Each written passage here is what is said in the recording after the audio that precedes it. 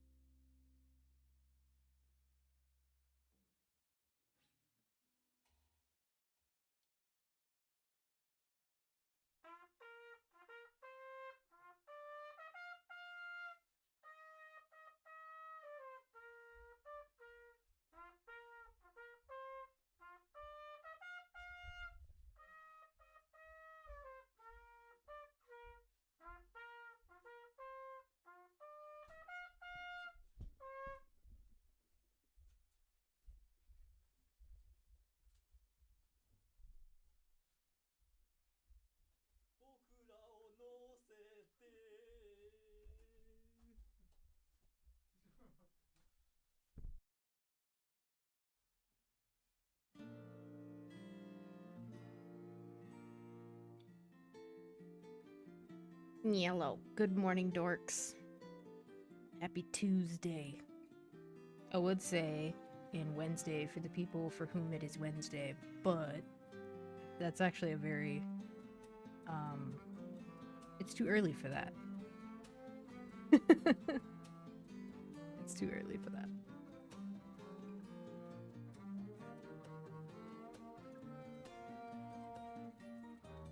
I just took like 4 anti-nausea pills. I should be good, right?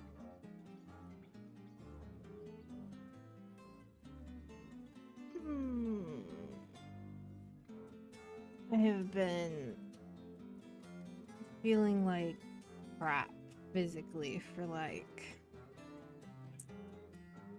I guess about 2 weeks now. I feel better, but like it's the sort of thing where you've mentally recovered from being sick and you're ready to not be sick anymore, and your body's just like, nah. Nah. We still here. We still in it.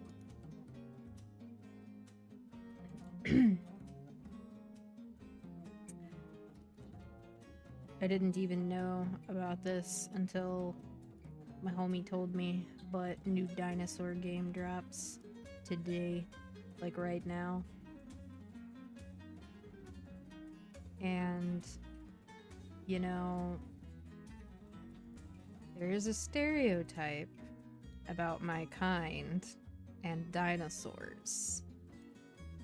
And let me be the one to tell you.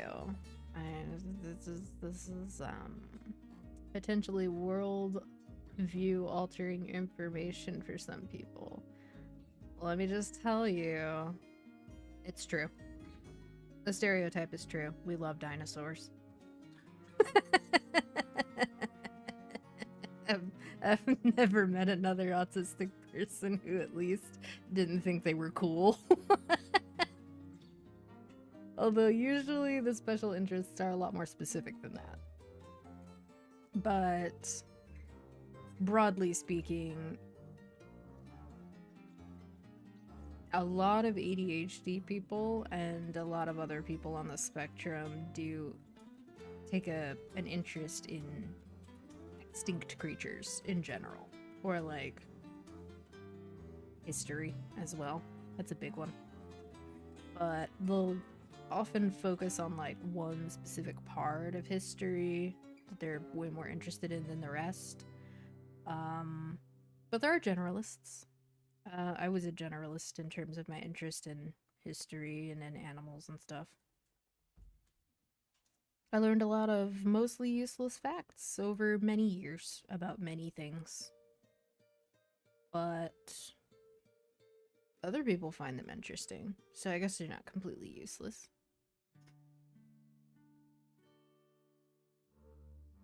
I actually didn't really mind streaming in the morning like this when I was doing that like a month or so ago, so I might try doing that again. I don't know when though, because the reason I am right now is because I've wanted to for like over a week and I couldn't fix my sleep schedule. So now I am trying to fix my sleep schedule. And so we will see how successful or not successful I am about that based on like how late I'm able to stay awake today. Oh, the hell's Moving Castle song? It's so nice. But I hear like a diesel vehicle outside, which is kind of ruining the vibe for me. If I'm honest. I don't think my microphone picks it up. What the fuck is that? I'm gonna go peek. I feel like somebody called a tow truck or something.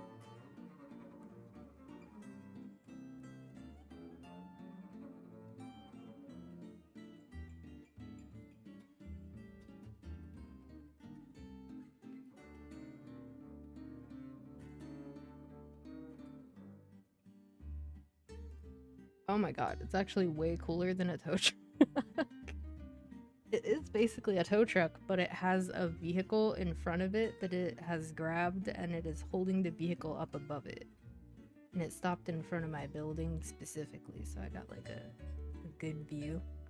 I don't want to be weird and like take a picture of it and make the person who's driving the vehicle feel more awkward than, you know, it being 7 in the morning, a bunch of people still being asleep, and them driving this heavy, loud vehicle, which is already probably garnering some attention, as evidenced by my inability to not rubberneck about it. I always thought rubberneck sounded kind of like way more derogatory than it's intended to be. It's just a nosy person. Where like, oh, you slow down driving so you can stick your neck out and stare at other people's business when they're pulled over on the side of the road with like a cop or something.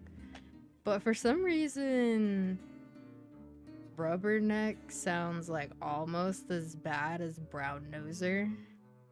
And brown noser sounds bad for a couple of reasons, but its actual meaning isn't as bad as the way it sounds either. Because it basically just means that you're such a kiss ass that your nose is up someone else's butt. But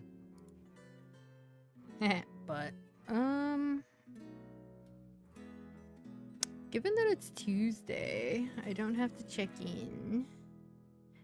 I have been very lazy this week and I have not really killed a lot of enemies for the double up thing. I already claimed this. Well, I didn't claim it, but I did do the thing. Does this already have a set expiration date? No. So I'll wait to claim these because I have a bunch that I haven't used yet. Later today, I get some symbol selector coupon. The little vehicle that they were hauling kind of looked like a little tank. Like a little one-person tank. It was interesting. 200 symbols. That's not really a lot. And I didn't end up putting the effort in to hit 275, so I don't think it's gonna be that impactful, but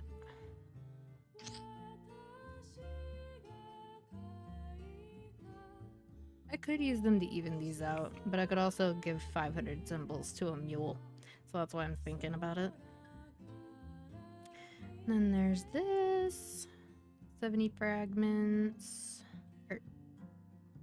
Wow, I turned 7 days and 30 fragments into 70 fragments in my head. Good lord. Okay. 30 is not a huge amount. It would be pretty significant for a mule, though. So I don't know what I'm gonna do with that yet. Magpot? I actually struggled to figure out what to use the last Magpot on. I'm probably gonna use it on Lynn. Although there's a little nagging voice in the back of my head that says, you should make a Lynn on Challenger World Season 2, even though your Lynn already has a bunch of maxed out notes. And I'm just like, why? Lynn is already like one of the easiest classes to max. It's also a really easy class to level. And it's easy to boss on. Why would I do that? And then the little goblin brain comes back at me with like, oh, but since it's easy and wanted in parties, you'll progress faster. And it's like, yeah, but I don't want to redo all those nodes. I wish they would do something about the nodes so that it doesn't feel so bad to make new characters off event. Or to like remake them if you know that an event is going to give you more rewards or progress you faster. Like back when Terra burns were common, I actually on more than one occasion remade characters that were already 180 just to use the Terra burn to get them to 200 because of how progression has run its course basically throughout the years. And now even more so because the 250s are quite slow. They're nowhere near as slow as they used to be, but if you were to actually grind through the 250s, it would feel worse than grinding in the 260s. And I think that's kind of an issue, but hyper burning kind of gets you around it because then you only have to level through the 250s 2 times. So, yeah. These will be welcome, though. And so will these. Transcendent Potion. I actually don't remember how many... like how much EXP I got from the last Transcendent Potion.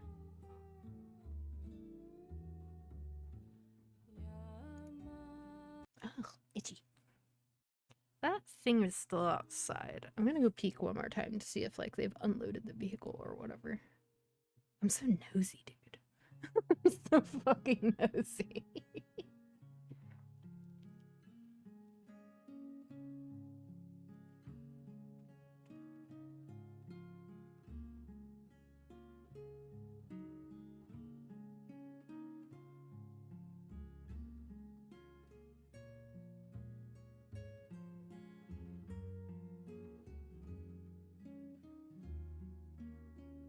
I still don't know what it is. It kind of looks like a street sweeper, like a small street sweeper that's been picked up by a larger vehicle, but I'm not sure. That, and it kind of looks like it has like a, oh my gosh, chair. It kind of looks like it has a like a vacuum hose attached to it. So I got no idea what that is, brother. I'm gonna be honest. I have no idea what that is. It's loud. It's still loud. It's kind of whack that like 15 minutes after hitting live, there's all this noise. But it's only on my end, I think. I don't think y'all hear it. Well, you might now that it's louder. Why is it louder? I'm so curious! I'm gonna go look one more time.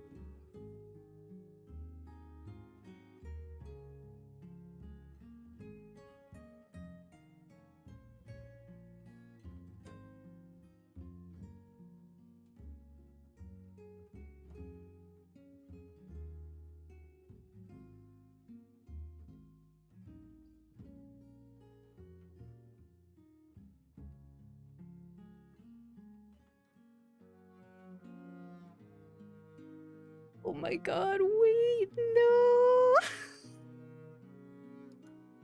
I just noticed that's not the only one. There are more. This reminds me of when Comcast came by to like upgrade the infrastructure and it took them like all day and the internet was out. Oh no! Have I perhaps picked the worst possible day for anything at all? I guess we'll find out. It could really just be that they're cleaning up or something. I have no idea. So confused. I'm so curious. There's a part of me that wants to just ask, but I know that's weird. Like, I know that most of the time people probably just stare, and that's even weirder, but I wonder what that vehicle is. Hello, Snowflush. How are you today?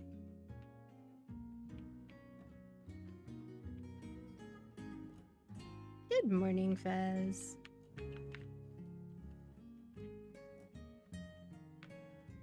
Have I killed 100 things yet here?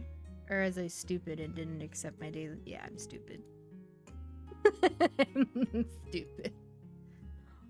Well, my day started yesterday, technically. Oops. But my attention is currently on this mysterious vehicle, which has now become a flock of mysterious vehicles outside. And I have no idea what they're for or what they do, but it looks like one of them is a utility vehicle for carrying other vehicles, but it's not a tow truck. So I'm just really interested in whatever the hell that is. It's super loud. Hello, Cinnamon.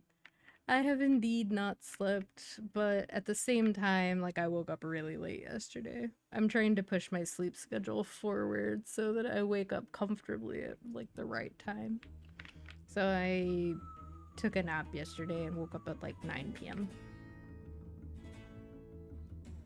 It's hard to do, because sometimes you have immovable obligations.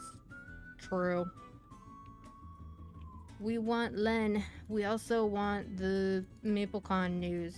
Partly because we want to hear what we're officially getting for the winter update, both from KMS and from GMS, but also it'll be interesting to see what they think that we want to know about the winter update. Because, you know, you have limited time and a presentation, right?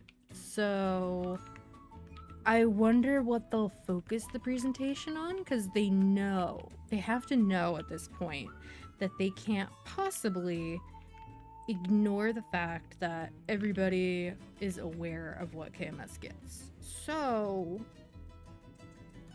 if it's just regurgitated KMS news, it would still be nice to have confirmation, but at the same time, they have to know that that's not enough for what they're saying is a fairly large event. Yeah, the current events mostly end on November 12th. And usually the winter updates start with a pre-event, and we have this little pre-event right here. And then after this is done, you get to claim these for like whichever things you did over here. And it says a week here for claiming them, but realistically, you can probably just claim them all right away. That's just like a buffer window. So I would guess probably November 12th or 18th based on that, but I think probably the 12th. We should be getting an update on the 12th. We just don't know what it is. But they do release winter's updates. Usually is a 3-parter. So there's part of it that happens like the first week of December, and there's a part of it in January. And sometimes part 1 is in November, but sometimes part 1 is in December, and then we get the last part in February instead of January. So it's been a while. But they do usually run like a little weird Thanksgiving event. And I say weird because like it's so obvious that whoever made the Thanksgiving event has no idea what Thanksgiving is. So it's fine. Like I don't think anybody is upset about it. It's just funny. Those laser shooting turkeys that used to exist in classic MapleStory that would just one-shot new players were really cute and hilarious.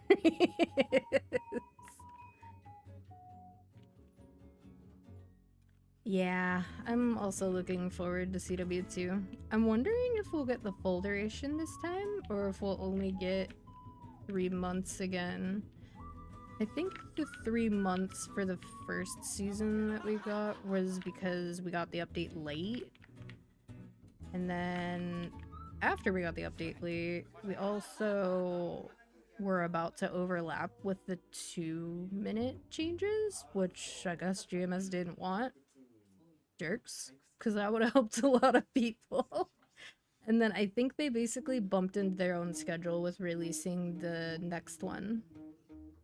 The next CW. Like, they wanted to have a little gap between the two, which that part I think is smart, but the rest of it kind of rude. Especially since they weren't transparent about it and they didn't tell us it was going to be shorter or why, and they didn't tell us we were going to get double check-in points partway through either. Ooh, much better. Much, much better. It's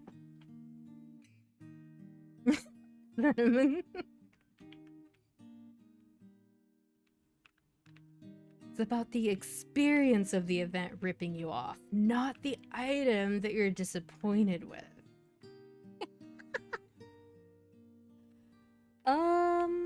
There's a couple reasons. So, the original Challenger World Season 1, there was a little buff that gave you some stats that was supposed to make up for you not having access to Legion.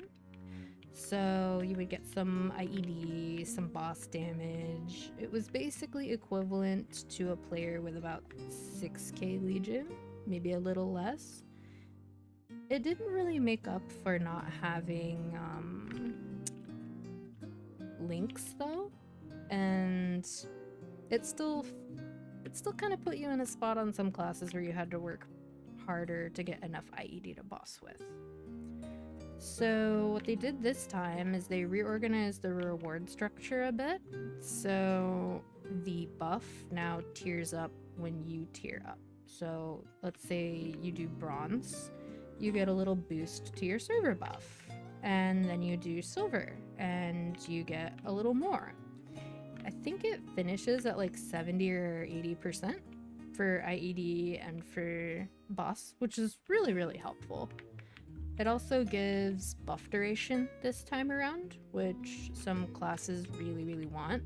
So that makes some classes a little bit more viable that maybe someone would have felt like would have bad quality of life on Challenger World.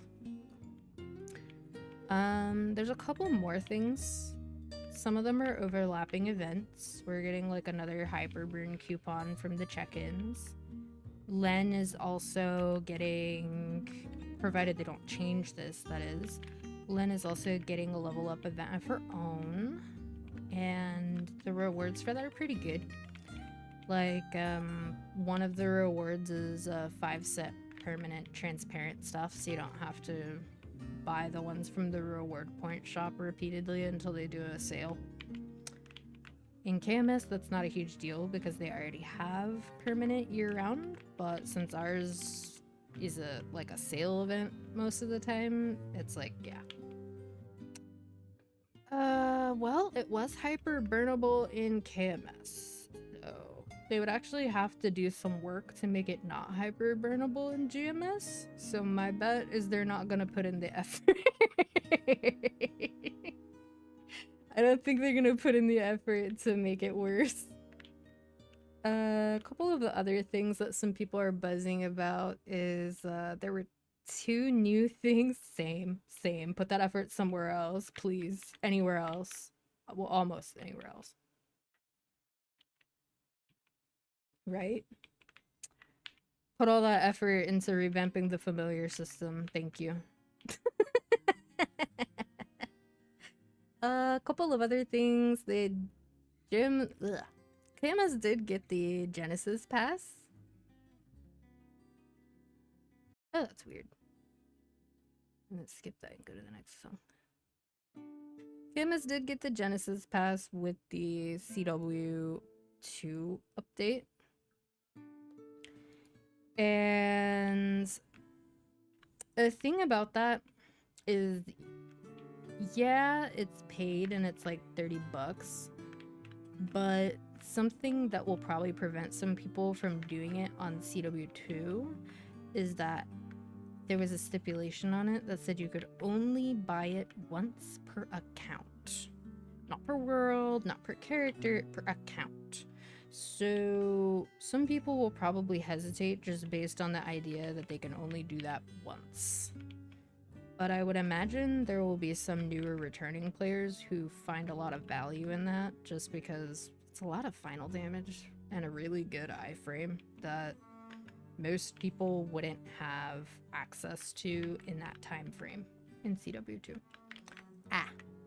So they revamped this, which is the Liberation quest line. It used to require that, you kill Black Mage once a month, and you also do like a little challenge to fight a specific boss for that step. So it's just a long quest. It's kind of like a relic weapon in other games, where it gives you guaranteed stats and some perks for you completing basically a quest line. And for Liberation, it's equivalent to not only a really strong weapon, but it saves you a lot of money because, well, like in-game currency, because you don't have to upgrade it with stars. So it just comes 22 star. Ordinarily, what stops you from liberating fast is you're limited by which bosses you can kill, because you get different points based on which bosses you can fight. And the more bosses you can fight each week, the faster you liberate. The Genesis Pass is basically a multiplier that makes you get more points per boss. So it's kind of like a catch-up mechanic for people who at least like the class they're playing enough that they would be willing to use their one-time purchase on it, basically. Aw, thanks. I usually don't mind sharing what I know about most games I play, because we live in an era without nice wikis. So, and not only that, but like terminology changes a lot in old games especially. And sometimes the reason we use a specific word doesn't exist anymore. So how is anybody supposed to know what the heck it means? I don't think that's a bad idea at all. With Len, not only is Len very pretty, like, let's be real, the aesthetic is gorgeous. I believe Len also has some lifesteal in addition to just a really smooth feeling kit. Very up to date because it's brand new. It's the first class that KMS has designed in 3 years. So literally all the quality of life that they've been gradually pumping into other classes, Len just gets it right out of the gate. A little bit, yeah. What other differences? So there's gonna be like another check-in event for CW2, and the rewards from it are a little better than the check-in event that we had in CW1. More free stuff. Never really hurts. There's also like a server-wide sort of thing where as you complete tasks as a community, you get new buffs each week that do things like boost monster park experience and stuff. But you also get one of these buffs at the same time and they stack. So lots and lots of free stats. They also changed it so you get the free bossing ring a little bit earlier in collecting points.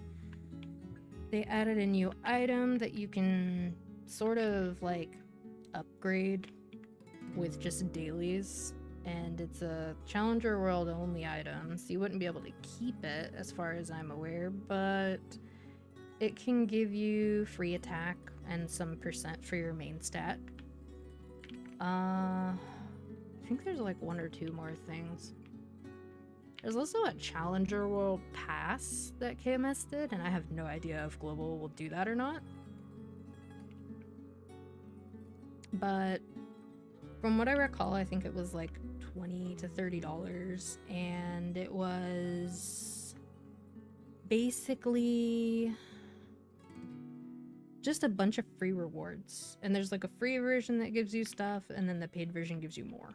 So it's like a battle pass, which I thought was interesting. But considering there are people who dropped on back pets in CW1, I'm sure there will probably be people who are content to spend like 50 or 60k NX on both the pass and the Genesis pass. It's like if you were going to spend on something, I think the Challenger pass is probably the best bang for buck, assuming they don't change anything about it, because it was really good. Between all the rewards, you get like over 2,000 node stones. That's crazy. Like that's so much value compared to what they usually do for like paid passes. Bonus stuff. EXP and Monster Park? Yep, those are good choices. Monster Park, in my opinion, is the single most valuable one, because Monster Park is the most efficient way to get EXP based on the time that it takes to do it. Also, we are getting Monster Park upgrades with the winter patch, so it's gonna be even better.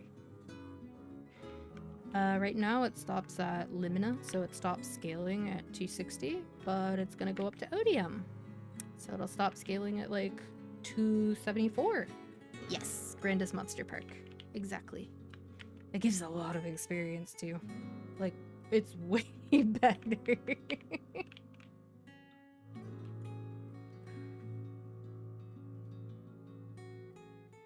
Oh, for sure, for sure. That and the 1+1, I think people are going to be getting out of Cernium and into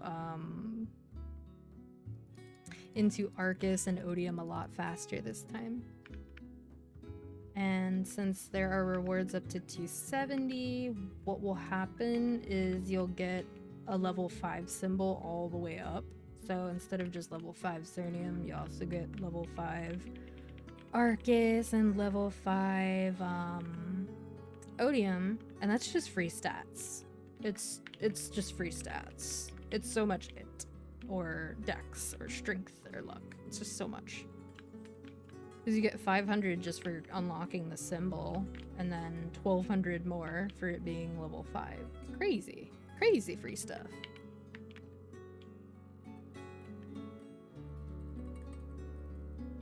That's fair.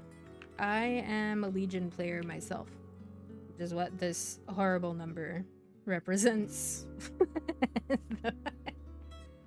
I have played a lot of characters over time. Sometimes I just level new characters because I just feel like doing something different, and I know I'm never gonna want to boss on it or play it into the late game, but they are adding level 3 link skills. GMS did confirm in a note that they're gonna do that in the future. So any class that you get to 210 does not go to waste, even if you never touch it again, which is honestly very nice. It was very scary when they were telling us back in the day that we might lose our level 3 link skills, because I like those. I'm still bitter that we have a cap on how many link skills you can have on now. There didn't used to be a cap. Although it being free and not having to switch them between characters is a nice perk. The interim period where we couldn't do that sucked. Bossing, in my opinion, in this game ranges from some bosses feeling kind of like chores on certain classes to feeling really nice if you really enjoy the class you're playing. So I think that's fair. As for main swapping, I probably won't do that, but I don't have my Legion champions picked out. So that's this menu here. These would be characters that you want to kill very late game bosses with. Like, the first tier doesn't give you many stats, but it's also just for killing Hard Lotus, so I get it. I believe one of them is Black Mage, one is Saren. I think the last one might be Kalos. Anyway. There are people whose C10 mules are stronger than my main. So I don't have characters that are up to snuff for bosses like Kalos and Kaling and stuff. Eventually. But Grandis bossing was just not really something that I was super focused on. I originally hit 260 on this character at a time when getting Sacred Force was a lot harder. So I was like, well, this is a long ways off, and then I just didn't care. And took a long break. And I've kind of lost count of how many long breaks I've taken, but I'd much rather take breaks and come back to games feeling refreshed rather than, like, force myself to play. I think that's just too much. I haven't been feeding my octopus. Watch it D-level. Yeah, D-level. Better the octopus than some kind of equipment that I'm star forcing, I guess. I have never, like, I have not gotten any of these octopuses.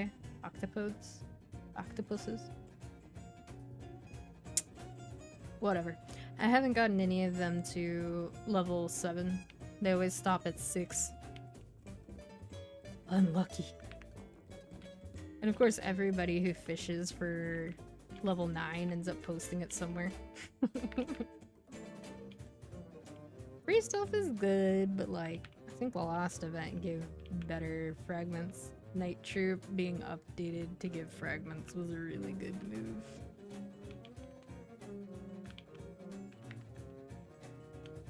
What song is this even? I know which song that is now. I didn't recognize the breakdown. Those are Chrono Trigger battle themes, but like multiple of them.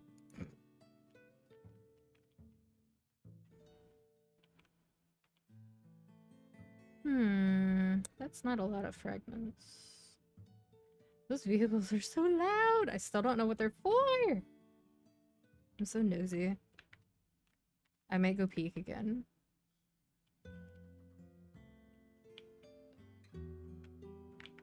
Oh.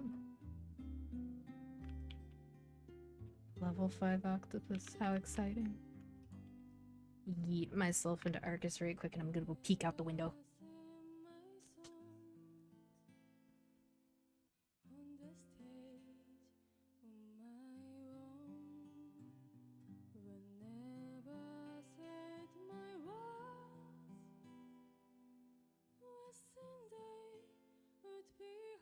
Oh my god, I know what they're doing! They're resurfacing the parking lot. Holy shit!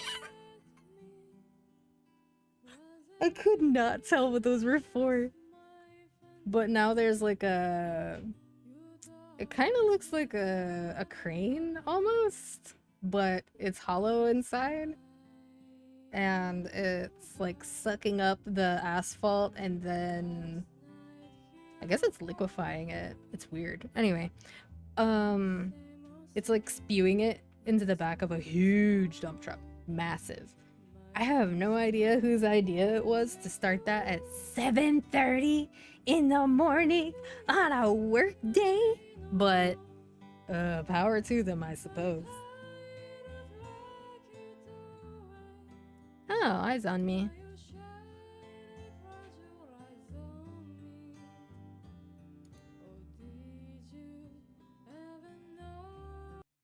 Keep going. Okay, let's see. Give me my daily crap. Eventually, you just stop caring about everything here, pretty much. I mean, node stones are nice, but that's only 3. The reward points are always good.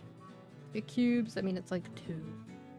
But, like, I have nothing to use extreme growth potions on. I have nothing to use a mega burninator on. So it's interesting that over time the game has gradually moved up what types of event items we get more and more. And it's roughly aligned with like things that are useful to me, and I think that's funny. I still don't know what prompted them to buff the crap out of Alter, considering how much KMS really doesn't like Battle Mage. But... do that. I do think that this go-around, there's a lot more viable classes for Challenger Worlds. And maybe this time I'll stream some of my Challenger World progression. I didn't do that last time, but it might be kind of a nice vibe.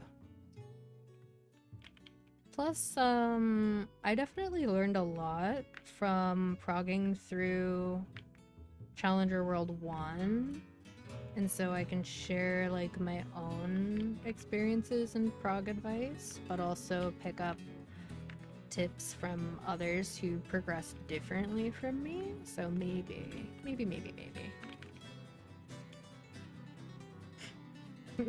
Chrono Cross. Technically, it's Chrono Trigger. But, we'll eventually replay Chrono Cross on the channel. Once Sea of Stars is done, I was gonna replay Chrono Trigger and then Chrono Cross for our single-player daily games. I don't know how daily worked in there. Like, I don't know where that word came from, but it didn't really fit. But overall, I think that the Challenger World environment... Meep, meep. Y'all might have heard that. It was loud as fuck. Lately, Maple doesn't really release new servers anymore. So you don't really get that new server, everyone kind of working together to accomplish their goals kind of feeling anymore. You get a little bit of it on the heroic servers, particularly Kronos, because people do still need each other in order to progress, at least within a reasonable time frame.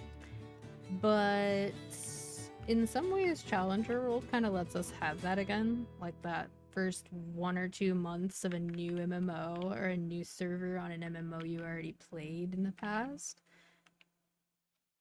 where you have those very specific vibes, if I'm being totally honest. Like, it's a very specific vibe. And I don't necessarily think it's a dopamine hit, but people chase it like one. I remember the old people to pass mentality people had with Maple's new servers, where they would like look up the rankings and see where they are and see how far ahead the next person is above them, and then they would use that as motivation to go cry. It was so nerdy. I get it though. You gotta set goals however you can, I suppose. But yeah, I get a load of how big this summon is now. It's hitting the bottom, it's hitting the middle here, it's hitting this platform, and then it's still killing this guy. The only thing it's not killing is this dude. And I bet Dusk probably would kill it some of the time. Wow, that guy, he literally just has no... Okay, never mind. I guess it just won't hit that spot. That's fine. I don't care.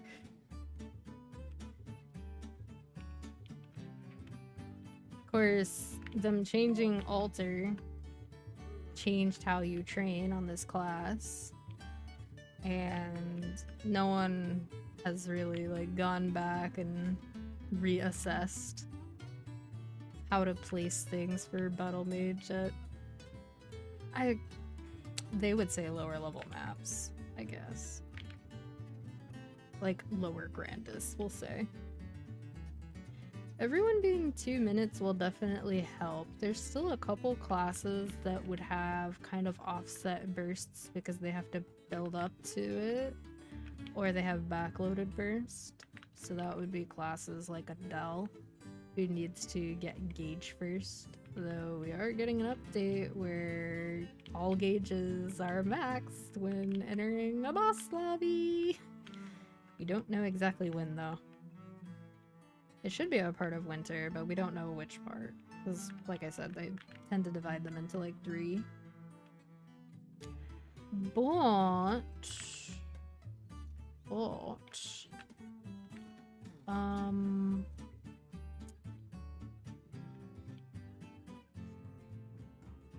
in the meantime, the various Flora classes pretty much all have gauges to manage.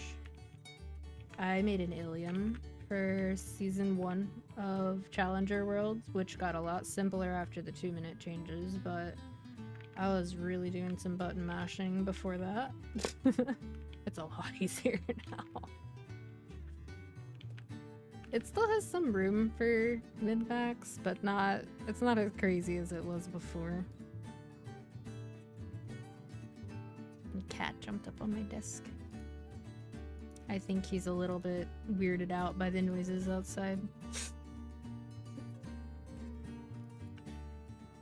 I wouldn't be surprised if my roommates go out today to avoid, like, all that noise out there.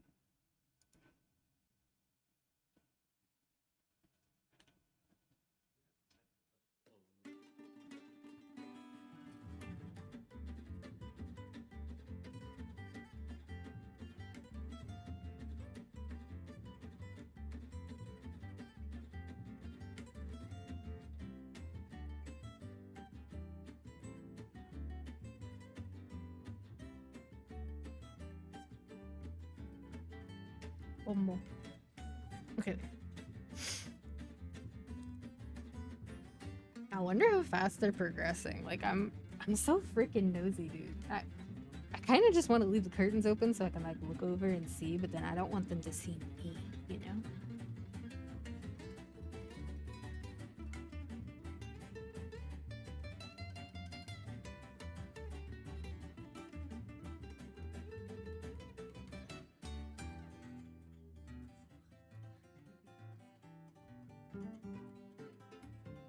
It kind of looks like they're working fast. Like, it looks like the area that they had put the chalk around has been all like dug out. Maybe they're only replacing that part? I feel like that's not the case because there's multiple other vehicles that are further into the complex. I think it's gonna be a little bit quieter now. Thankfully. Until they start laying the new stuff, I guess. I don't feel like that's that loud usually. I think it's the surfacing part that happens later. Me desperately trying to remember the steps of when people make roads. Speaking of Genesis weapon, I have really neglected getting traces on this character since starting that quest.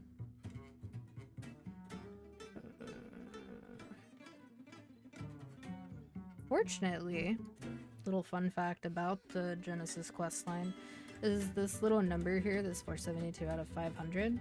If I were to get over 500, it wouldn't stop at 500. I could sit on like 3,000 traces out of 500 here and it wouldn't cause any problems. What you would do is you would just go through and complete each step and kill the bosses until the bar's not full anymore. Which is honestly pretty good as far as changes go.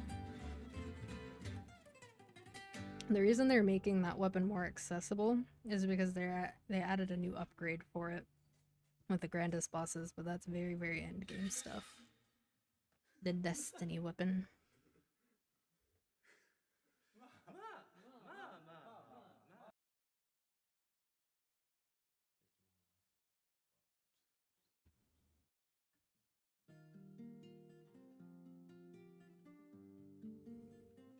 Ooh. Okay, let me remember what I was gonna do. Definitely not doing Angler because I'm too lazy to learn how to do it. I am gonna go do High Mountain though. I think it's things like High Mountain that really burn people out when they try to double dip dailies though. Like, there's nothing wrong with trying to do dailies on both Challenger World and another server. It's smart in the sense that it's efficient because then you get to get daily rewards across 2 characters, specifically the ones that you can't normally claim on multiple characters. But a few specific dailies are pretty time consuming. Like, Herder request requiring you to kill 3k mobs is entirely different from just killing 100 of a few things for arcane dailies on a character. I personally would not generally recommend anybody try to actually do dailies on 2 servers, but for the people who want to do something, but not everything, Epic Dungeon and Monster Park Extreme are both pretty efficient.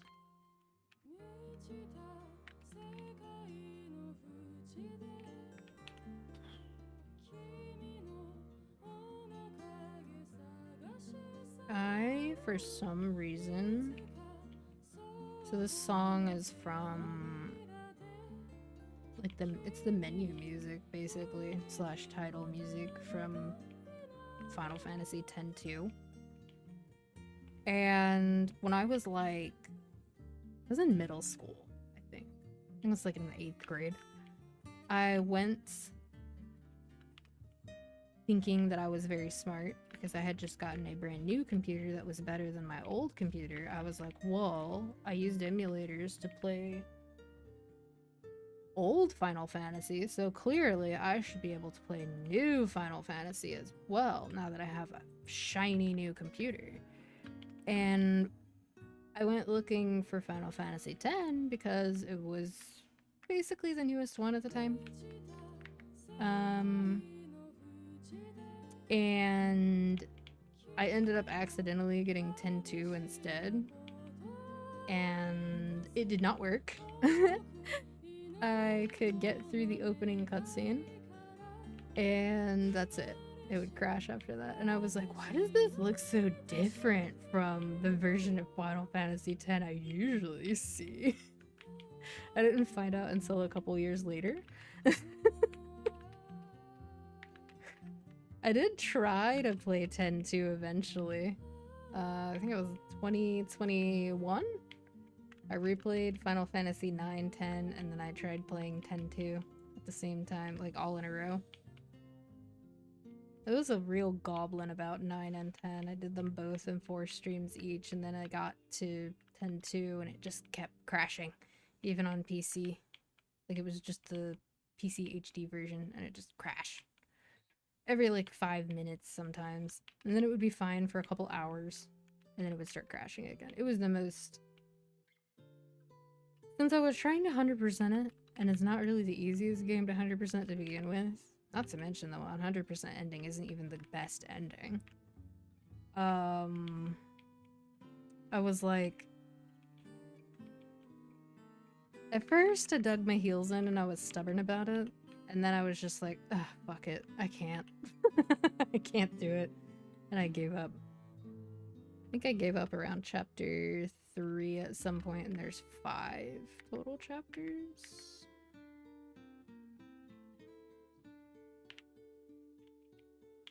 I was too lazy to use my buffs and potions and things before I came in.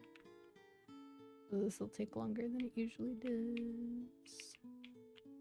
Or I could pop out and redo it. It's not really an issue either, because it does save your place. This does die a lot slower without them. My goodness. Where's the exit? I don't have a leave button. Oh yeah, I do. I'm blind. Let me out! Okay. Oh, that's why.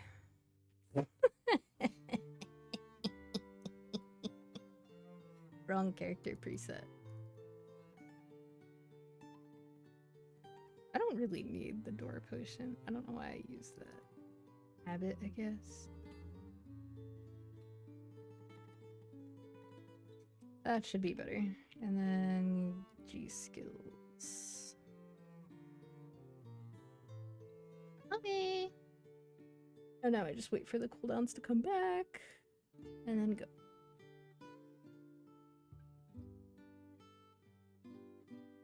I wonder if the reason it's getting warmer in here is all that machinery outside. I'm not the biggest fan of that, if so. But at least they're not right outside my window anymore. I guess I should be happy that they're resurfacing it, because, like, a lot of places don't do that. They just leave potholes and stuff everywhere. But this place was rude enough to put a speed bump where there are parking spots. So if you're gonna, like, occupy one of those parking spots, you have to park on a speed bump. So it's basically just hard mode for no reason. They could have just aligned them with like the little median things between the parking spots, because those are kind of wide. They're like wide enough to have plants. They didn't do that. And I have no idea why they didn't do that. Just kind of sucks. Alright. We have the difference, I suppose.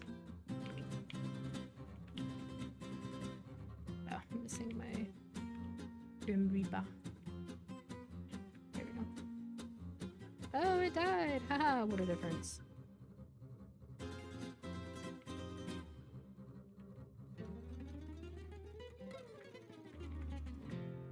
We can only hope that the difference with all the buffs and items for CW2 will be as big of a difference as me forgetting to switch my character preset and use my buff potions. We are getting a sequence, like the skill sequence, but for buffs as well. There are some people for whom that won't really matter, but I think for some people it'll do what the practice mode did and make them like aware that there are buffs that they don't have that they could go get. And you don't have to think about remembering to use them, as long as you just have them. So I think that's also a positive for like the game in general, even if it's not necessarily something that affects everyone.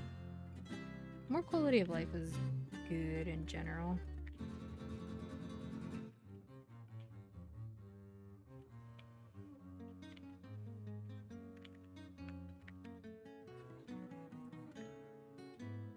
Ooh. Oh my goodness.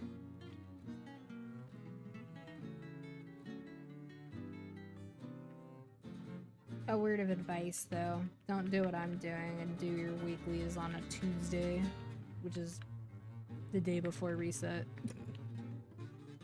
Spread them out throughout the week. Sometimes I do them right at reset, sometimes I do them on random days, sometimes I don't do them at all.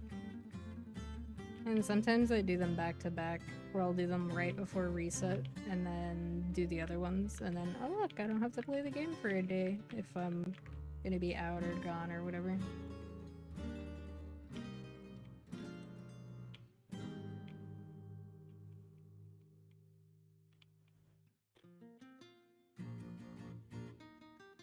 High Mountain is such weird content when you think about it, especially for Korean maplestory, where their rewards are paywalled. It's odd to me that they kept making epic dungeons after that. Like, it surprises me that they put budget towards it. Not a lot of budget, considering that it had crippling lag issues for a really long time. I believe those are fixed, considering that my Ilium has multiple summons and does not have that issue anymore, but when CW1 first launched, they actually rebroke it, and I had to disable my summons. And for some people, Soul Janus Dust was actually enough to freeze their game for like 2 minutes while the yellow bees were up.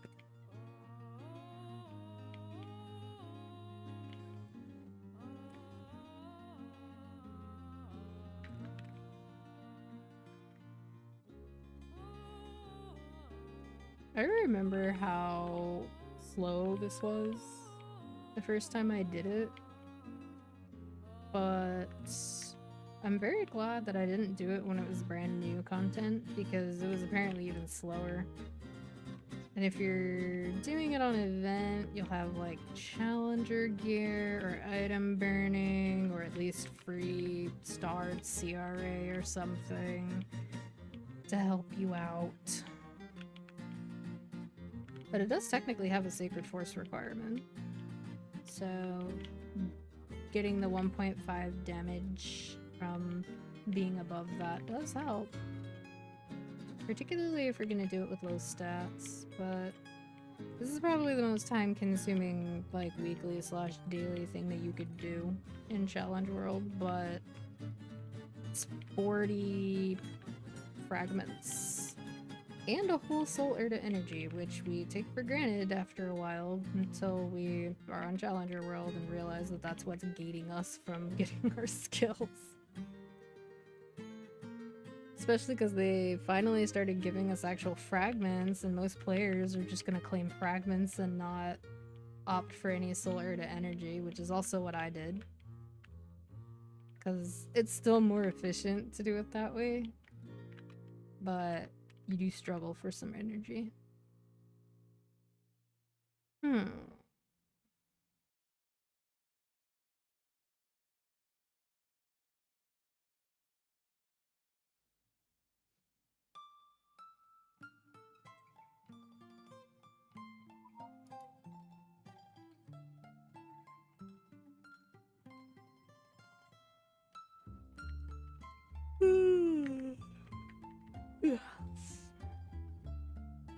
At some point between now and November, though, I should probably actually take the time to learn Angler. Because they did make a change a while ago where you can technically do 2 epic dungeons a week on 2 different characters, but they cannot be the same epic dungeon. And right now we only have 2. We're getting a 3rd one, but not yet. It's called like Nightmare or something or other. The aesthetic is cool, but I don't know anything else about it.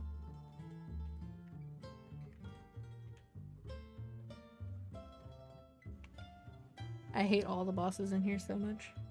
The first one with its dash is annoying because of how healing works here. Oh my god, that was loud as fuck.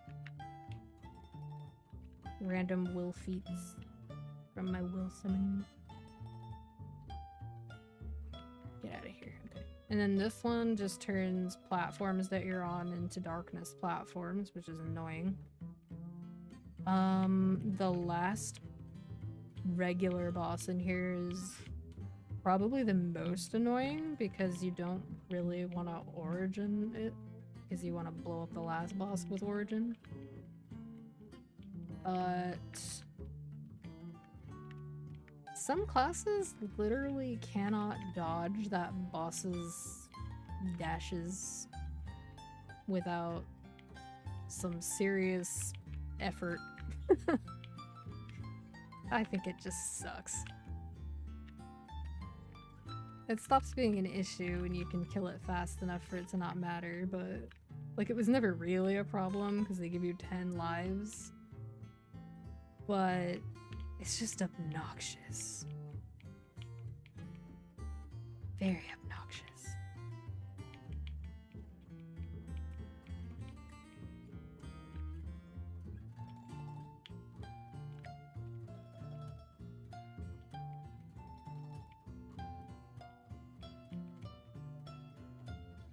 Oh, some more little guys have spawned.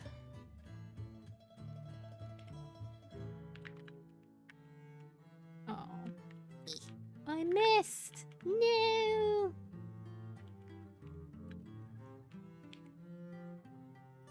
Okay.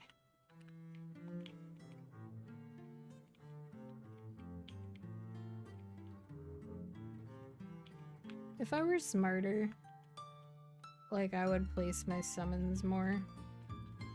But it doesn't take long enough, really, for me to care anymore. And I'm still not used to the 2-minute changes, making it so that my summons are available almost all the time. It used to be that the cooldowns kind of got in the way. Not so much anymore. Grim Harvest still has a tiny bit of downtime, which is actually pretty annoying. But outside of that, it's not too bad.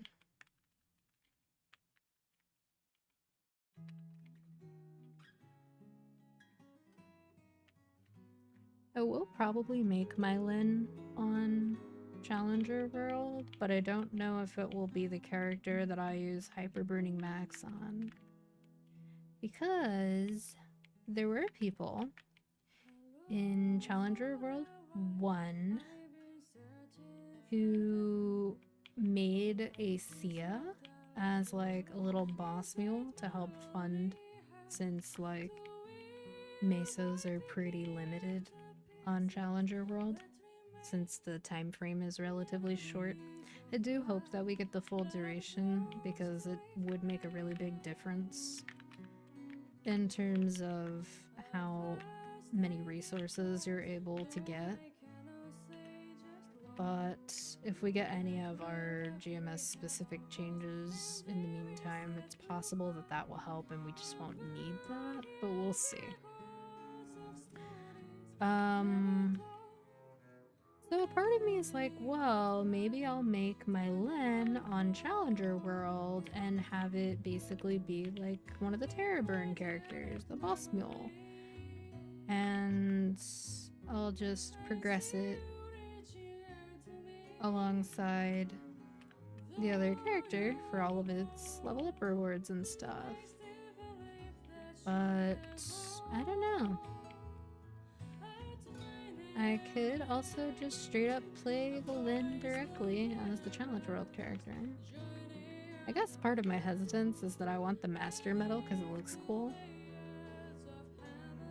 I know I probably can't get the Challenger Medal for this one because the Challenger Medal would require me to kill Saren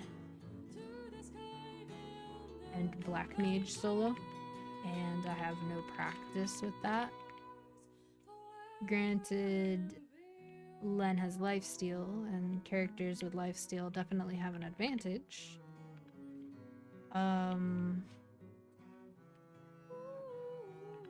I would feel kind of pressed for time if I were to try to learn those.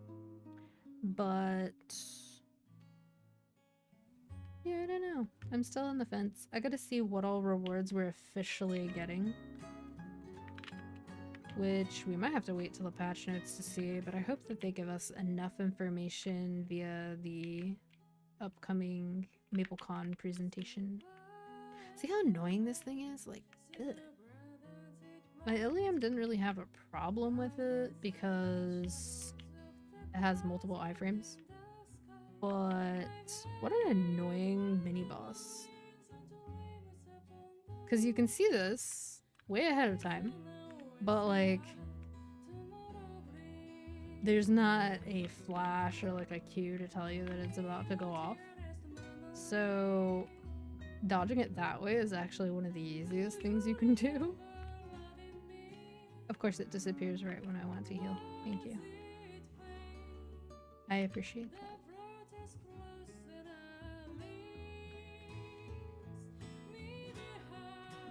I take back all the nice things I said. I'm kidding. And I'm not bursting for it because I want to save it for the last boss. Oh, of course, another healing orb disappeared.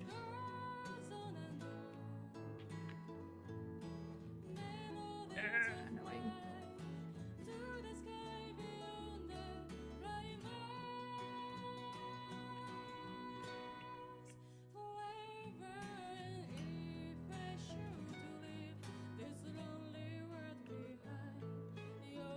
Eh.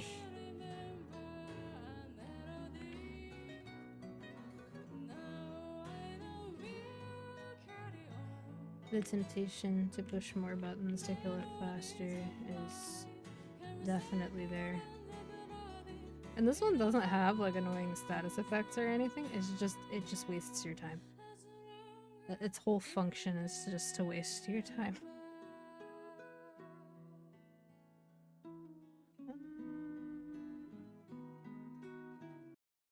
That. I'm gonna switch it to this.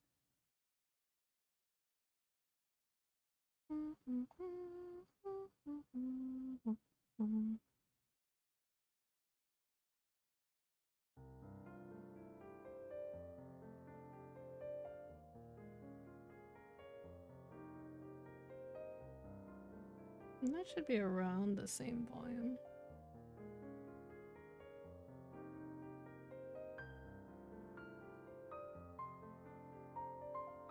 Alright. Last boss. This boss is actually pretty easy, but it really sucks if you're like a fresh 200 without anything. I think they've made it easier, but it just wastes your time. The same as basically every other aspect of High Mountain.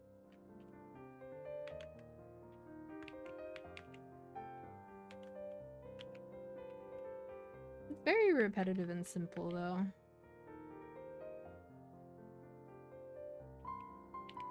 Missing that.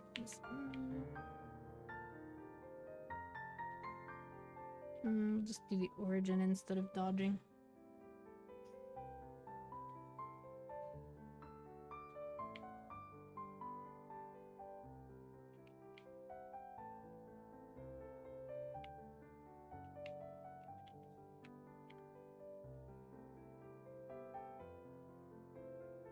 Will I kill it before it does its thing? Yes. Okay. So if you don't kill it, it'll do the thing where it turns into those little purple balls, and then you have to kill all the little purple balls, and a little golden barrier will spawn, and then you interact with the golden barrier and it protects you from lethal damage. And then it comes back into focus and becomes vulnerable again. Mechanically, it's very simple. Like I said, it just kind of wastes your time.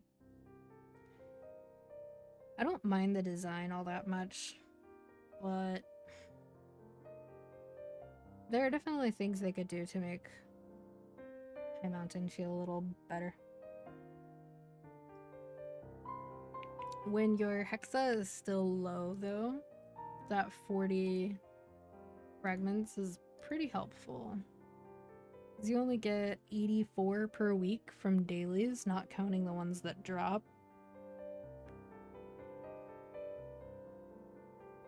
Oh. Okay. So raising these is gonna be 65 for the next point. Hopefully get those both to 19 next.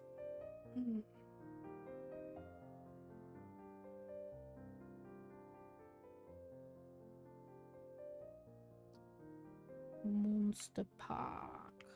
I keep forgetting I don't have to like push the button to minimize this to hit the cash shop button to get Monster Park tickets. The new UI is still like, it's been there a while now, but it's still new. Definitely more responsive than it was though, which is weird because it looks like kind of a dinky mobile UI. It makes me think of like cash grab mobile gacha games, like the ones where like the publisher expects it to basically fall off in like a month or two. And there's like a gazillion windows and none of them feel responsive.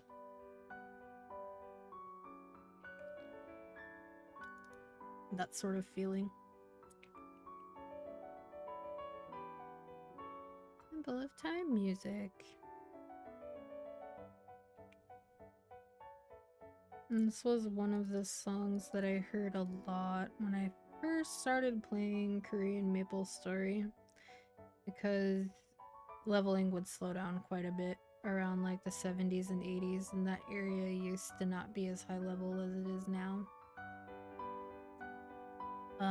And the way accuracy used to work is you could go there at like level 80 and you could kill the monks even though they were way higher leveled than you. Particularly if you had like a status like stun, or if you were a warrior with power guard. So what we now have as like hero and paladin. Because Dark Knight never had Power Guard. Instead, they had Hyper Body, which they still have. But Power Guard was basically like damage reflect, so you would just slowly kill really high level things by jumping into them with Power Guard. We might actually see some people play Power Guard Warrior in MapleStory Classic when that releases. Along with like Luckless Mages, Dexless Sins, Strength Bandit. There were some specific daggers that required a little bit of strength. Like the Coconut Dagger and the Cursair. Both of which are pretty cool looking in my opinion. I always thought the strength daggers looked cooler.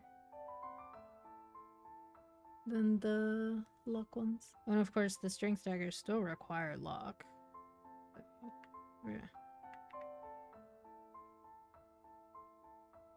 Maple used to have a lot more little things to be aware of or to pay attention to, compared to how now we have like a bunch of different systems for upgrading things or for gaining power for your character. So, for example, a lot of them have actually been moved into the enhanced menu. That's funny, it won't let me open it because I'm in here. But things like cubing, star forcing, bonus stats / flames have all been moved into one menu. Link skills are still kind of on their own.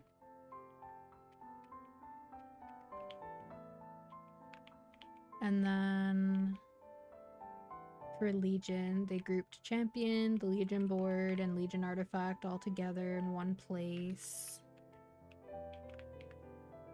So they're working on kind of condensing things a little bit, but they're still... like, the familiar system is still kind of off in its own little corner, for example. Where, like, if you don't know it exists, it's pretty ignorable. Kind of like the item pot system on Reg server. Although that's getting removed, and familiars are getting updated. I bet the blue saber-toothies, or the slimies, yeah, okay. I was pretty sure they were up here. And then the purple slimes are probably the top left. Monster Park Extreme is kind of chill, but it's also something that sort of wastes your time a little bit. I just wish that things that are like this, where they have you killing mobs, so like here and like High Mountain, I kind of wish that we could gain EXP or currency or items or something along the way while we're fighting stuff, so it doesn't just feel like a chunk at the end. So what you're doing meanwhile feels rewarding. I get why they didn't do that, because then people would farm it and then leave and then farm it and then leave, I guess, if it was like really good, but they don't have to make it good. They just gotta make it feel somewhat meaningful. Like maybe they could have you grind for these stats in here or something, with like a little cap, since they cap out on how far you can get them per day anyways. Night market music. How catchy. There's actually a bug with Monster Park Extreme where sometimes the boss doesn't spawn, which is the worst because it spawns in a random place every time it does spawn. So you just run around the map looking for something that does not exist.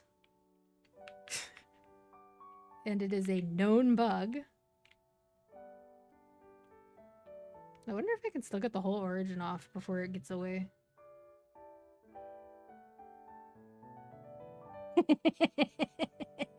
Yeah, it made it stay longer. Oh, that's funny. One of those days where everybody's like, oh, hi, Fez. Oh, by the way. And then, oh, is that Fez? Come here, I need to talk to you for a second. Just like, for the next 30 minutes.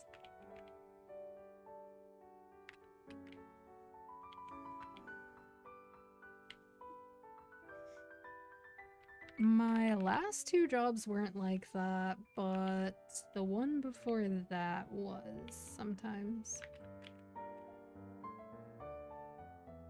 Both slimes again, and also Redbird. I don't know where Redbird was, so I'm gonna kill slimes. This content is something that is considerably easier in a party, especially for the people who will be doing it in Challenger worlds. I would say that it starts being soloable around like 30 mil CP, which isn't really that high. But I wouldn't call it a comfortable solo.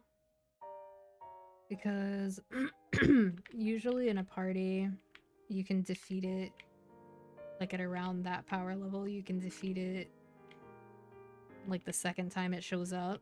And you also kill the mobs a lot faster because you have to kill 50 of each. So each person just goes and finds a mob and kills it.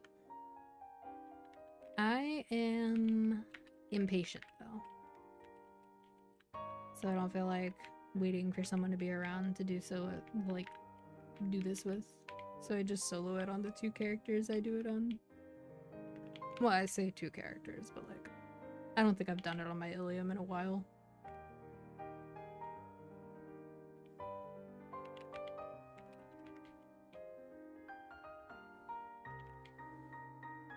Mysterious Thunderbird.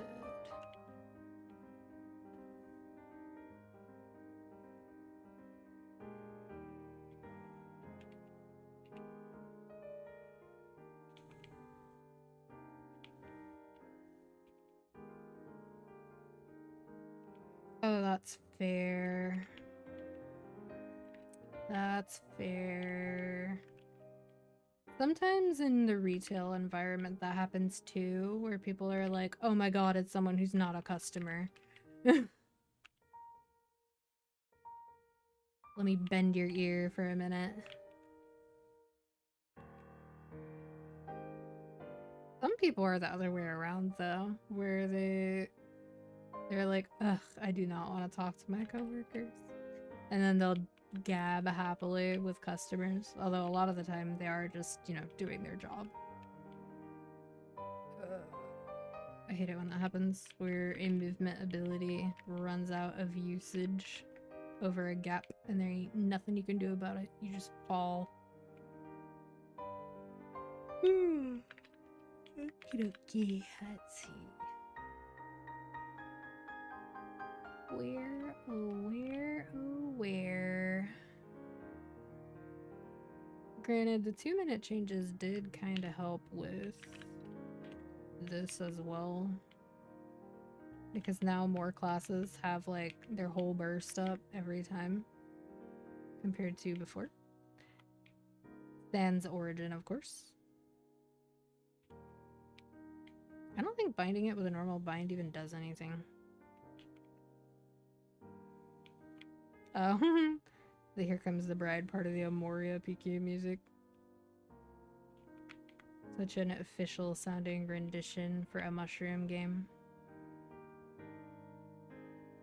Oh, fair. Fair. I had to be really personable when I worked with tourists because, of course, they are sort of counting on you to point them in a direction a lot of the time.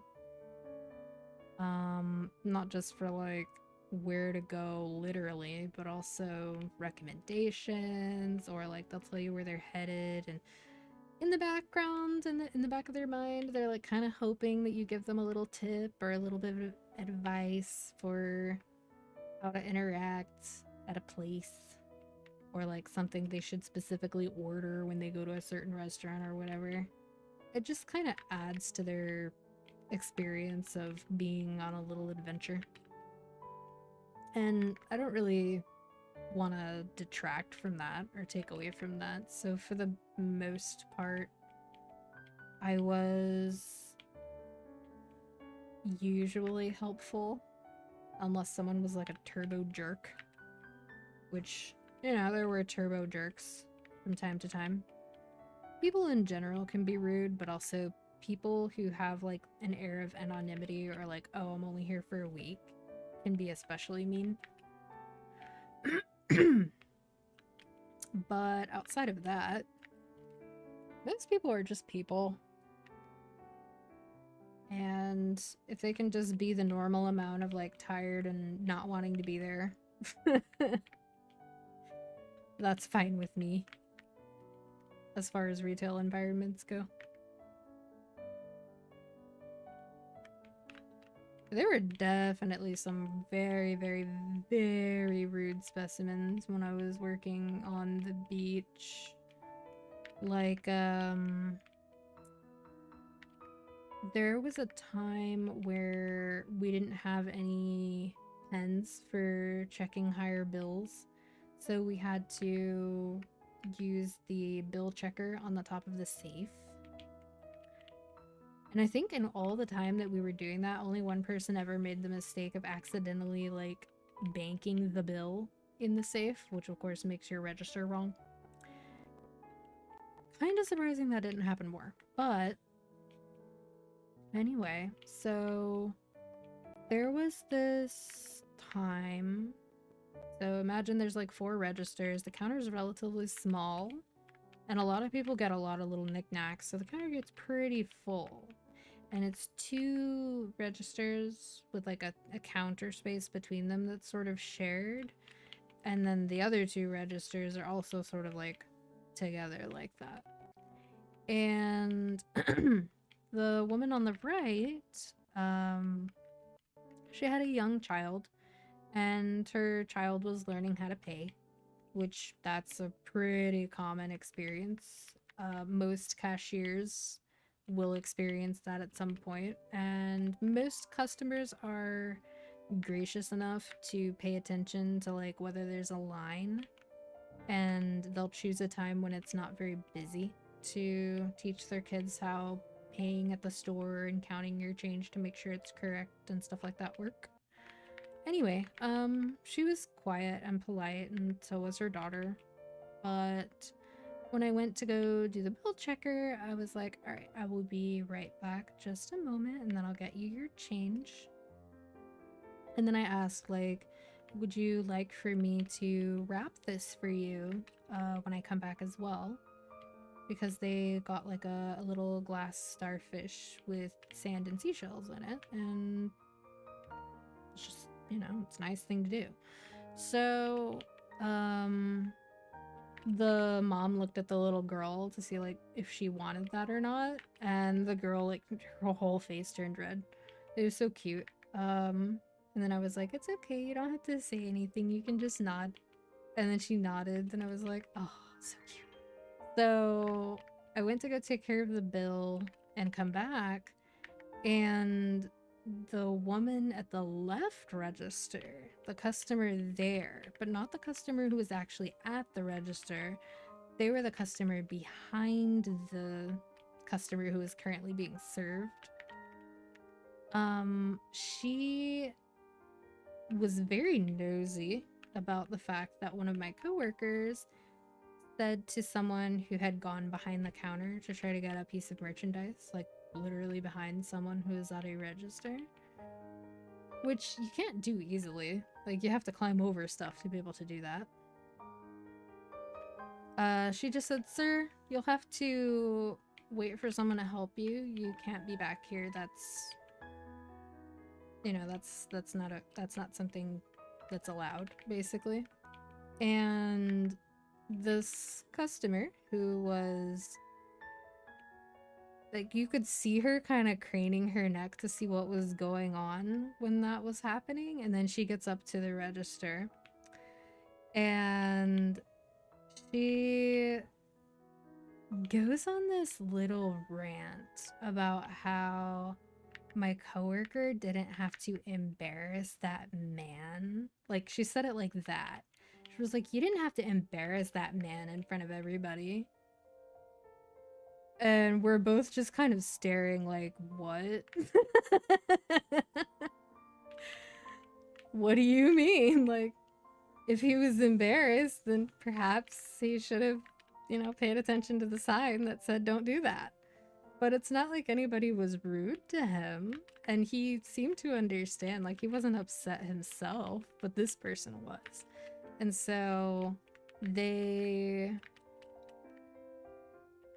kind of kept digging into it, and then when it didn't really go anywhere, they started accusing my coworker and I, just because the registers were close together, of being like, well, in her words, it was catty little bitches. And my manager at the time, who was actually about to graduate from beauty school, so he wasn't going to be there for a whole lot longer, he overheard this, and I watched him like widen his eyes a little bit and then just kind of like side eye in our direction, like, what's going on over there? And so I side eyed back, like, I don't know, projection? And so he pauses a moment to see what she's gonna do next, and then I go, like I said, I was gonna go to the bill checker, so I go over to the bill checker. And I'm trying to like kind of ignore her and focus on making sure that the mom and daughter that I'm helping have like a good experience. But it's very clear that this woman is making them both very uncomfortable. And I can't just be like, oh, I'm sorry for her behavior. Like, I wanted to, but I can't do that like right in front of her without starting a huge thing, because you know she's gonna throw a fit. Because this person was picking a fight. They wanted a fight that day. I don't know why, but they wanted a fight. And sometimes people are just, they wake up in a bad mood, but like, if you really need a fight with somebody, don't make it the person who's just trying to help you do something, like a perfect stranger, because like, first of all, you never know how they're gonna respond. You're interacting with a stranger. For all you know, they could be very unhinged.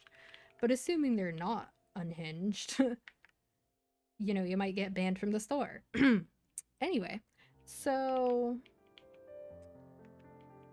when I walk over to the safe, which is on the opposite side of the counter, like it's a good like 20 feet, maybe a little more.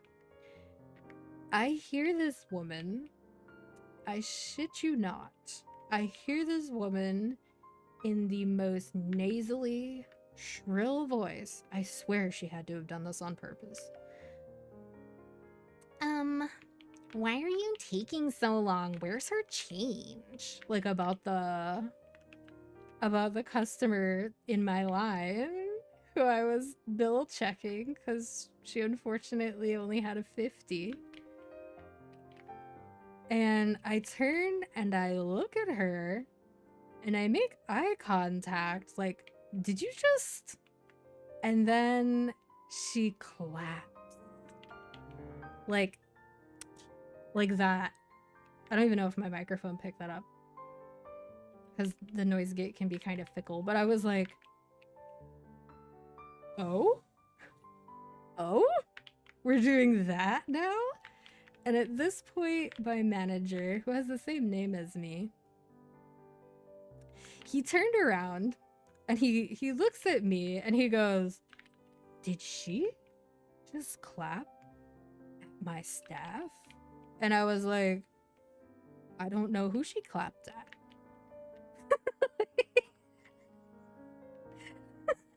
It's just like, I don't know. And my coworker, who unfortunately had been dealing with this woman much more personally, like all up in her personal space, turns and goes, yes, name. She did clap. And so my manager, who is very much for the girlies, as one would say, kicked her out of the store, canceled her order, like completely canceled her purchase, told her she couldn't take any stuff with her, she couldn't finish paying and buying her stuff, she had to leave right then. And you know that if he wasn't leaving in like 2 weeks, he wouldn't have been able to be as firm about it. But because he knew he was leaving, he was like, you're gonna put all of that stuff down and you are gonna march out of this store right now, or I'm going to have you escorted off of this premises, and I am going to tell the police who come to pick you up that you are belligerent, rude, and that you are not to be seen on these premises again. And I was like, ooh.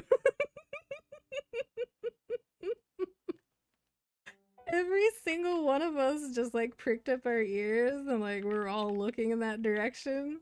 A couple people had deer in headlights looks, but the more bold staff were just like, "Ooh," like little middle school. Because what's she gonna do at that point? She has already revealed her entire hand that she's a jerk. And she's already been told to leave. So, like, what's she gonna do? Slam the door on her way out? Like, if she slams it hard enough and breaks it, that's not our problem. That's her problem. So, we were both just looking at each other, like, trying not to giggle. As she had to leave without her things. And then her husband comes in and he goes, so I understand that my wife was just here and was at the counter in the process of purchasing items, and I'm gonna be real with you, I've met my wife, so I know that whatever she told me is probably not what happened. But can I just buy the things that she was trying to buy and leave, please? It would make my daughter really sad if she couldn't have her floaty toy. And I was like, I looked at my manager and I was like, you can't deny a little girl her floaty. And he was like, fine.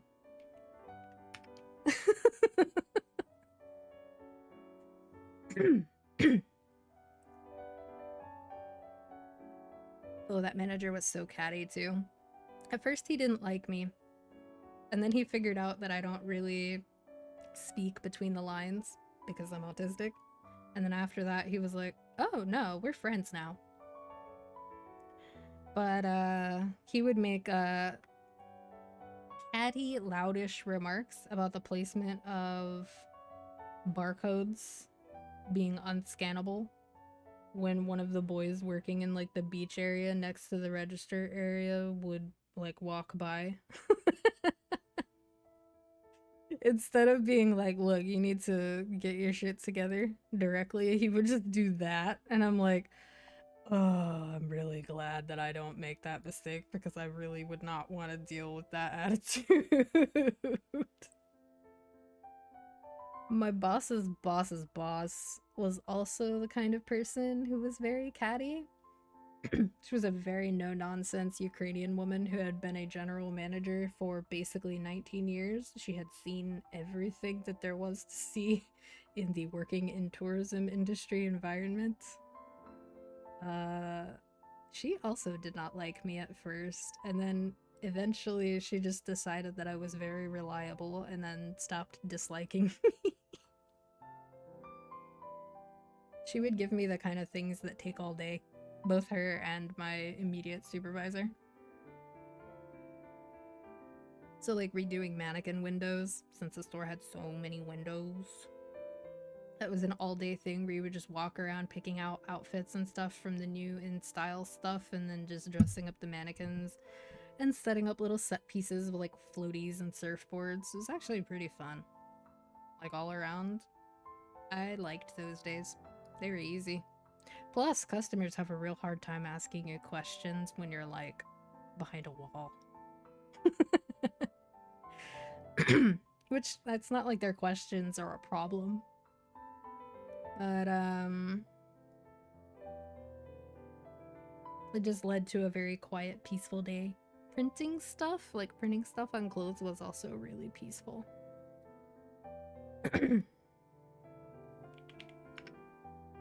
For the most part. There usually wasn't really too much drama in that part of the store either. Although there were people who started drama with each other in other areas of the store. And I just generally preferred to not be involved in any of that.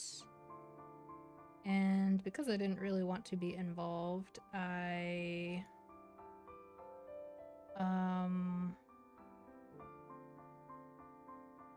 would gladly take those jobs that would just be somewhere else. Another odd one was untangling jewelry. Which, unfortunately, the only way that I was able to do that is if I was working at the register. Which I eventually stopped doing for the most part. But goodness. I think the spookiest place to work in that whole store was being upstairs and also being the person who's in charge of the expensive sunglasses. Because that was one of the only things that was locked in a case. Nowadays, so much stuff at like CVS and Walmart is locked up in cases that I would not want to be an associate. I only ever worked at Walmart once, and it was for like 2 months as a night stalker, and that was fine, but I kind of feel bad from the customer angle too, because it kind of sucks to be like on the family planning aisle and push the little button that's like, customer assistance required in family planning. And then people turn around and they see that like the person standing next to the adult diapers. Like, convince us to shop online more, please. Like, they're just trying to buy their stuff and go. Also, if somebody's gonna steal something from a store, there's a lot of things that would be worse to steal than contraceptives. Like medication, for example. That makes sense. I think I'm gonna do some little bosses. Well, I say some little bosses, but I might do some big bosses too. I was trying to think about whether I wanted to do that now or whether I wanted to do it later. And then I thought about it some more and I was like, want is actually a really strong word for some of these bosses. So we'll see. We'll see how many I feel like doing now, and then I'll probably clean up the rest of them later.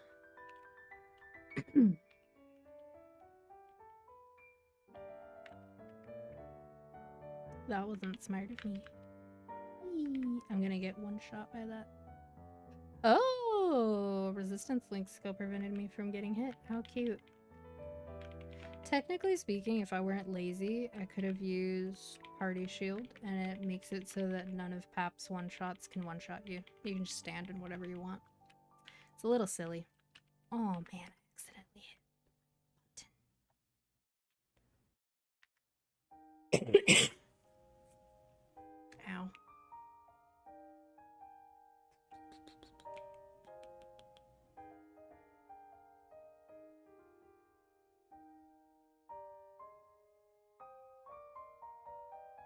Oh, it's a Moria again. I'm gonna skip it.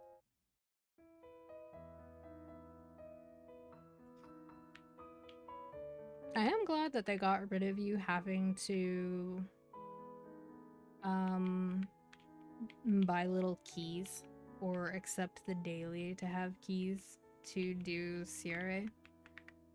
In the future, they're also actually removing the mob stages, so you just go in and fight the boss both here and for Hilla, which is pretty nice. Although, if I'm being honest, I don't think it should have had mobs in the first place.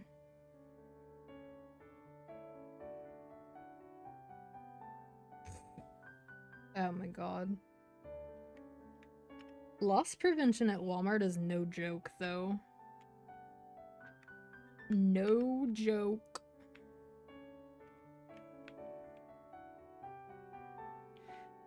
During training for that brief time that I worked there, in 2022, when they were paying $20 an hour,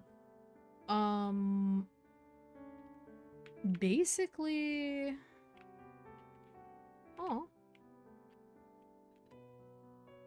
He got a chance to switch. It's okay. He didn't get to split, and that's what's important. They specifically, like, tell you, if you see somebody steal stuff, you can tell someone, but, like, don't get directly involved. And I feel like on the one hand, that's because they don't want to be liable for if you get hurt at work. But also... I bet there have been people who have intervened who got blamed for the theft or who got blamed for like being in on a theft. Because Walmart is unhinged sometimes. Policy-wise especially. Like just look at how I stopped working there, for example. I didn't quit my job.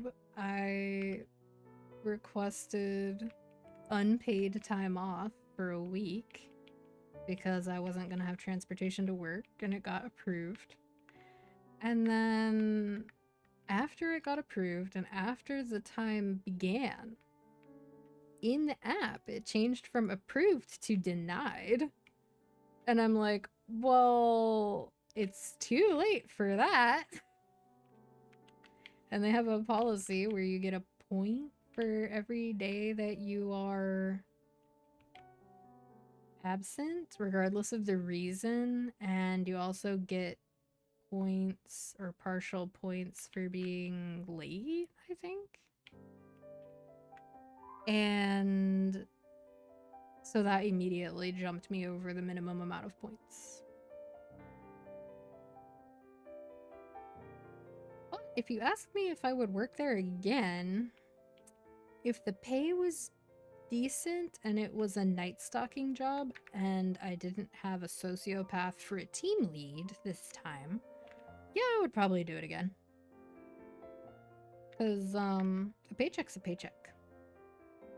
As long as I'm not, like, actively doing supervillain behavior to get my paycheck, then it's probably fine.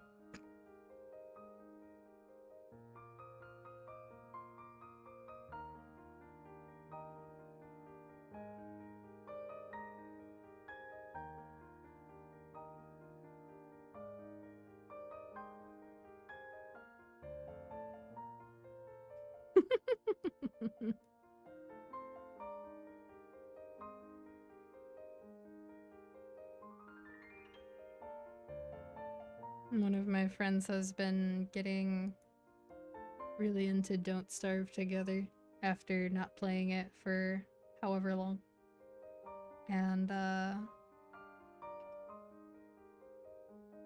several other people are also playing, and it's been cute seeing, like, the little screenshots and what kind of mods they've been installing. There's, like, just with no context, because I've never played, Don't Starve Together myself. Just tabbing and seeing that little picture of a beefalo with a little heart.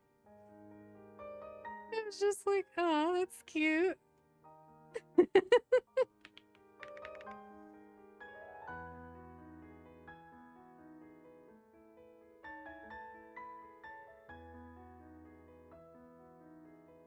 Oh,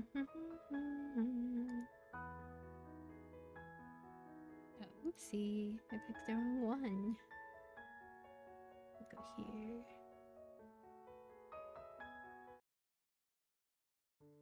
There we go.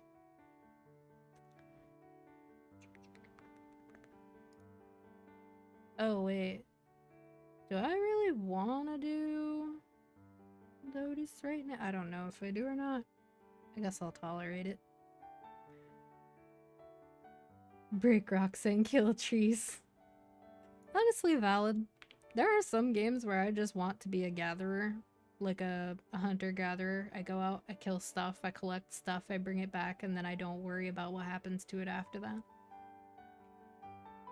It depends on the game. I actually do a lot of gathering in sketchies.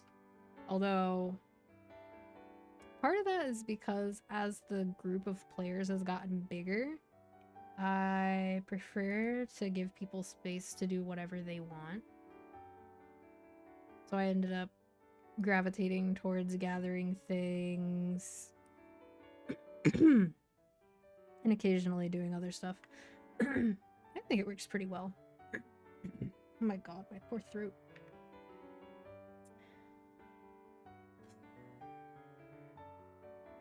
Speaking of sketchies, it is sketchy season. Well, that's fair. I've done that as well. Sometimes you just spot something that needs doing, and it's like, well, I mean, I could do that.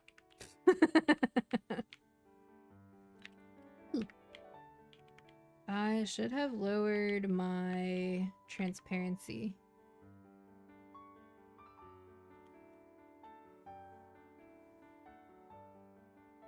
But I didn't do that.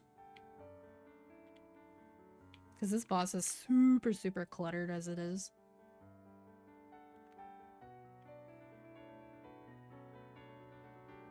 But yes, it is almost the season for sketchies. Because sketchy is Halloween. Ooh. Oh, I actually forgot to get a theorems and a door pot. I'm not the best at H Lotus, so there is a chance that that I end up having to redo it. Especially because I'm like really easily distracted. It's almost like I have ADHD or something.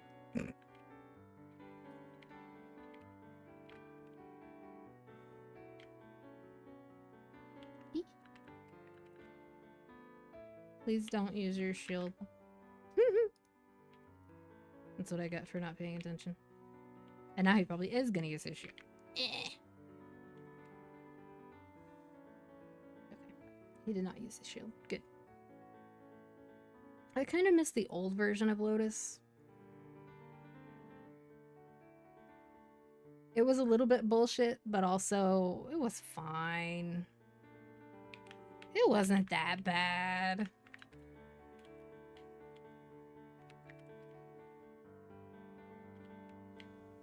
This is a mini burst, I think.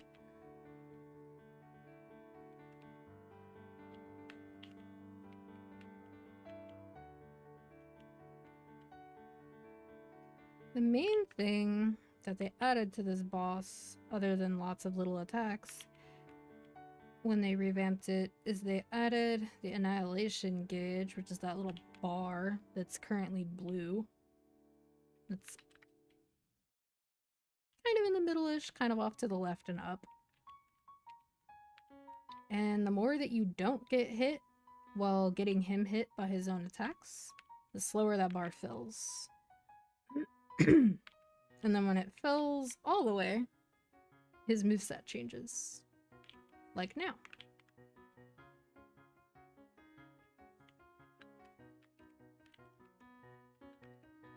So generally, this is a boss that rewards you for... Oh god. Of course I up-jumped. For not getting hit. That is one of the downsides of having an up-jump that is just a double tap.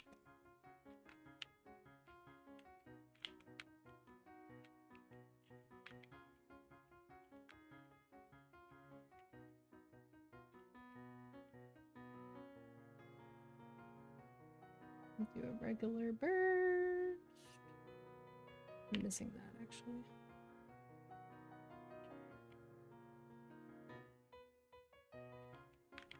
And then I will use the origin when I burst phase 3. There are some classes that can do hard Lotus with like 12 to 14 mil CP pretty comfortably, and I'm just like, I don't have the patience for that. Like, I barely... Oh, I'm screwed. I barely had the...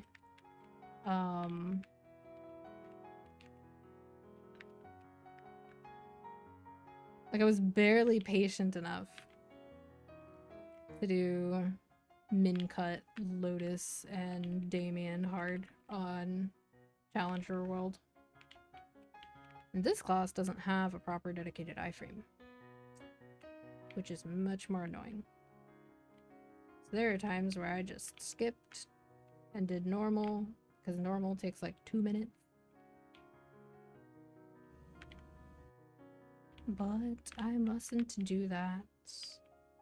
I have to accept that I have to tolerate this version of the boss. really don't like it, but it's fine, I guess.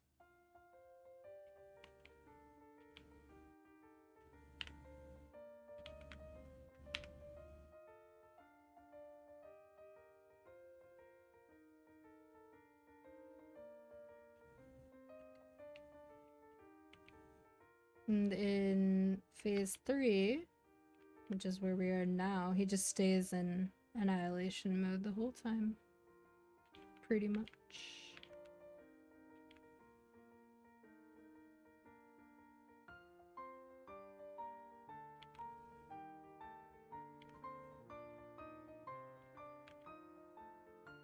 Like, if you were here a really long time, you could probably deplete that bar, but I'm not about that life. I don't want to be here. Let me out.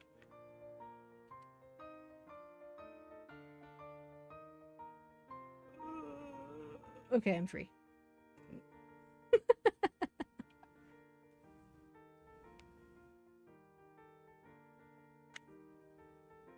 There are some classes that I don't mind that boss on hard, but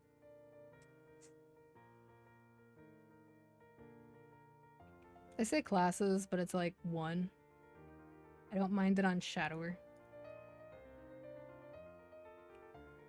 Just because as long as skills are set to transparent, it's very satisfying to trick blade around. There's a part of me that would probably really enjoy making a new Shadower in Challenger World, but okay, that's the best I can do without a Legion card. I'll have to buy those when I get out.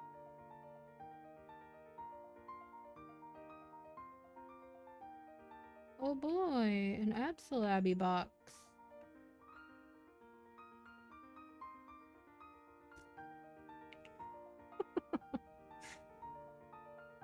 Let's see.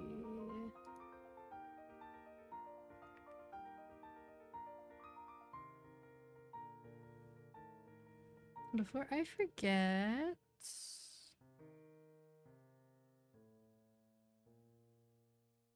What's up? Right.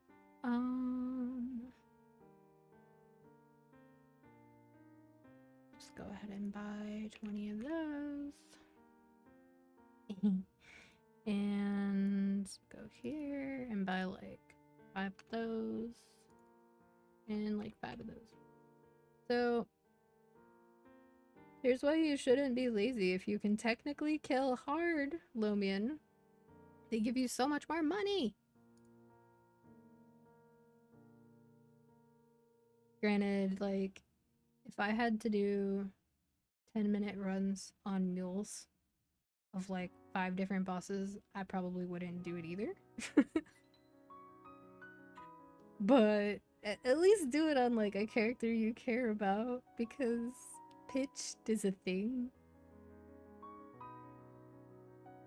I am gonna be right back a moment and refill my water while my origin skill finishes its gazillion year long cooldown. BRB.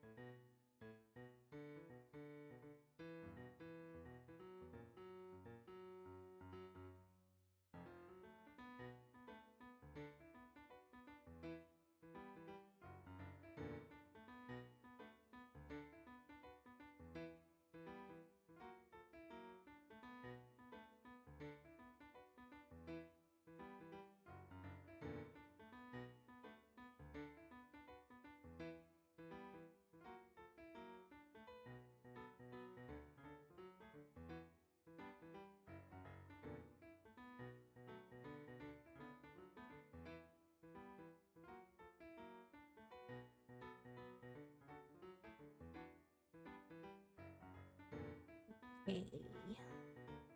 I'm alive again. For now. Let's see.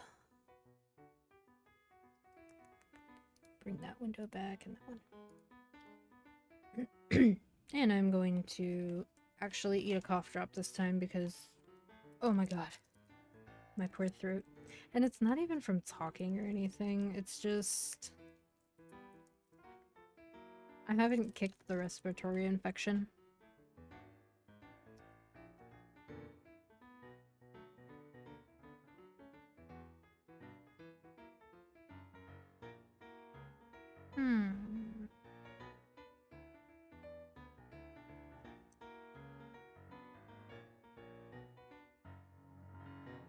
Slime. Slime is really fast. Because I'm technically like a little bit too weak to do chaos. Oh. Right. Let me just actually remember to do that. That would have been real bad. That wouldn't have been a fast slime at all.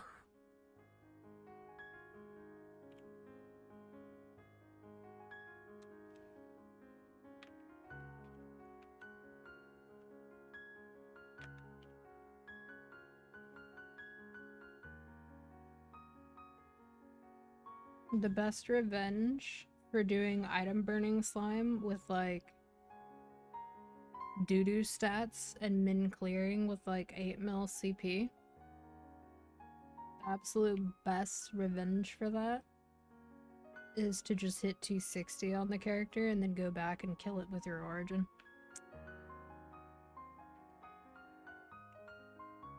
What a fucking difference. Like, of course you would have to finish your item burning for this to be the case, because you still need the damage, but it makes a big difference.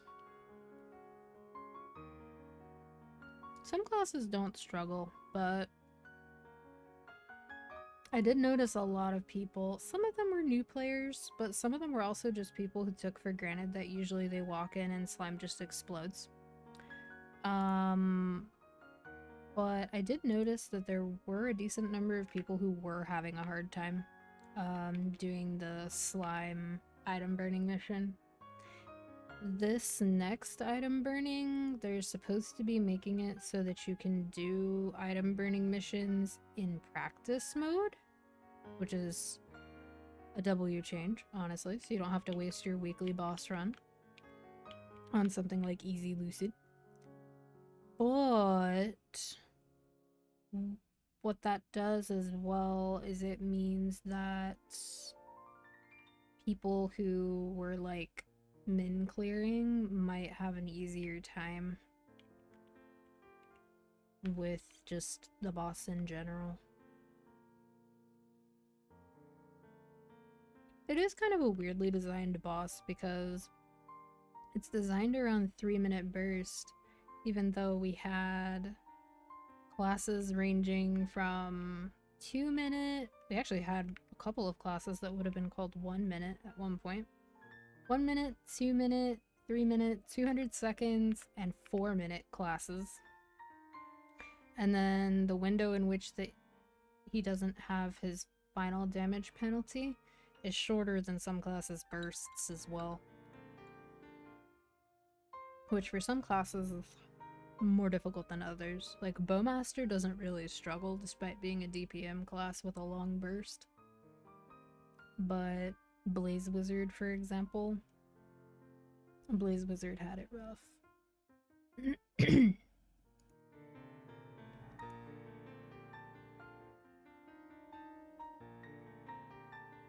I don't know why I keep opening the event menu like this is gonna change. Like, bruh, I didn't kill anything else, so why would it change?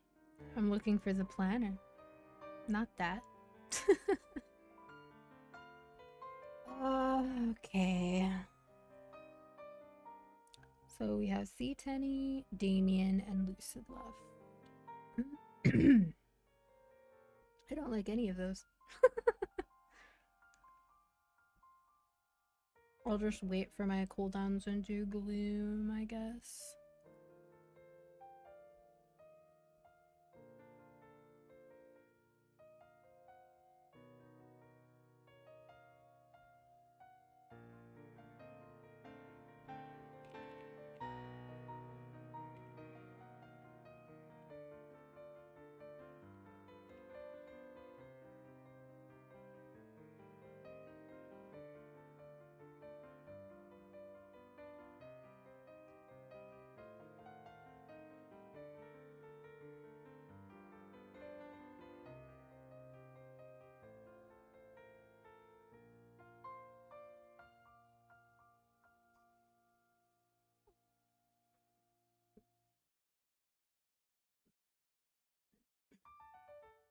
Oh my god.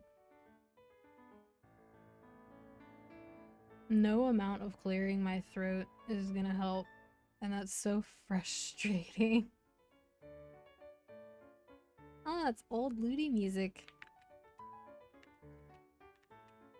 So, when MapleStory was really new, there was a closed beta, and in the closed beta it was just Victoria Island, no Orbis. And then when it went into open beta, which is when most really old school MapleStory players became aware of the game,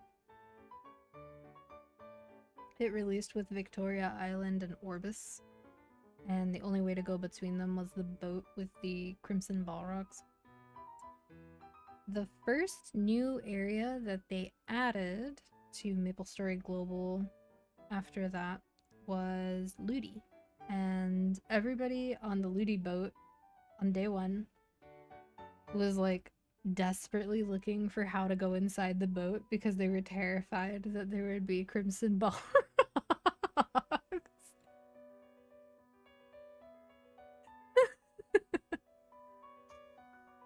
It's really funny the things that you wind up like having stick in your memory. A lot of them would feel very inconsequential, but you had to have felt something about them at the time, even if it was just being amused. Otherwise, you might not have remembered them.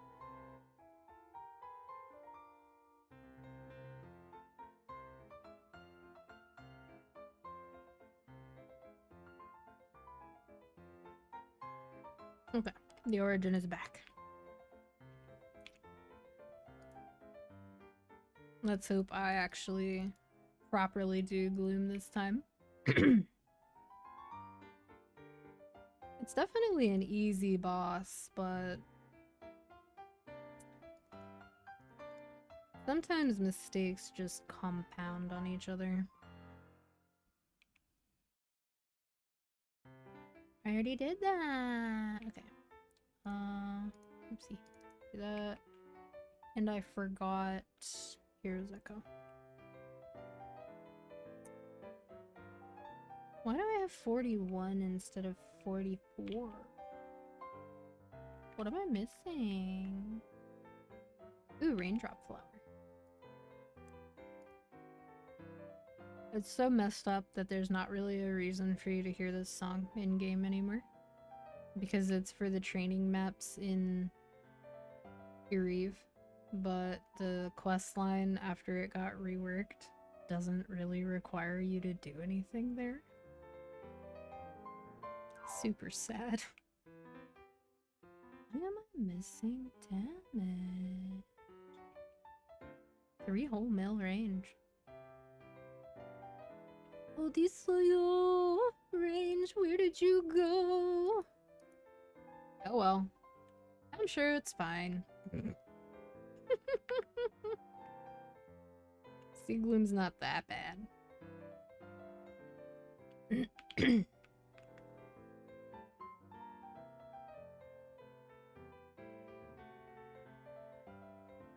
There's not really a point in me doing anything until he's open.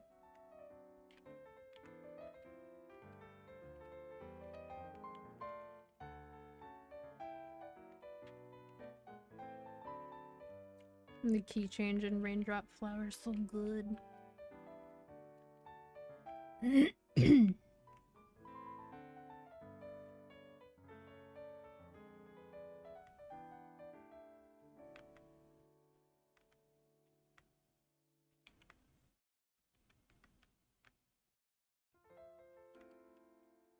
Soon.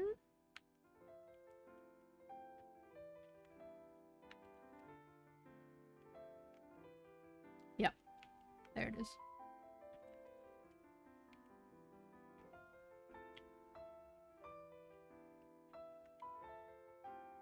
Normally, I would just wait and do the origin on a double open, but I'm just gonna let it rip. And I forgot to lower the effects again.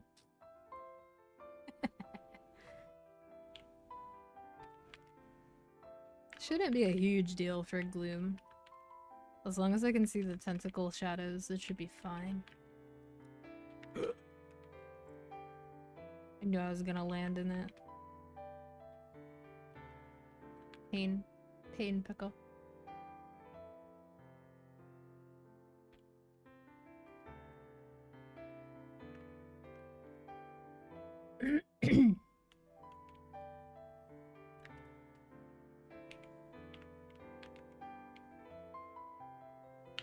Mini burst. Oh, damn, I was off by like a second. It's fine. Not worth it now. I'll do it next time.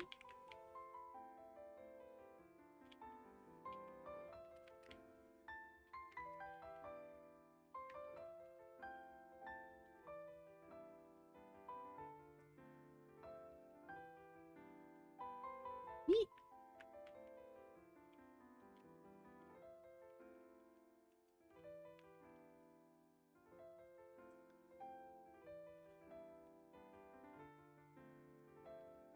I guess now that they've changed the cooldown on Grim Harvest, I can actually use its duration slash cooldown to kind of tell when the next open's gonna be. Because the opens are about 50 seconds apart.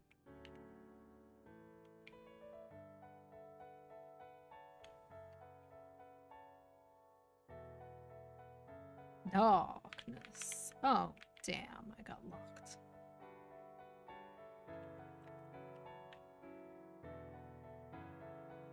Now we float a while to waste some of the darkness time. Oh! Spooky. And cleanse.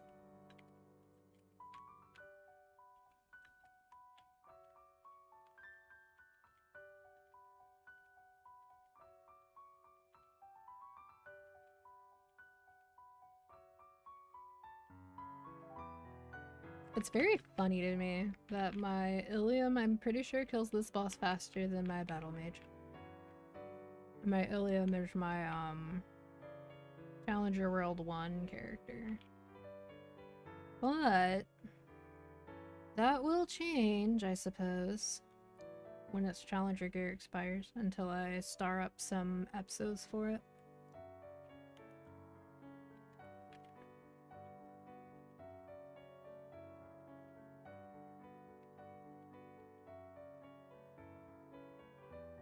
Oh, double open.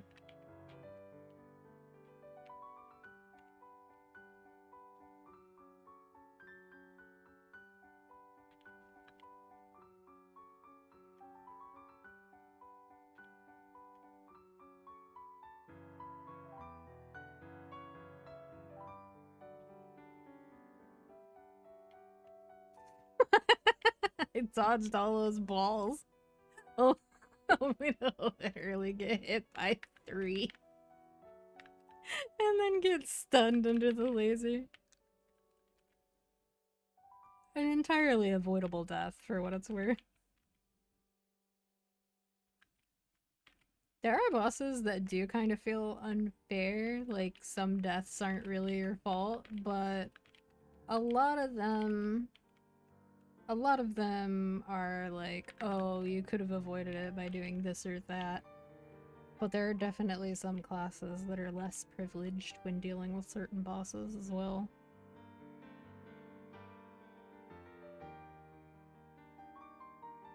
Ooh, Cygnus Garden. Such a pretty boss theme, but a very short boss fight these days.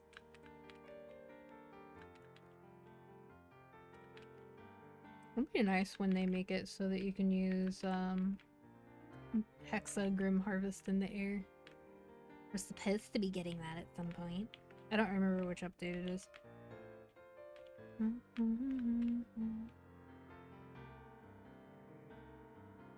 I just realized I cannot hum a tune to save my life with how my throat is. Very sad about it.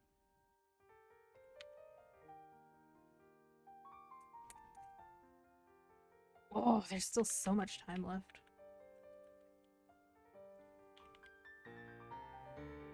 in normal mode, you can use an AoE and kill a bunch of the ads, and it'll shorten your darkness timer by a lot. But in Chaos Gloom, you can only kill certain ones. Unfortunately. So, while you can still lower the timer a little bit, you can't lower it by as much. Ooh! Spooky.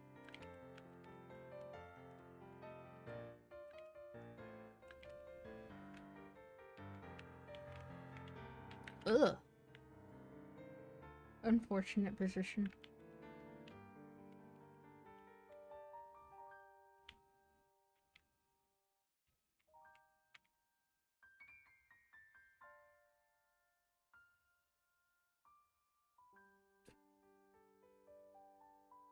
The beeping is so loud. I hope they're done, like, by the time I actually want to be, like, resting. Not, like, sleeping, but, like, resting. It's a good thing I wasn't trying to sleep this morning. It's very noisy out there. I'm sure they were, like, hyper aware of it, too. And if it were still, like, the hot part of the year, it would make more sense that they're doing it this early, but it's kind of unfortunate. Ooh.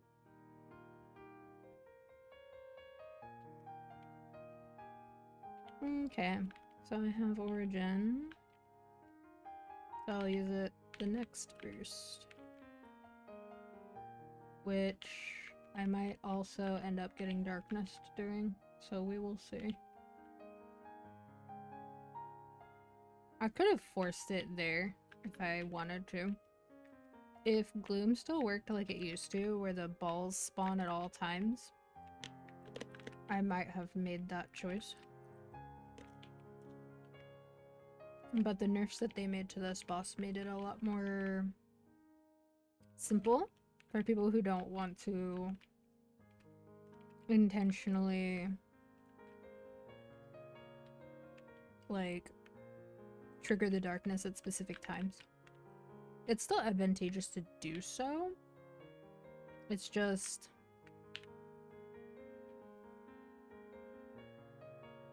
effort.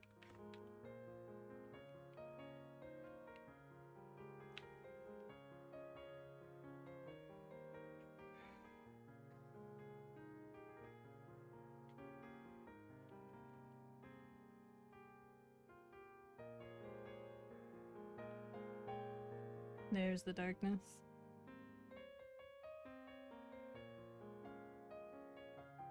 Oh, of course it's double open. I'm gonna die. Still locked. I was kind of hoping it wouldn't do that until next open, but it's okay. There are actually characters where I've intentionally triggered darkness during the open just so it would be safer.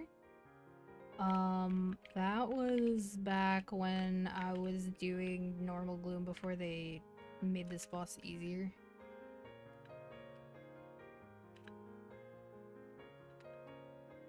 Gloomy, gloomy, gloomy.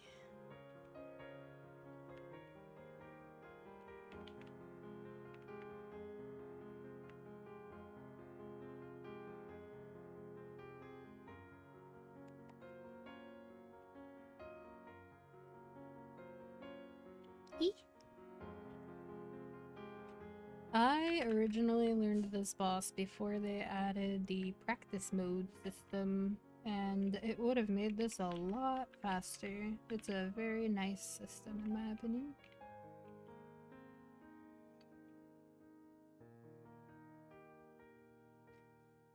Oh, I did have my burst up for this one. Oopsie.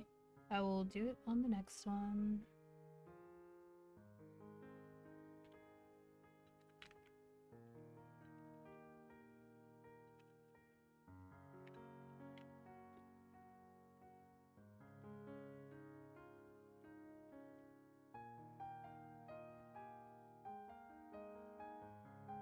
Eat.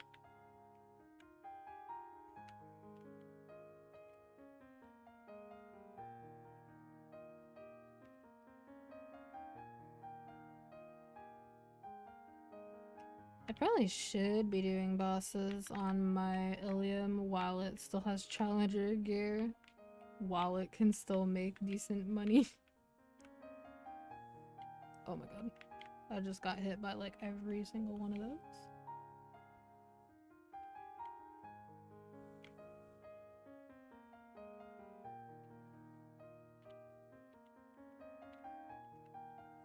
The speed at which I fight Gloom is about what you can probably expect from a C10 boss mule that's not liberated, because that's about where this character is in terms of strength. You can kind of expect it to be like 15 or 20 minutes.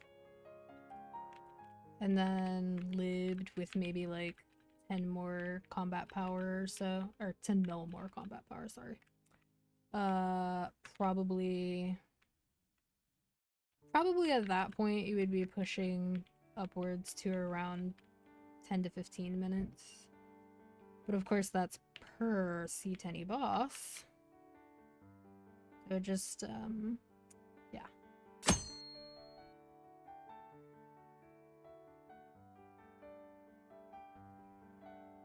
Hello! Oh my god.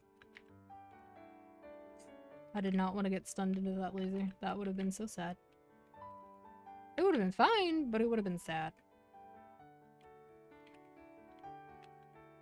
If I'm gonna get got by the laser, I'd rather it be like because I walked into it like a dum-dum, or that I forgot it existed. That happened once. I completely forgot the laser was a thing and I just stood.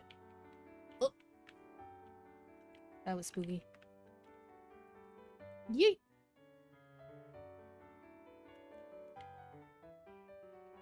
Oh, of course my burst is slightly too late. Glorious battle mages. My battle mage is very weak, but it is one of the oldest spams on the server, I guess.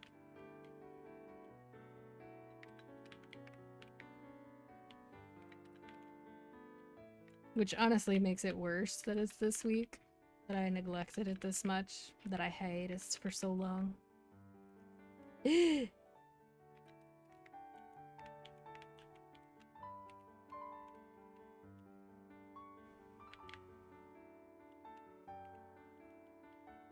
I'm still getting my brain used to the idea that I don't have to suffer and put like 3 altars in preparation for the next open. It's a good change. It's a really good change. But like, I'm stupid and my peanut brain is struggling.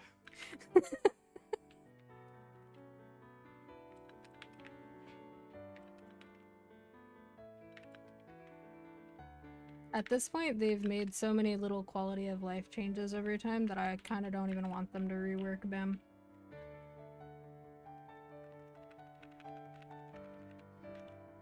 Oh my god. I'll just wait for the tentacles.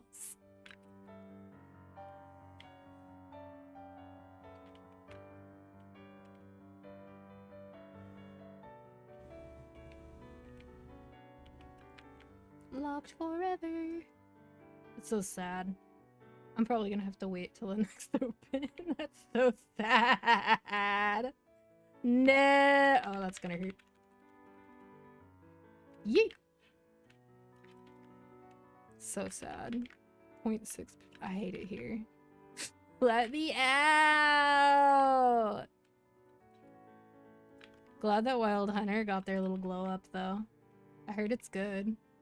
The little remaster they got. It's certainly a lot flashier. I'm still probably not gonna play it because I hate Wild Hunter, but like, you know. Eventually, when I really want that 250 Legion block, it's gonna be better, isn't it? Currently is. Yeah. It's great. I can't wait for him to drop nothing. My favorite.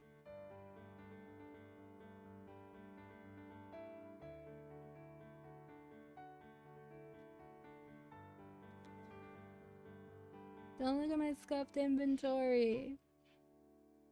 It's a trash pit in here. There we go.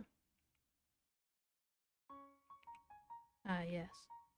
Having to re-summon the familiars.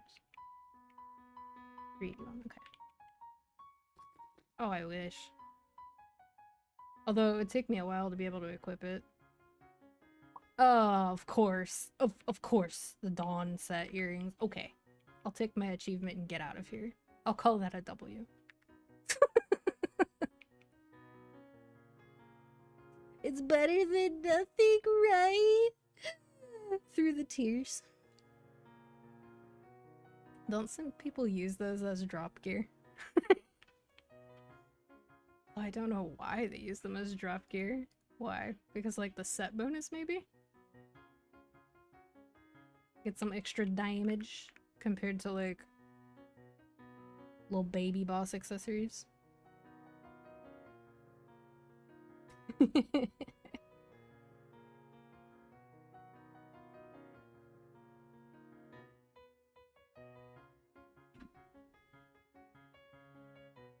What was that noise? Okay, it wasn't either of my cats. They're both here, so it must have been a roommate. I'm sure they're disoriented from how loud the construction crap has been outside for the last 2.5 hours.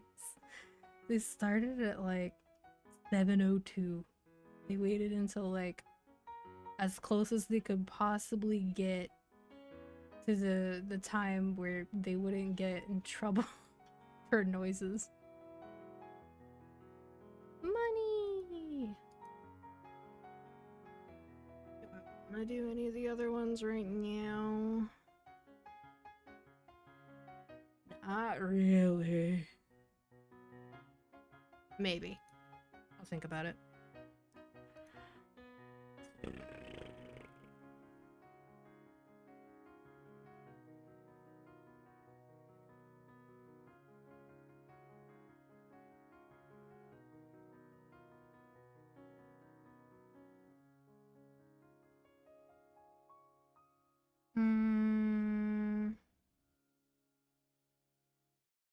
Scroll, scroll, scroll, scroll, scroll.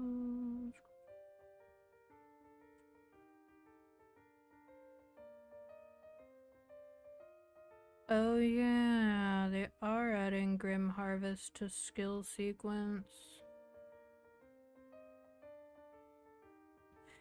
Being able to use it in the air is probably not that important, but there are some maps where people jump to place dawn balls for Soljanus. The Grim Harvest has so much vertical range that I don't feel like that's going to be necessary at all. But hey, I mean, freedom of movement, I suppose.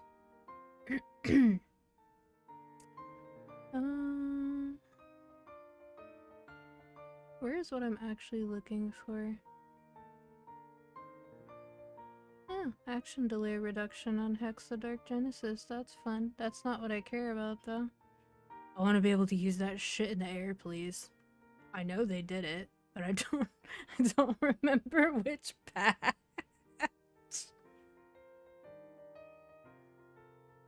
Somewhere between where we are now and where KMS is now.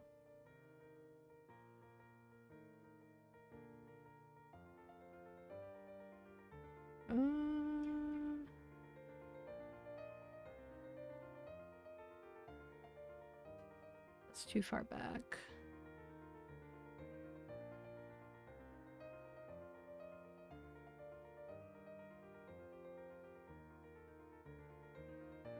I'm gonna laugh really hard if Gloomy Aura gets localized to Groomy Aura.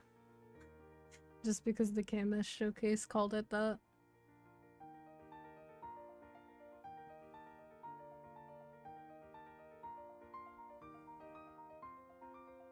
Blah blah blah.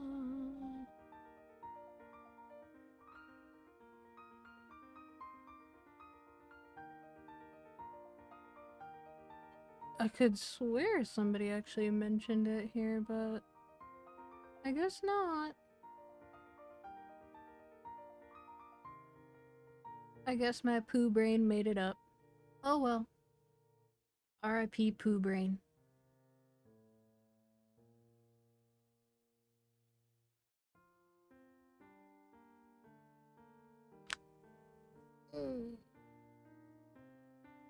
Okay. I think I want to tolerate Damien and his dumb shit right now. I also don't really like this map, though. Decisions. Oh my god. That's loud as fuck. Compared to everything else, that vibrated my whole apartment. I hope they're not doing that for long. Holy shit. I'm actually curious if my microphone picks it up without me talking, because I know it probably does when I talk. It doesn't look like it. That's good, at least. It is very loud on my end. W noise gate. Doing the Lord's work. It's so freaking loud.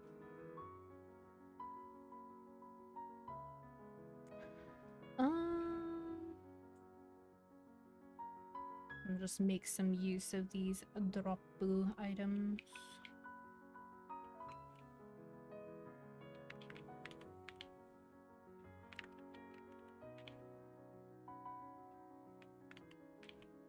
Hooray! And that's it.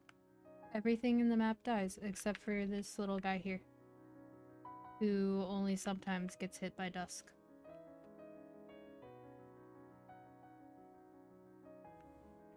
New altar is fair and balanced. Don't let anybody tell you otherwise. Not a soul.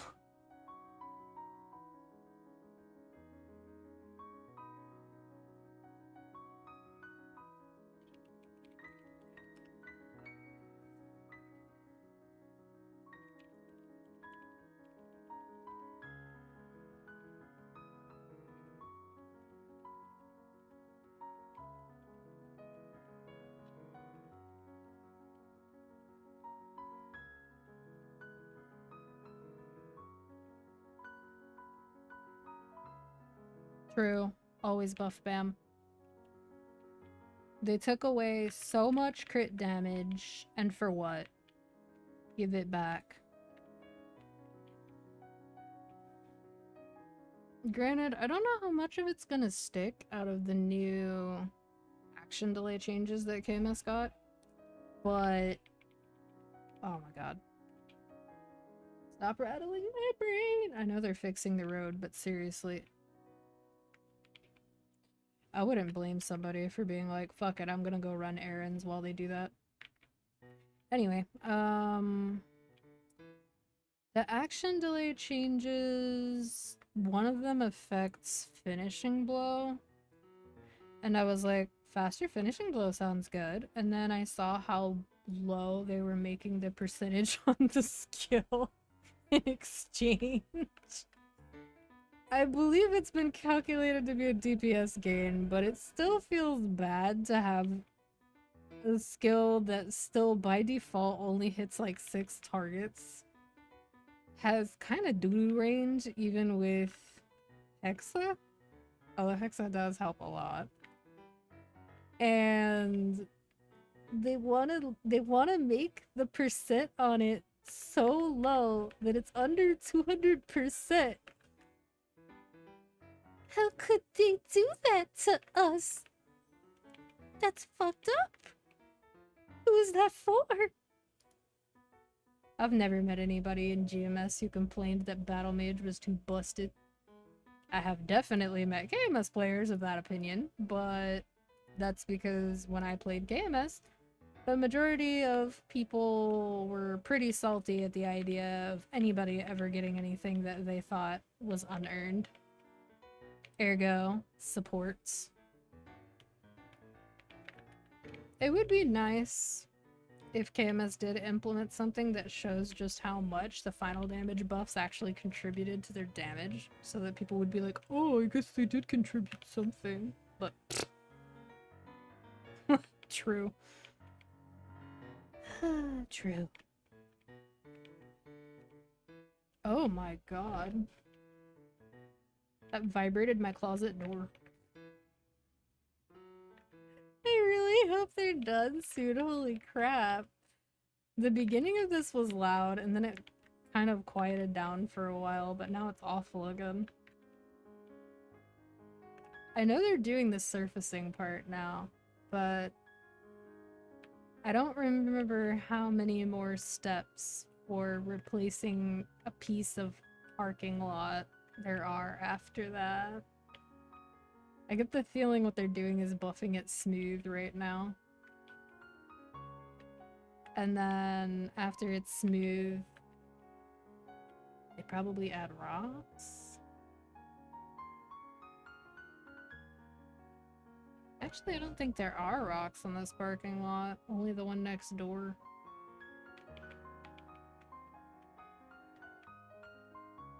What I find to be really interesting is I don't recall there being any, like, apartment notice being like, hey, so we're having some construction tomorrow, you know, bright and early at 7 in the damn morning.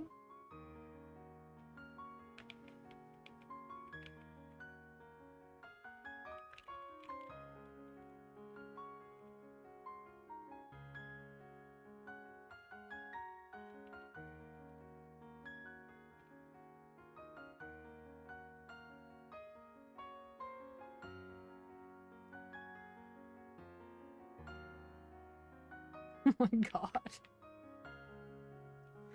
It sounds kind of like a blender is taking a fat dump out there. It's not great. If you put some reverb on that, you could definitely pass it off as like a public restroom incident. Oh no, I haven't been feeding my octopus.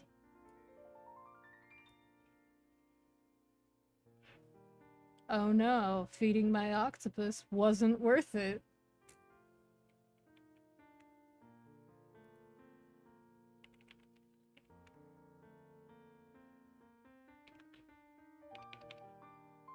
Hi, Red.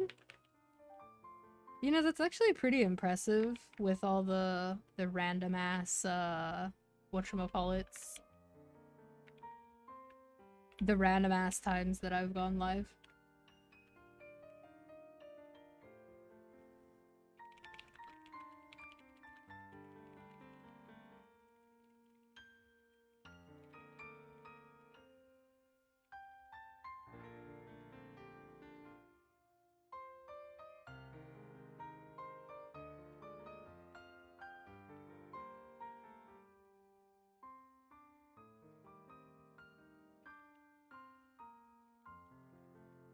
Oh my god, it took me forever to remember what that emote was.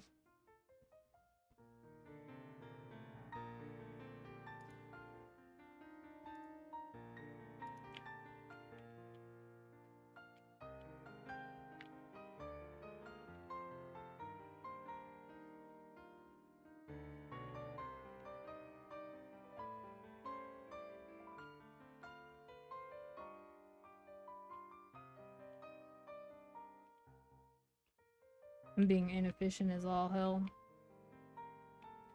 My guildmates are talking about being excited for CW2, and last time some people didn't participate because they were busy, but this time more people have time.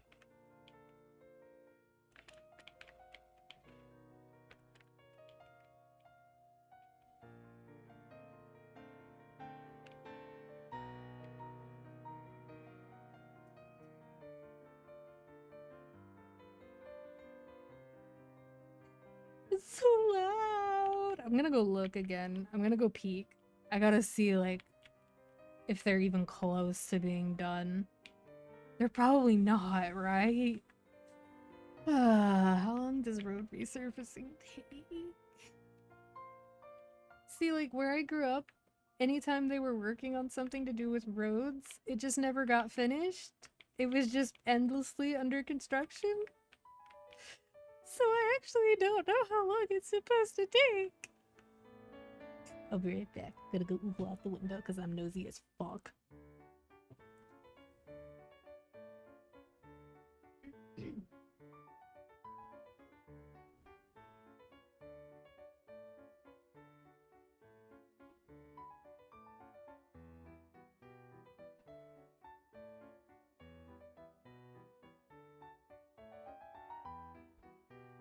Okay. It is actually making visible progress. So earlier, when the doo-doo tube was spraying, I guess, melted asphalt because they melted the old parking lot part. I I don't know why they did it. I didn't even know that was a thing they did. I've only ever seen them like jackhammer the stuff out. But that's what they did. And now the new asphalt is there. And the new asphalt looks like it's smooth now. So maybe? Maybe it's almost done? I mean, I guess if it was gonna happen, I'm glad it's during the part of the day that I'm trying to force myself to be awake so I can fix my sleep. But damn, son. Noisy. Oh boy, a great success. Grumble, grumble.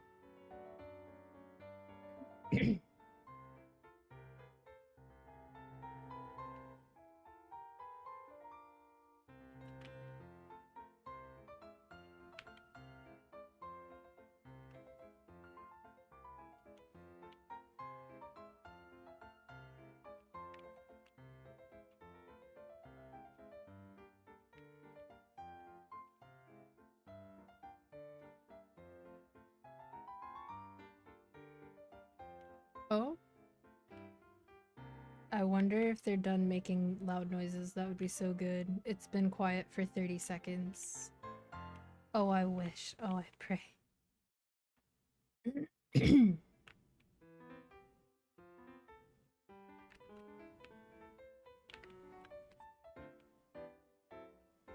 Raindrop flower.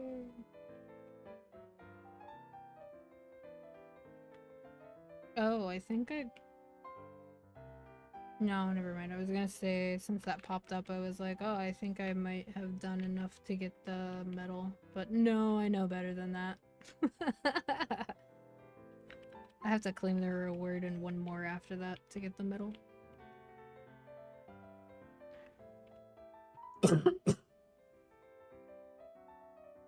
More cough drops. Stupid bronchitis. Oh, bye, kitty. He ran by on my desk. Cute little guy. You know, when you think about it, based on how pets age, if you have like a cat or a dog that's like 6 to 8 years old and they're male, you essentially have a middle-aged man just roaming around your house naked at all times, unless you put them in like a pet sweater. Just saying.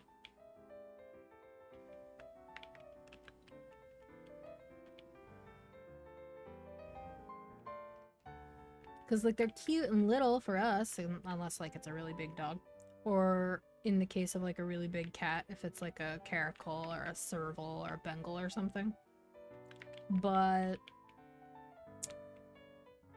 they are adults. For, like, most of the time.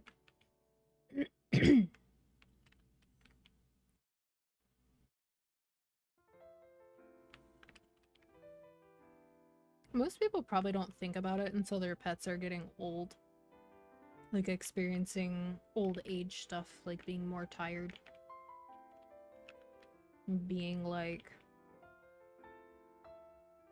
less able to play for longer periods of time, sleeping more, being more cuddly. What if you like naked old men roaming around? Well, there are a lot of bathhouses and saunas that can definitely facilitate that. Oh, my poor throat. I can hear my voice cracking. I can feel it too.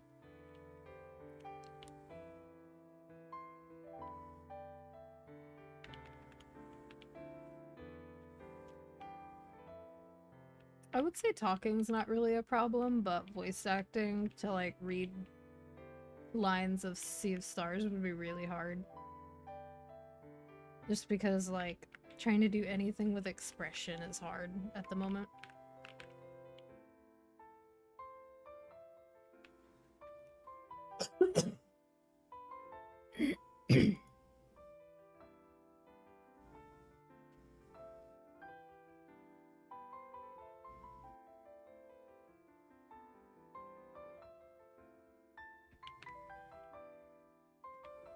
Oh my gosh, that is so much text.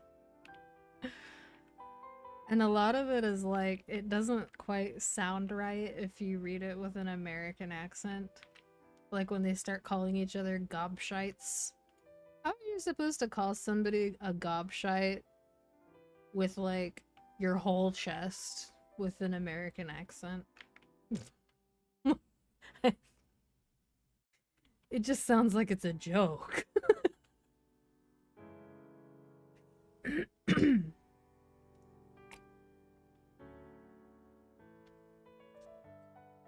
They've chosen quite some interesting foul language for 14's dialogue. What year is it? I don't fucking know. Don't ask me that. Also, hi, Deadbone. But if you ask me that question, doesn't that just remind you of how old you are?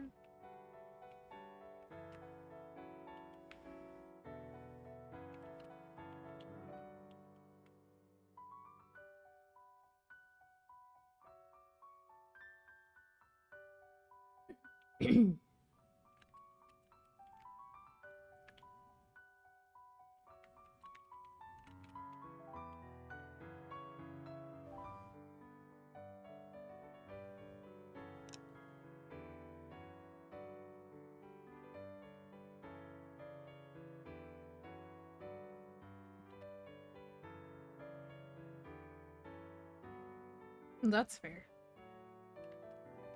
There were a few points in time where it almost didn't.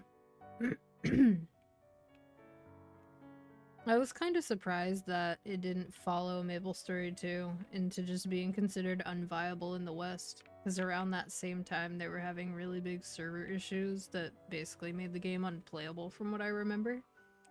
And it was like that for like a year.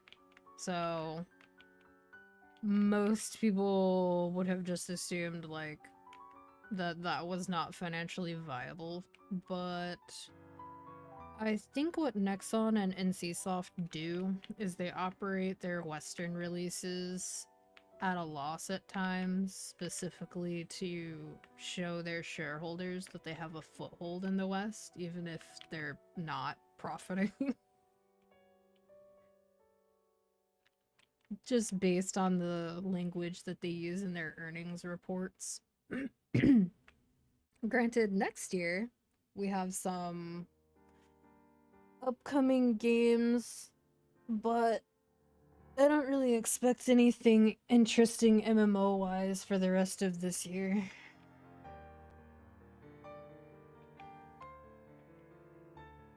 Why did you set an alarm for around this time?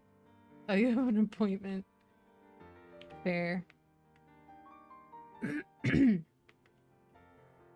I forgot at one point that if you name your alarm, like your basic alarm, it will read the name of the alarm to you. So I named a bunch of them really stupid things, and I would repeatedly forget that it would do that, and then I would wake up usually in a good mood because it was pretty funny. But I had forgotten because I don't really use the default alarm that much. But what's funny is, of course, like, you can still make an alarm that literally says what it's for, and it can yell it at you 5 times, and you can still forget, because people are people.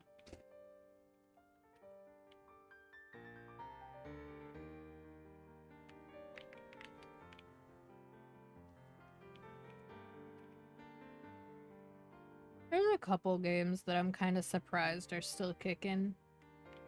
Especially given all the things that, like, we've seen close. Ion's a big one.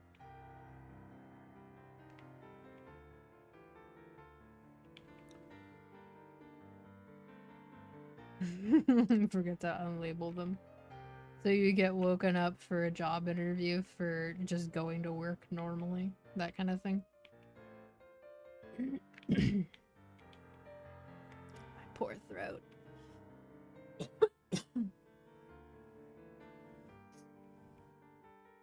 I wish I had that, like, low quality throat spray that works only like the first 2 times you take it, but it feels really nice those first 2 times. Raid time. Raid time has changed to refrigerator raid time. And it is time for breakfast. Wakey wakey. I still have a stream alarm from when I used to stream at 8 p.m. I don't know why I haven't gotten rid of it. It's not even really an alarm. It's a fucking recurring Google Calendar thing. And the only reason why it even exists is because when I was having to run a bunch of events, it was nice to be reminded of the time with proximity to stream so that I would, like, stop doing what I was doing in a reasonable amount of time to actually have time to decompress a little beforehand.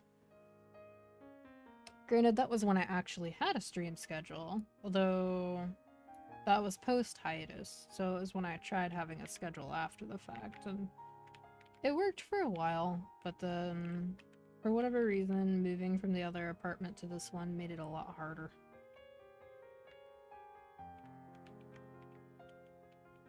I still want to go back to having a schedule, but I kind of have to be flexible until I get whatever new job, because it would be kind of silly for me to get used to streaming during the day and then to get a day job, or to stream at night and then, or in the evening, and then start working like a night shift.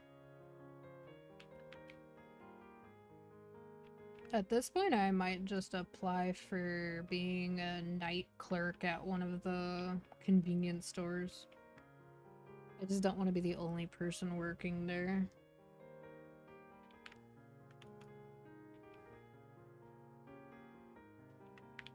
That's like one of the jobs that most of the time people are raised to be like, hey, so don't ever do this, it's not very safe. Even though outside of rare moments of being unsafe, it would probably be pretty chill. All the perks of being a night stalker at like a big box grocery store, but with none of the coworkers to bother you about stuff. But on the other hand, that also means you're alone with all the customers, and customer service is not the most fun thing to do. Oh, being a night auditor at a hotel is really, really cushy. Because you aren't the only person on site usually, unless it's like a little tiny motel. They pay you extra as compared to the day shift because it's considered like an inconvenience and you're meant to be paying attention to a few extra details compared to the daytime staff. And for the most part, if you're in a relatively like decent area, most of the people who come through they're just people. They're not exceptionally nice or mean. A lot of the time, they're just tired.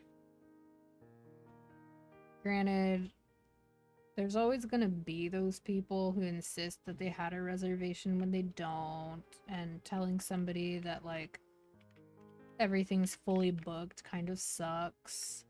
But if you're at least knowledgeable about the other places nearby, you can kind of shift the conversation to giving them a recommendation, and it's a little bit less awkward. Granted, doing so in the US is probably a really different experience to doing so pretty much anywhere else. Like, if I had done night auditing when I lived in Japan, I'm sure it would have been a lot more structured.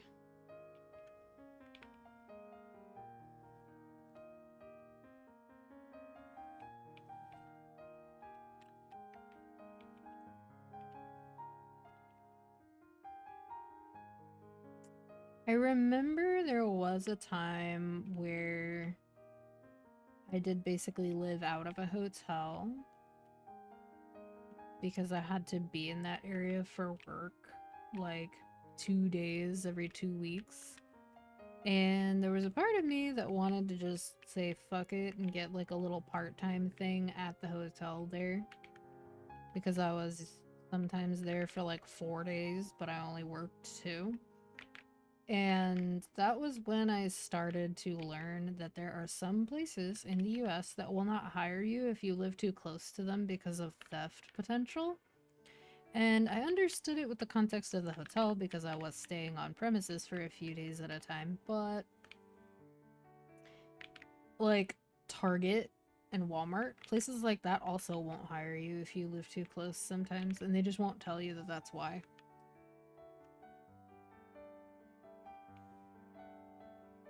True, but usually if that's at least written down somewhere, you can be like, sorry, I can't do that because, um, that's what the rules say. Like, it's...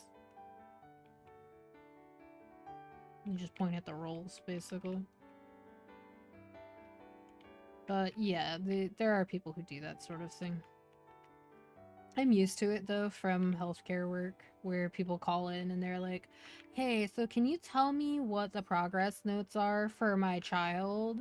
And you're like, well, technically speaking, your child has to sign off on you having permission to see their private therapy notes. And that form is not in the patient chart, so I can't do that, sorry. And they're like, well, it's my child. And it's like, yes, and therapy, like therapists, psychologists, psychiatrists, clinicians are all mandatory reporters. If something very serious or something comes up that you need to know, then it will be brought to your attention. But as for like essentially reading your child's diary, no. No therapist or person working with a therapist is going to hand that over. That defeats the whole purpose of therapy. Not to mention, like, there are so many people that after overhearing like a therapy session that their significant other or like a family member or a parent or a child, etc., had where they were venting about something, their whole opinion of them changed. And it's like, well, that wasn't a conversation meant for you, first of all.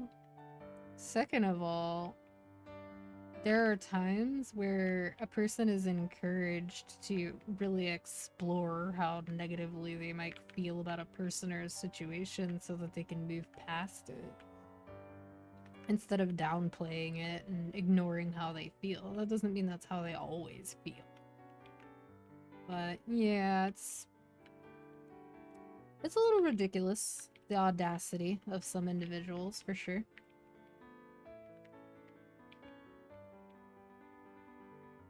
It's the kind of stuff that should be considered really basic, but we don't really teach people those things in schools.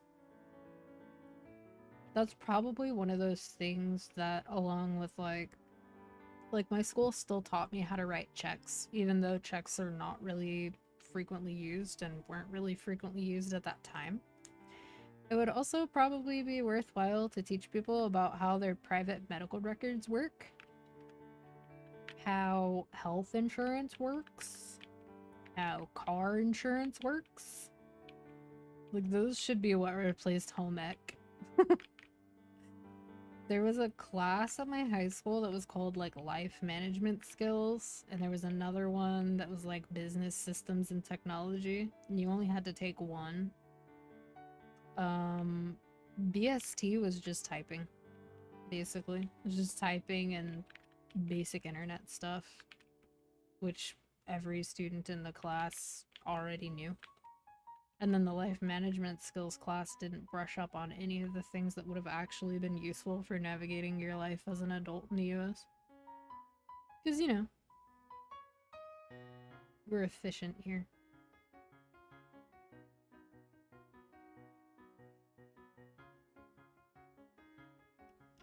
Like, I understand why we don't teach high schoolers how to do their taxes, but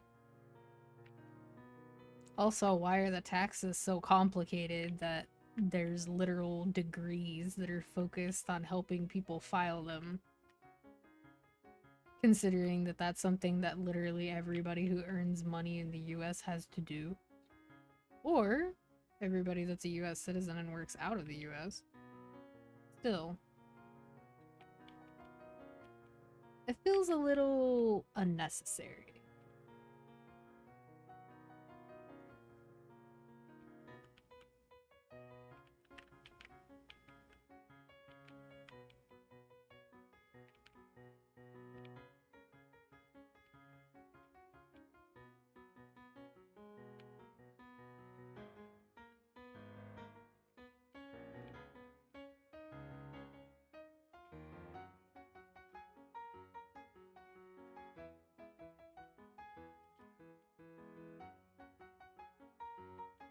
I really am surprised that they haven't closed Ion yet in the West. I wonder if that's gonna happen after Ion too.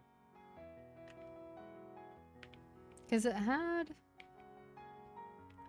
I would say it had a player base that was small but still dedicated until they did 6.0 and made all the movements slower, made attacks slower, started making progression slower again, deleted like 80% of the world, making the lore make no sense. Like, I would say I played a little during each main content period of that game. And honestly, 5.x really wasn't that bad. It was just being poorly managed by NCSoft, which is... I mean, that's what they do. Just look at what they did to Blade and Soul Neo.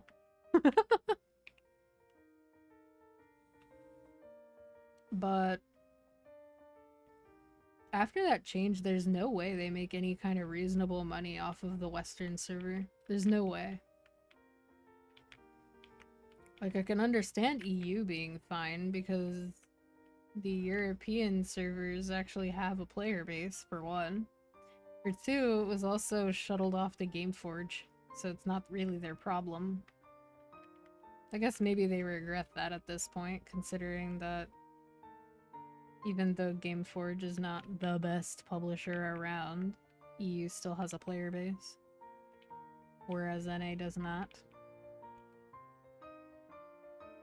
I do remember on the North American servers it being a lot of Korean and Russian and Brazilian players towards the end.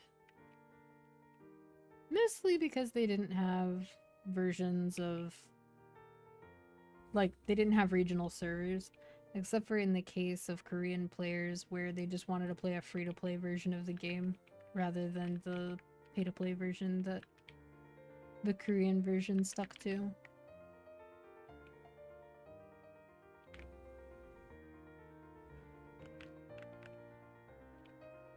I'm not really surprised that people who used to enjoy MMOs are gravitating more towards, like, season-based, not quite Diablo clones. They're definitely Diablo-inspired. Things like Last Epoch, where it's really clear where the inspiration is from, but it's very much its own game.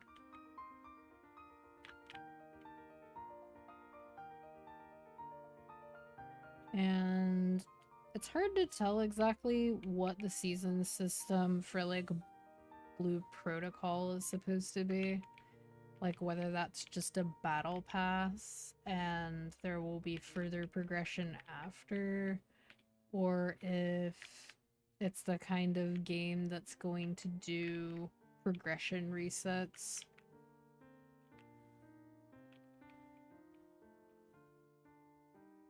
I think it's just a battle pass. It's just very long. It's like 3 months.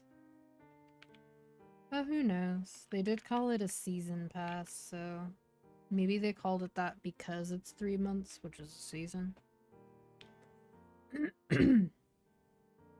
I think that some of the smaller budget MMOs and the gacha games that are releasing in the last quarter of this year are probably not gonna have a lot of staying power given what all's happening next year.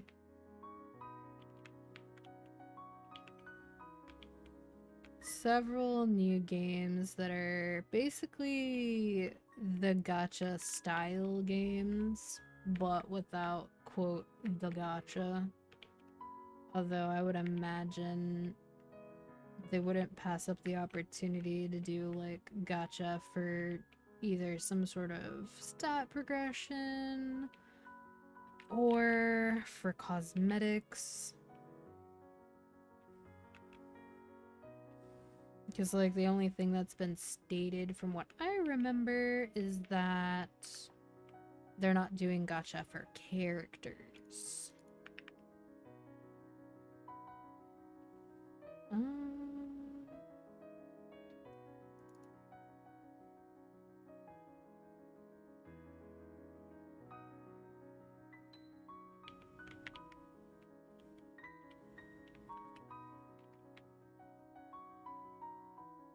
I need to start burning through these VIP thingies that I keep not using.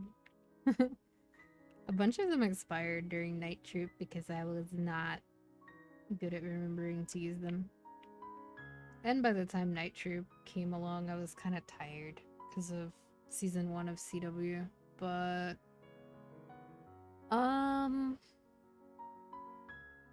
I still did like the minimum for Night Troop itself, which got me a decent amount of frags for a character that's been mostly neglected. So there was that, I guess.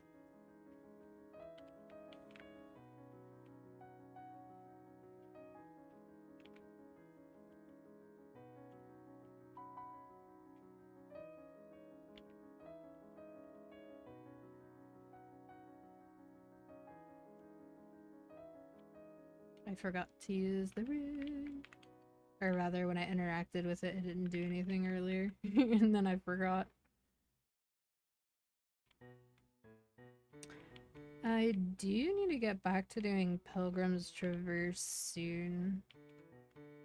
So I have another file, I think that's on floor 80. So that's just like a relatively quick session, whether it's a win or a lose, honestly.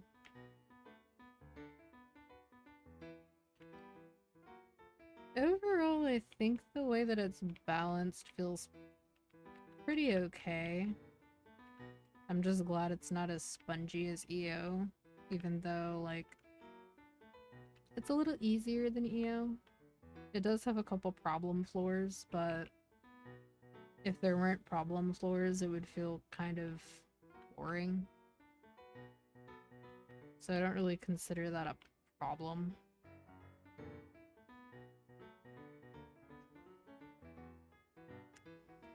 My last run, I disconnected on floor 91, which was very unfortunate.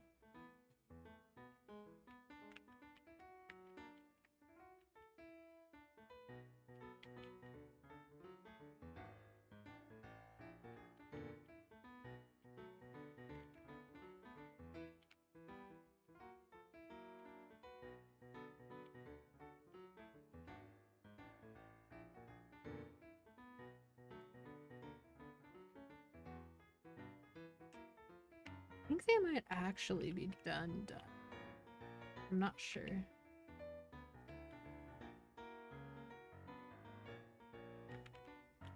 And on Grim Harvest.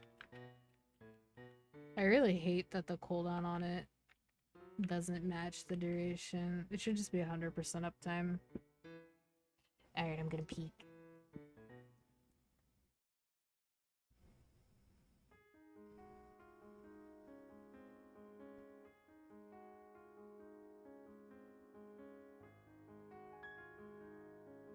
Okay. Yeah, it looks like they're done with the part right in front of my building.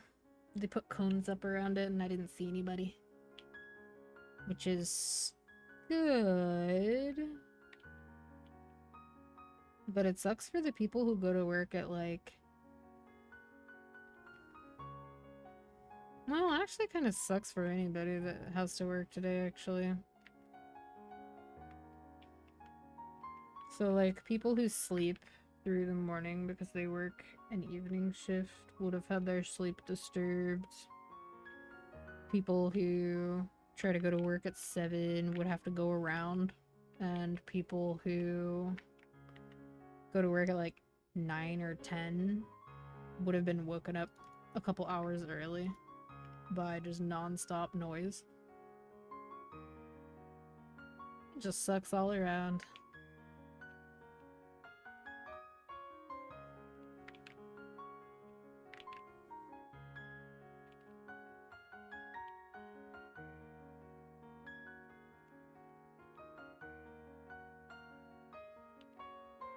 Speak of the devil, I hear more noise. It's further away, though. I do think it gradually gave me a headache. I don't think it's a migraine, though. I think it's just a regular headache.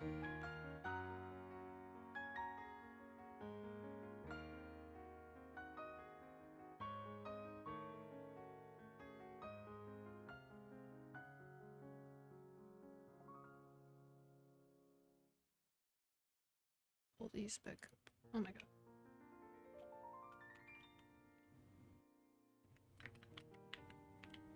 They have been giving out a frick ton of VIP boosters lately. I don't know what that's about. Usually they're like, here, a terrible drop rate. But they've been giving like, at least this event and the last one, they gave away like probably close to 100 last event. No, more actually, because of the ones that you could buy. This one's definitely got more than 100 on offer because of all the different things overlapping.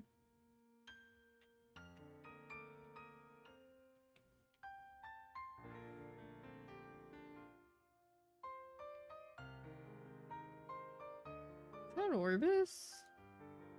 Oh, it's Elnath. Same shit. So old.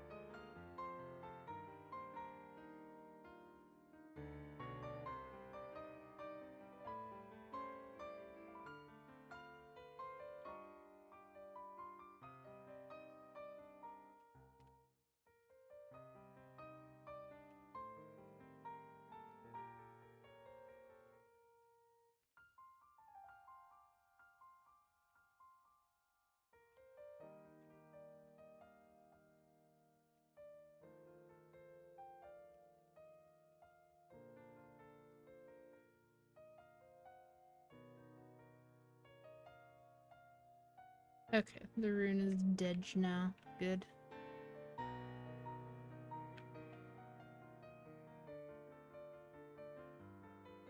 I am going to take an Excedrin because, oh my gosh, my head still feels like it is vibrating. That's so funny that it happened to be the same day. Like, I was too sick, like I was coughing way too much for me to have streamed this past week, or really the week before that too. And today of all days, unannounced roadwork directly in front of my apartment, literally 15 minutes into stream.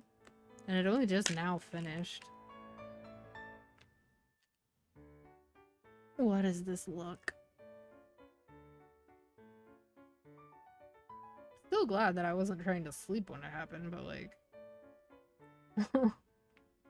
Ugh. And if I weren't already live, I wouldn't have gone live because I would have thought that it would have been in my background audio. But I'm pretty sure the noise gate did its job.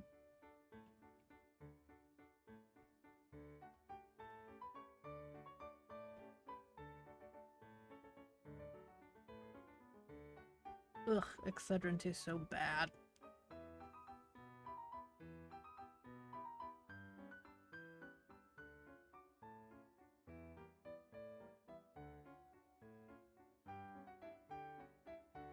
Okay.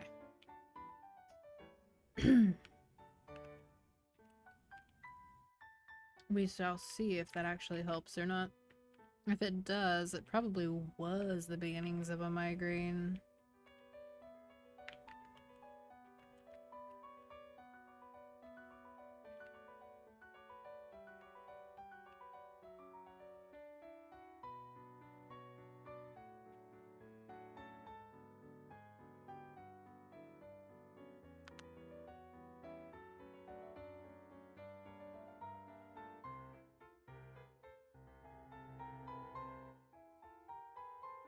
Whatever, I'm just gonna claim the 10 fragments.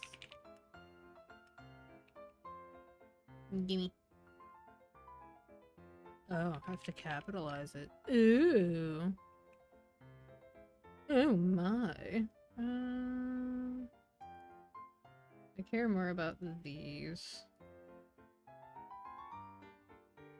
There.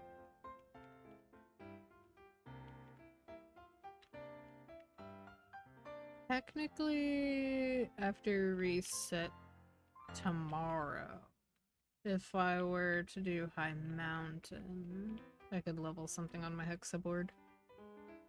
Based on how many fraggies I have right now. That's not bad. I would like to get this character up to like 3 to 5k fragment investment soon. That and level 2... well...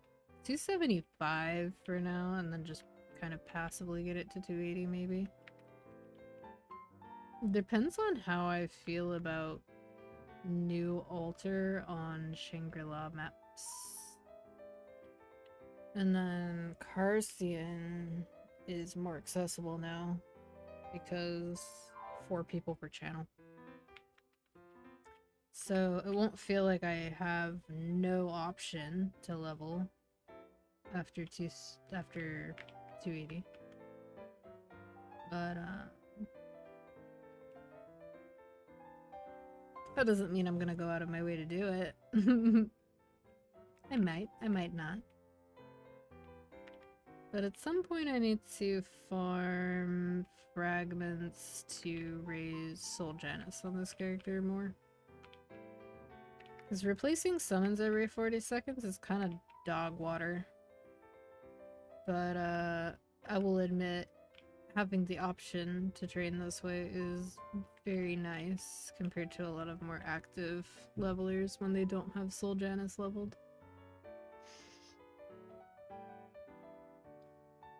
I did like the flexibility of old altar and how you had to kind of think about where you placed them, but this has way better range than pretty much any altar placement other than like putting them all in a straight line, which generally no one does. So it's pretty much better in literally every way.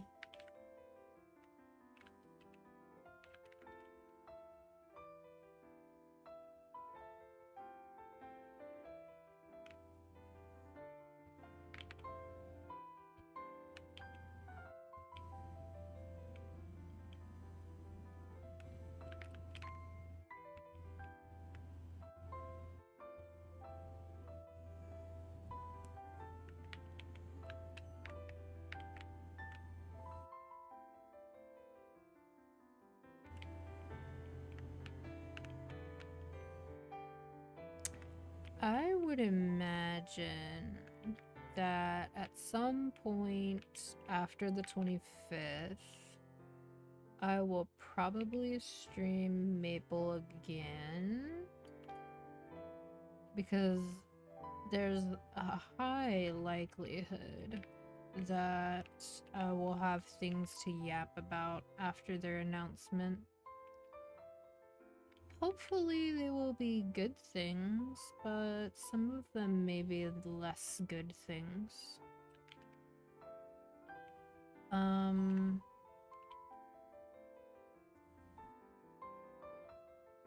I don't know exactly when I'm going to resume Sea of Stars. It's tricky because, different sound environment on certain days of the week, and also it's a lot of reading. And then it's also a collaborative stream. Pacing myself slower through a like JRPG inspired game is not something I usually do, but it's nice to do that once in a while. Like to take your time and spend more time with the game and with the characters. I do think some of why I remember less details about some games is because I binged through them. Especially if, like, I was tired. But I can't help it, that's how I play my video game. And it's also one of the easiest ways to play video games if you have a job. You just kind of cram your game time all together.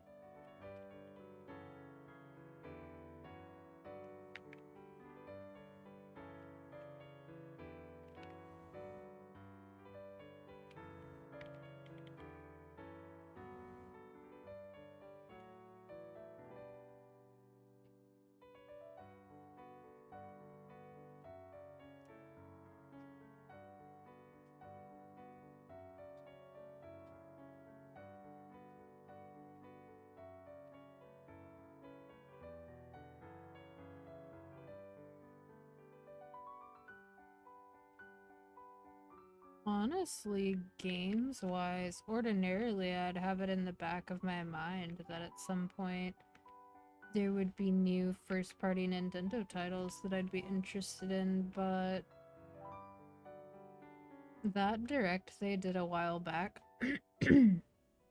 like, I already don't own a Switch 2, so it's a given that anything on the Switch 2 I would be playing later, if at all.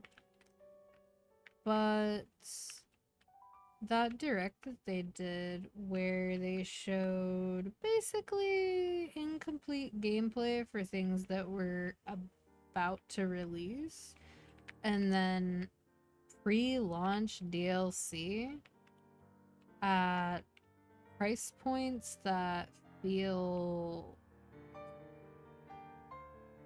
not great for things that probably should have already been in the game with the higher price tag that was slapped onto them. Like, if you're paying $70 or $80 for a game, I think more people would be open to the idea of that if you also said that there would be extended content updates for free. But when you turn around and then you announce paid DLC that's like $30 on top of it, and it's just game features or something that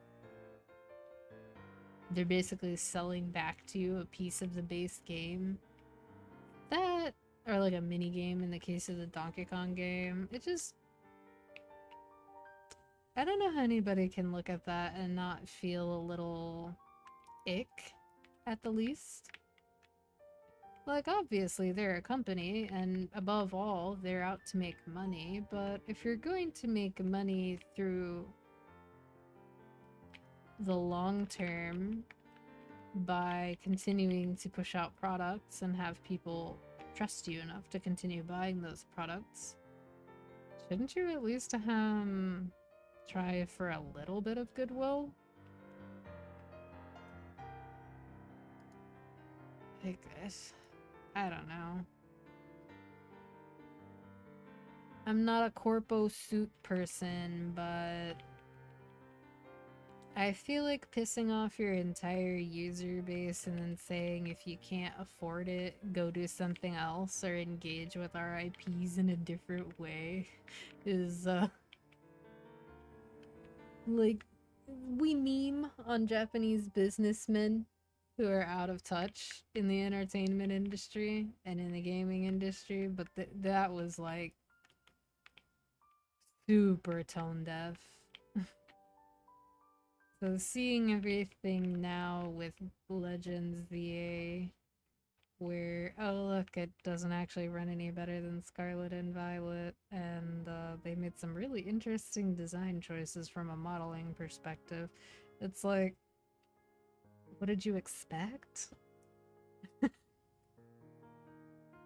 I understand there's definitely people who are basically coping, but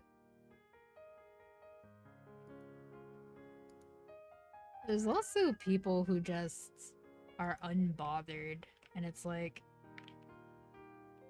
it would be okay for you to be like at least a little bit.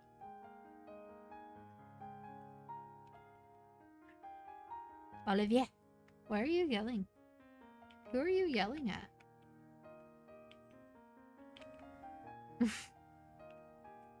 He got startled by his name and went, meow. Oliver. Psst. Come here. Oh, a stretch. Okay, come here though. Come here. Where are you going? Do you have zoomies? Can you share your zoomies, please? He just looked at me. So cute.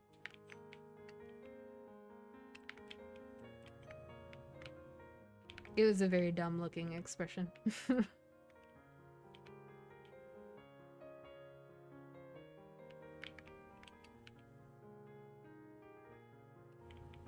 I got technically everything that I wanted, I guess. Like, I don't really need the solar energy for killing 10k more things. But there's also feeding this octopus, which is like,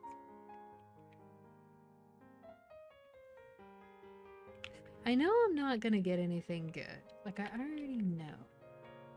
And yet here I am. Still feeding the octopus. I felt like that 1k mob spurt took longer.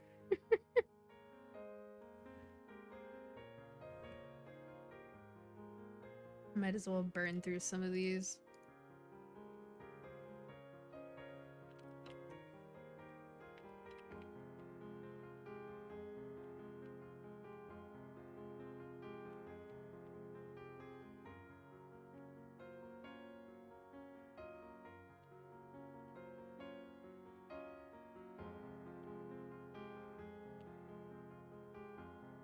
Not an elite boss. Oh, it looks cool. I like how the grandest ones are themed after the areas. I think they look neat.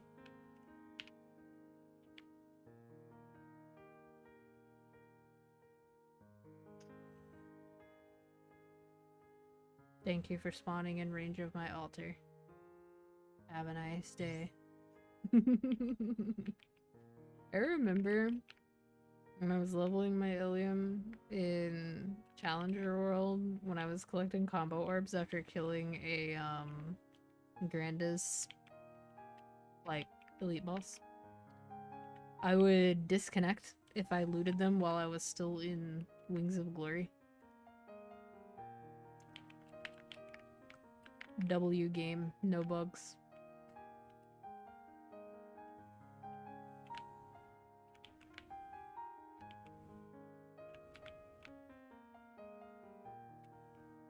I still think it's kind of wild that they released Sia with, like, low MP despite having Magic Guard. So you could just get one shot through her magic guard with OMP. It's good that they fixed it, but also, like, why didn't they think of that? You have like a dozen other mage classes to look at to be like, oh yeah, having low MP would be kind of weird, huh?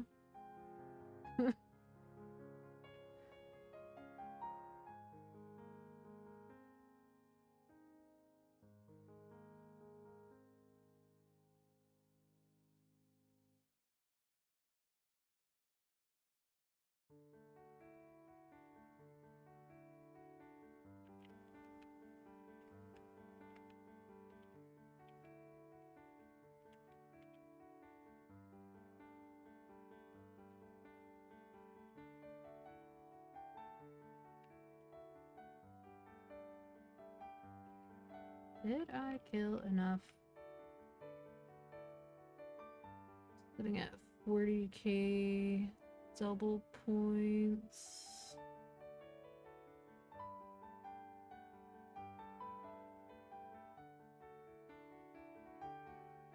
No. Rather than being somebody who looks at their EXP bar in games, a lot of the time what I'll do instead is I'll pick something arbitrary and then start trying to math out how long it would take. So the very first thing my brain thought about when I was looking at the octopus is, oh, it takes 300 mob kills per feed. If I were to kill 10k mobs, or 9k mobs at this point, that would give me enough rolls that statistically I can probably not bother continuing to roll.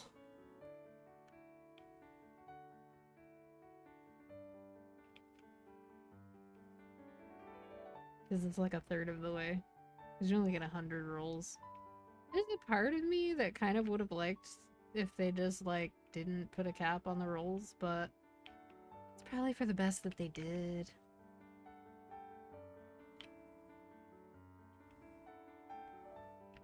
The fact that it can flee, like, boom or run away is kind of wild to me. I've never been lucky enough to get one to level 7 for it to even have a chance of fleeing, but still.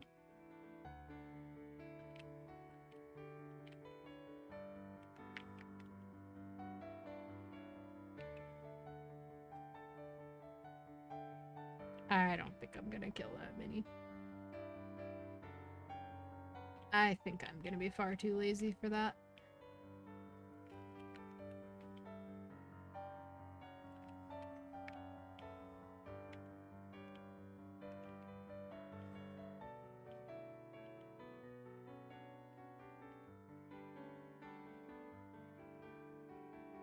Oh, Chonker. Hello, Chonker. Farewell, Chonker. You've chunked your last chunk.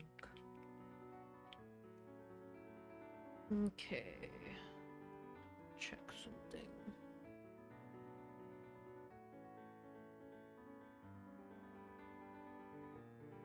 Okay, that's fine.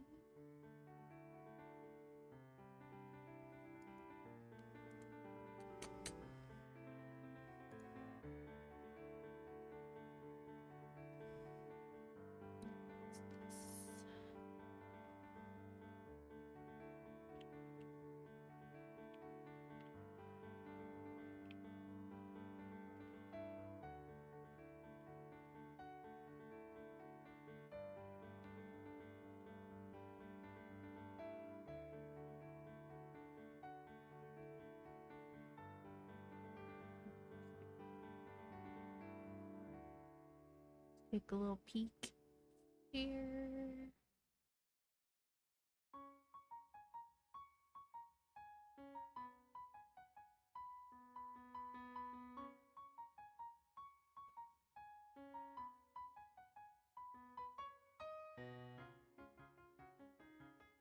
Ooh, okay.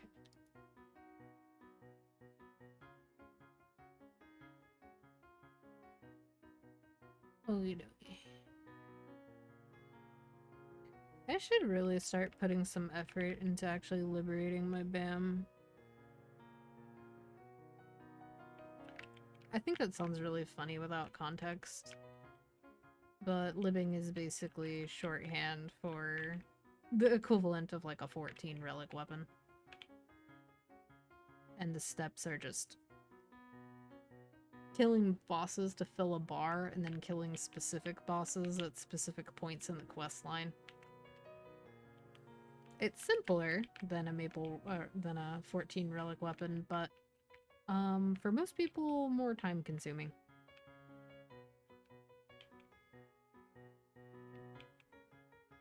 But technically, due to the changes they made, any like C10 mule character could eventually lib. To be fair, somebody with a lot of time on their hands, with a lot of consistency, could actually lib a Lomian mule. I can't really imagine doing so, but that is definitely a thing you could do.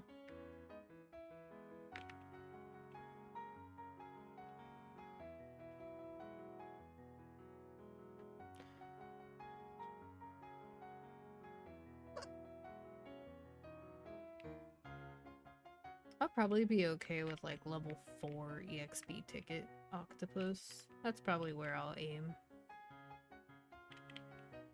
Because, well, it would be nice to get a better one.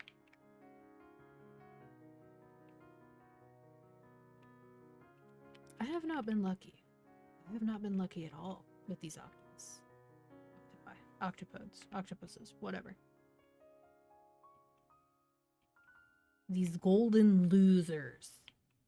I feel bad because, like, they went to the trouble of making them cute, but everyone hates them. Well, not everyone hates them, but, like, most people feel negative feelings related to the cute octopus. Whether it be, like, disappointment, distaste, dissatisfaction.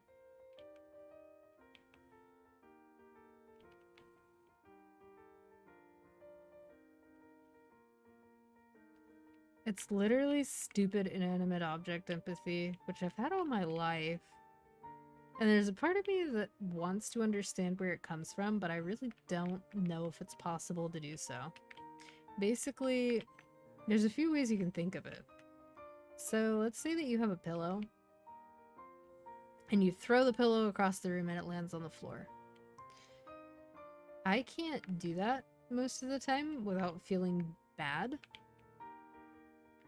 Because now the pillow is dirty, and also the pillow didn't do anything, it's just a pillow, and also somebody spent time making that, and so on and so forth. And really none of those reasons are relevant in the end. They're really not that important, because the feeling precedes all of those explanations. The explanations are just there because my brain is trying to understand why. But the feeling would be there anyway.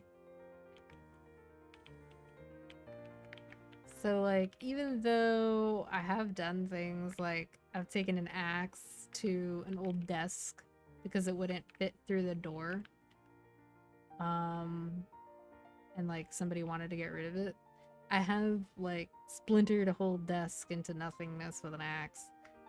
And I didn't feel that weird about it. That's kind of in the minority for experiences. Usually I do feel a lot worse.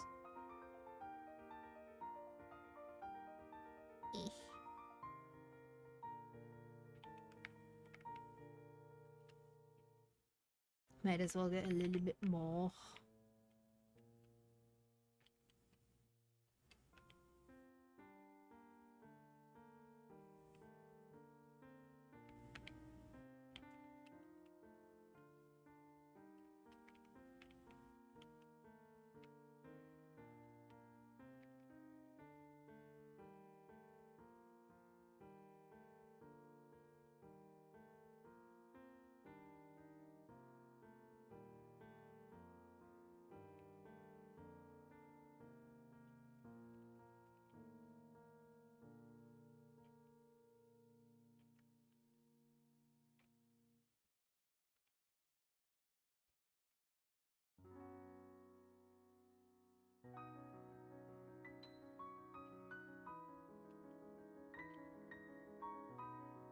Oh boy.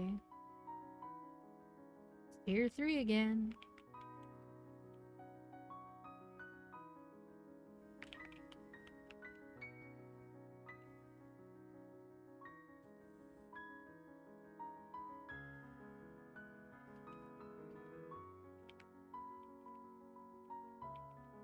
Something else that's a little bit funny to me about the octopus is if you go back far enough into reboot slash heroics history, several changes have been made to star forcing over the years, and it used to be that your item could still de-level even if it was level 6.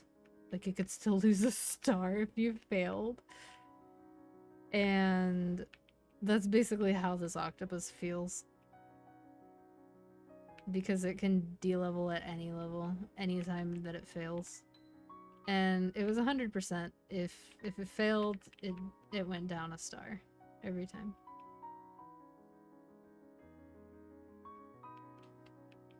I believe they extended the no level down thing all the way to 15 now.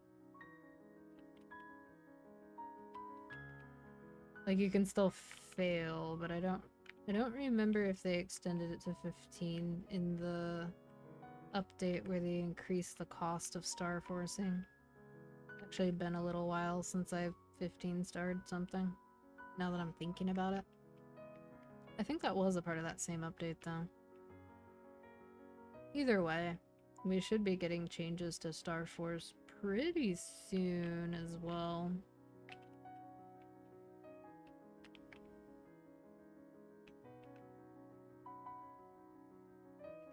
And honestly, there's not really much they can do that would make it worse. In terms of the way that getting spare items works.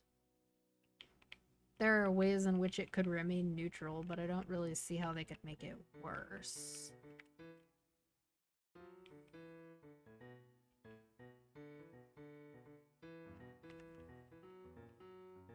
I do wonder, though, if as a part of the Star Force changes, if they're also contemplating what to do about Magic Wand and Meso Cubes for Rig.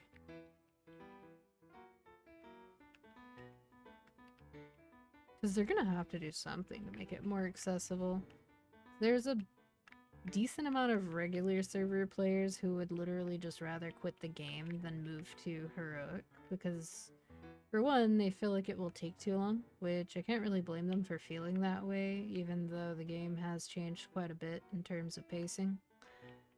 But also there's just a lot of misgivings about what Heroic is like. Like, there's this perception that because we don't have trading that it's a less interactive server, but people talk to each other quite a bit in Heroic.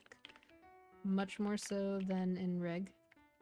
People talk outside of their friend groups and their guilds. They also party with random people sometimes for bosses, which it's also something that you don't really see happen on the regular servers. And people are very social. There's also a lot of, like, there are guilds that run events and stuff for their members. And they'll pull up, like, little prizes and stuff. Or just things that you would probably do anyway, but as, like, a little bit of extra motivation, or just, like, reasons to vibe with your homies. And I don't really see that kind of activity on Reg anymore. Honestly, the idea of guilds hosting events for their members feels like a really outdated concept for a lot of game communities. Where it's just like, people just participate in whatever events the game has to offer instead of running their own events. 14 has gone in like a weird direction with it, where regular FC events and stuff aren't really a thing anymore, but venue-based events took their place. Which is fine, but it is a little weird when you think about the fact that the majority of players in 14 will probably never be homeowners in game. So that kind of excludes them from being hosts for venue-based stuff. Even if, like, they could still, quote, work in someone else's venue. I'm sure someone out there in 14 has pretended to want to be in a relationship with somebody so that they could be a guest for their personal house. I am sure that someone out there exists who fits that profile.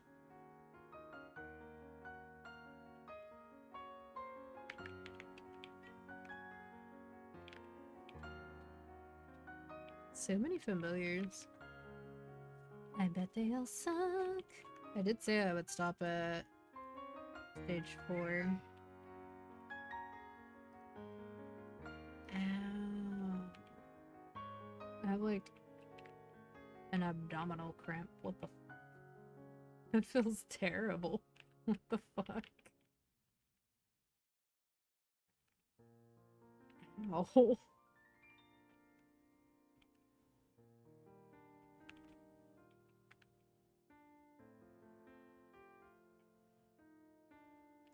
It's most likely related to the headache.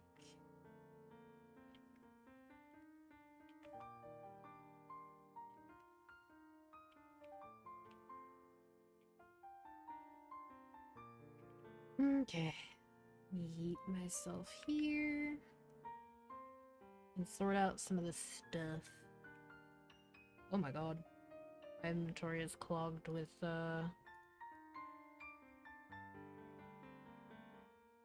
familiars again. That familiar rework cannot come soon enough! And of course I have all these stupid furnishing items that you can't really do anything with duplicates of. What's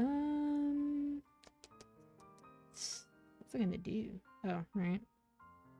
I was gonna go in here. And I was gonna claim these. Yay! And also claim these. Yay! I might kill those other 4,800. We'll see. We'll see.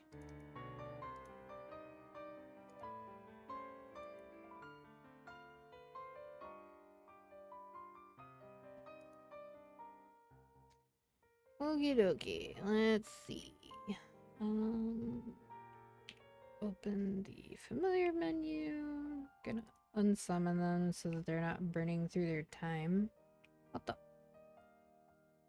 There. Okay.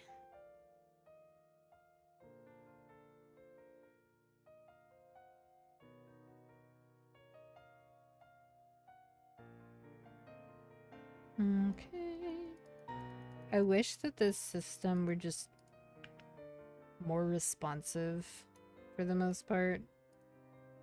But there also needs to be like an expansion to how many slots there are for keeping old ones.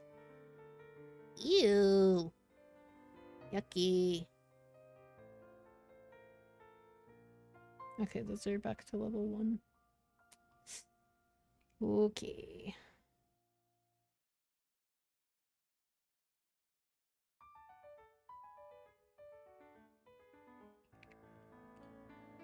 Like, it doesn't take a lot of observation to see how, like, kinda archaic and annoying this whole system is, on top of Reboot not having an easy way to reroll lots and lots of unique familiars, so you just have to go through the same process over and over again of feeding all these familiars to the other familiar. And then you have to level it to 5 again by killing more enemies. And then when that's done, you can try to rank it up and it can still fail. And every time that it ranks up, it resets its potential, so you have to reveal it again. Having to click all of these manually is absolutely wild.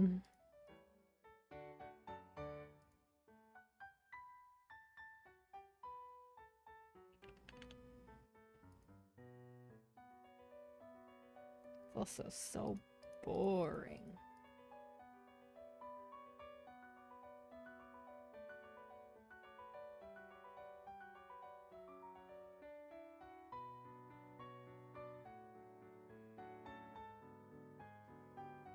Okay, that one is fed. We can get rid of this stack and this stack by feeding the other one.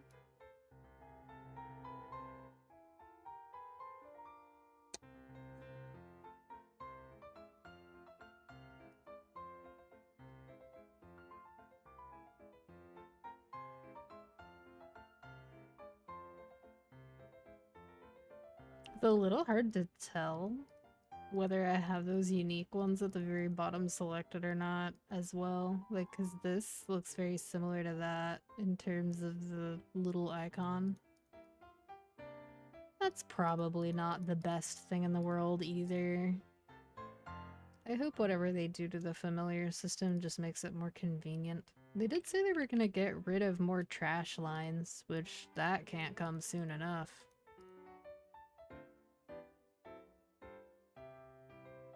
There's not really any reason for them to gate the heck out of familiars that are actually beneficial to you, to be honest.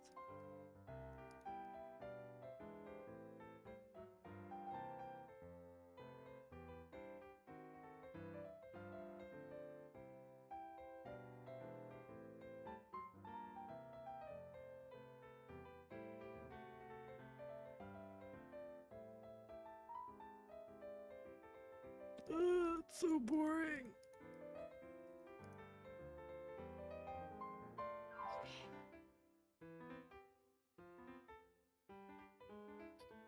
That aside,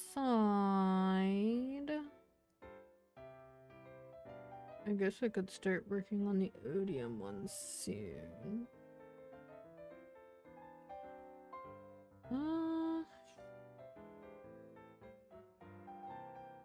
I'm gonna use 2 blue ones.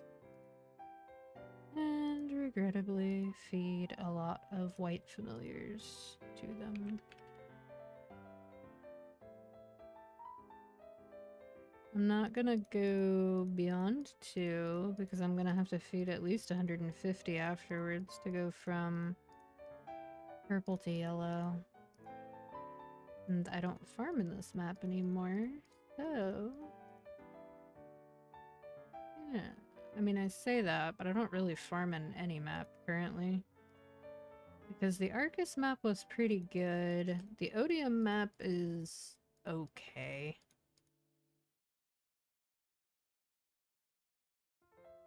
The bigger the mob size, the more obnoxious it is to try to see my summons. Or like when they're expiring. Which is why I have them favorited, but sometimes that's not enough. But the bigger they are, the more likely they are to die to things like dusk, so like I can't really be upset about it.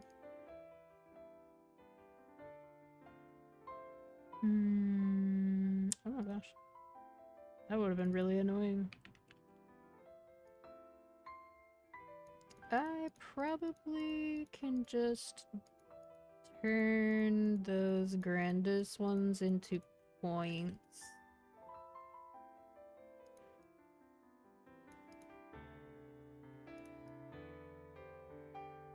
Unless I have like one that's sitting at purple or something.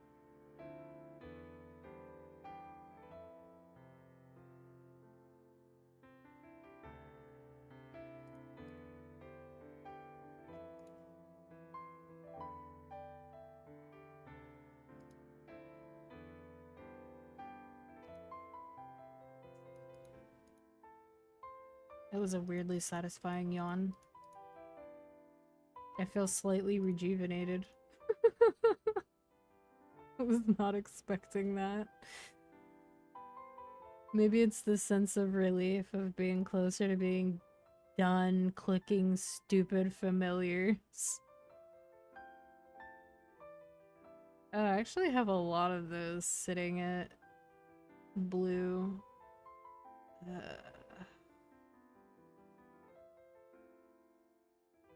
But I don't have enough of the low tier familiars to tier up any of them to purple. Awkward. I'm gonna turn these into points at least. That looks cool though.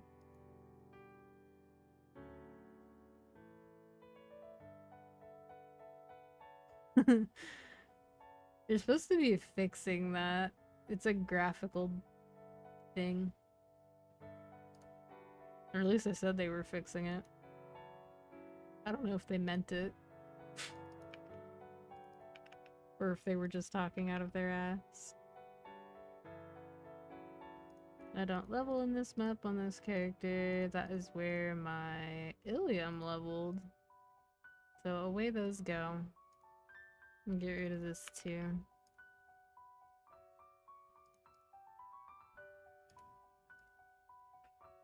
Okay. That is a lot more space, at least. Oh, they're back to making a bunch of noise outside. Now what are they doing?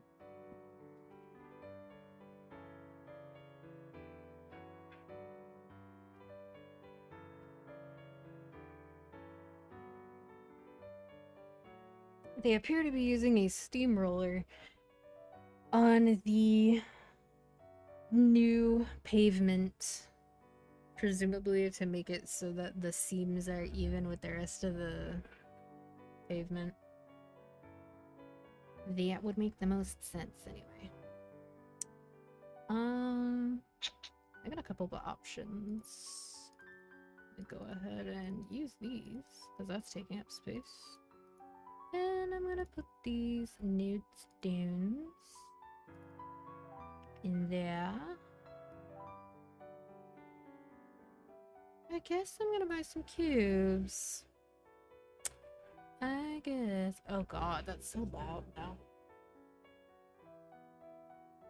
I wonder what component of that makes that noise. Maybe that's just the sound it makes when it moves.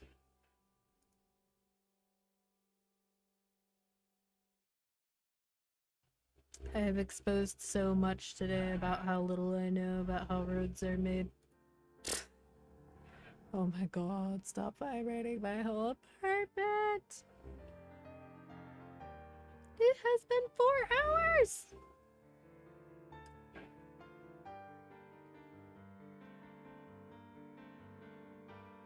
I actually forgot what I was gonna do. Right. Cubes. Yes. Cubes. Well, I can't afford to do that. I can do this. I mean, I could if I went and killed a few more bosses, but the mere idea of having to go kill more bosses is gross right now. Perhaps when I can hear myself think again. It's so fucking loud, oh my god. Okay. I do actually really like this new menu. I think it's a lot better than having everything be separate. There are some things that I feel like could be added to this menu though. And I wonder if one of the things they'll add to it is actually familiars. Probably not, but it would be really interesting. Because this UI is way snappier. Way snappier. Alright, so that's double, that's double. That's just high int. That's high int. That's high int. Double. Single. Double. Single. Okay. So I can reroll this. Give to me what I seek.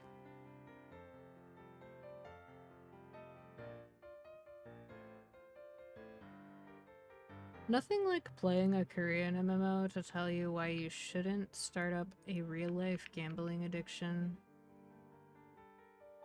Because you will see the best and worst of every % chance to do anything ever.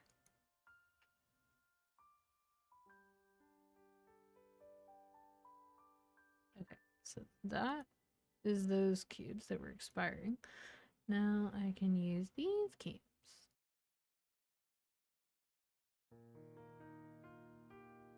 Oh!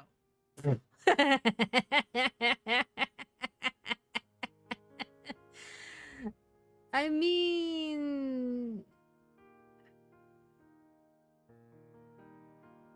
Unfortunately, that's not really what I want. That does allow me to re-roll this double meso. Or meso and drop. But...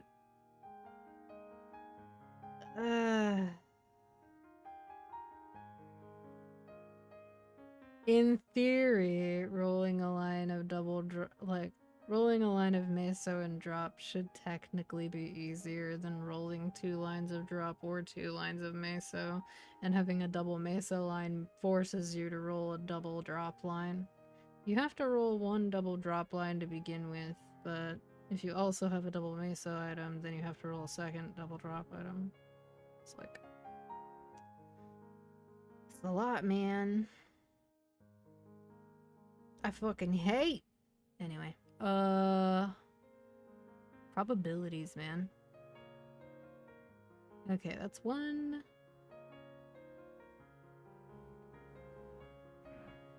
2, 3, 4, 5. Wait, I only have 5 meso lines, or did I miscount? Maybe this isn't as bad as I thought. 1, 2, 4, 5. Okay, yeah, I have 6. Yeah. Damn. Useless. Okay. I guess I'll re-roll this one now that I can just turn it into drop or double drop. It still technically gains because now I can actually re-roll something for even a single line of drop and it's still a gain. Yeah. Yeah, okay. Okay. It is still technically gains. Copium. Oh, get out of here. Stop it. I don't want mesos.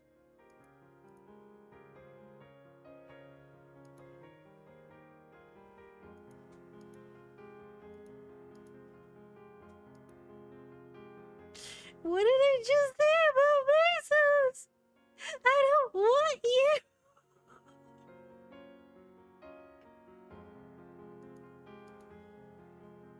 Okay. I can at least take that for now. That's so funny. This rude ass video game, I swear to God.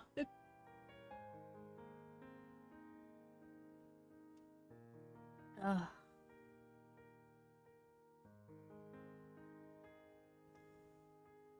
One more line of drop. One more. That's 2 lines, that's 2 lines. That's 1. That's 1. That's 1.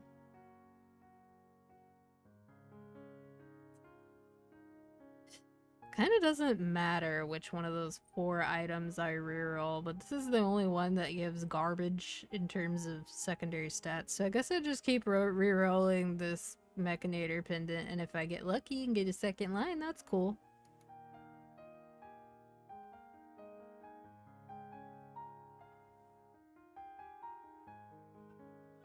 My cat has zoomies.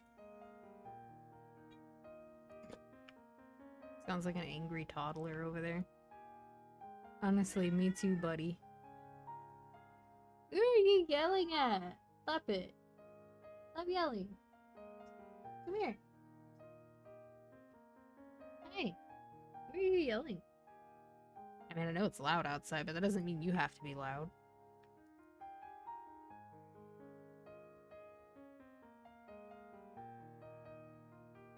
Of course.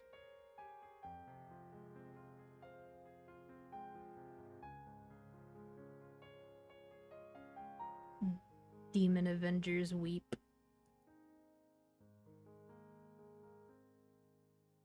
I have actually rolled 36% HP on an item before. Now that I think about it. I don't think I would ever have like a Demon Avenger as a boss mule though. Their main bossing skill feels bad to me. Although I guess I don't know how it feels when it's Hexa upgraded, but I doubt it's that much better.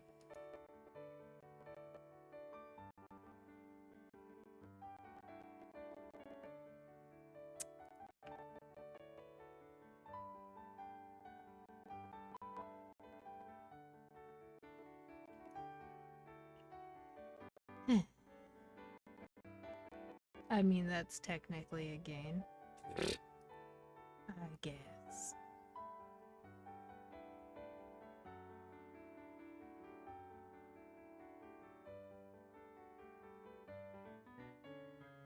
There's a part of me buried deep in the back of my brain that's always like, hey, what if we rolled the best possible thing ever and we clicked past it because we're holding the enter key down like a dum-dum. I haven't done it yet, but it could happen. I think I did that on an inner ability once, a long time ago. And then I just kind of sat there going, ugh. And then I kept rolling. Hello, why are you yelling? Why are you yelling? Why are you yelling? You have food, you have water. You were petted for plenty of time, sir. What do you want?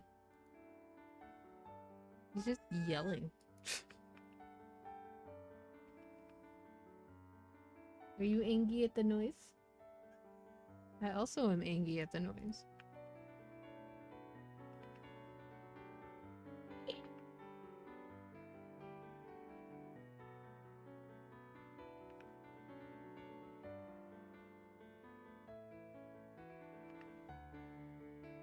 Stupid mesos.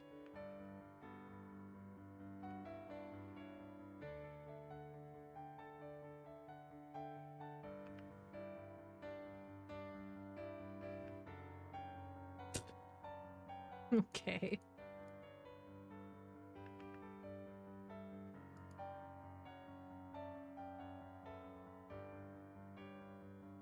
Go away, mesos. Mm-hmm.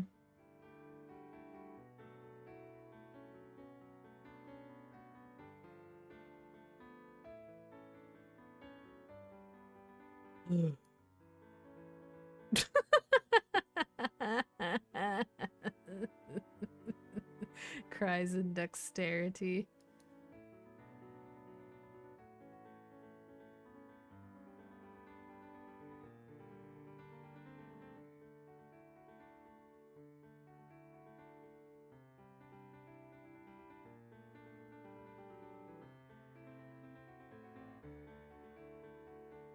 I feel like the MP lines shouldn't exist anymore.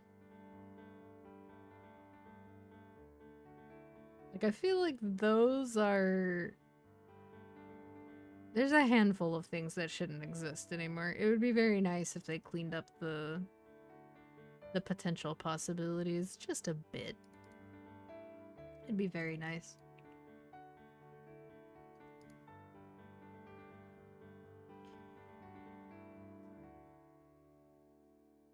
Maybe after they do so with familiars, if there's a really positive reaction to it, they'll consider getting rid of at least 2 garbage lines or something. Potential. Brain isn't braining. Okay, there we go. This side.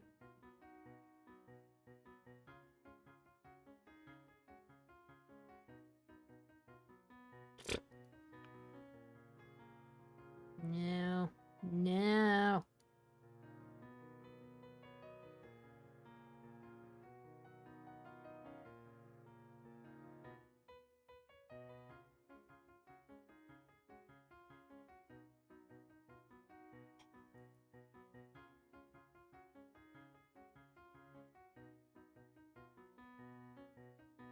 What the f- Why does it keep giving me 12% in and 18% something else? Why are you like this, mushroom game?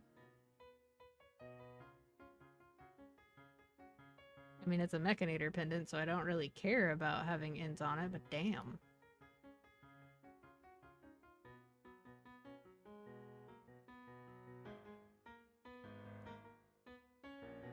Ugh.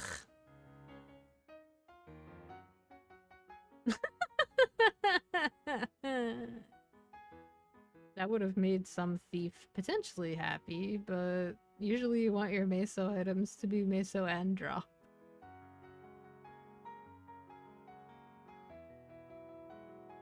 But if somebody were like struggling to one shot, that would be pretty nice, I would think. Ugh. Ugh. Notice that I haven't seen 24% int.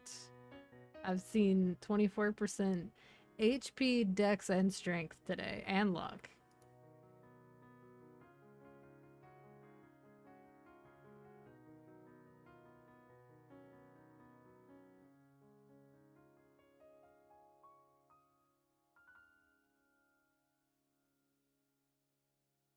Okay.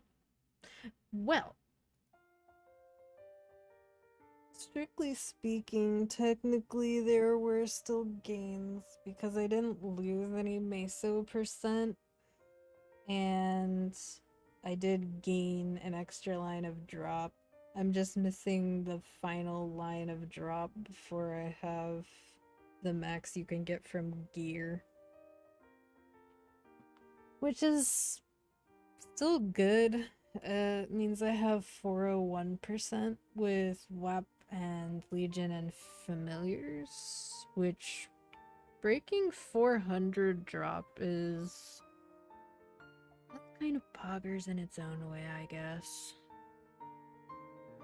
It's kind of just me being inefficient and a bit of a perfectionist to keep fishing for that last line, but I want it.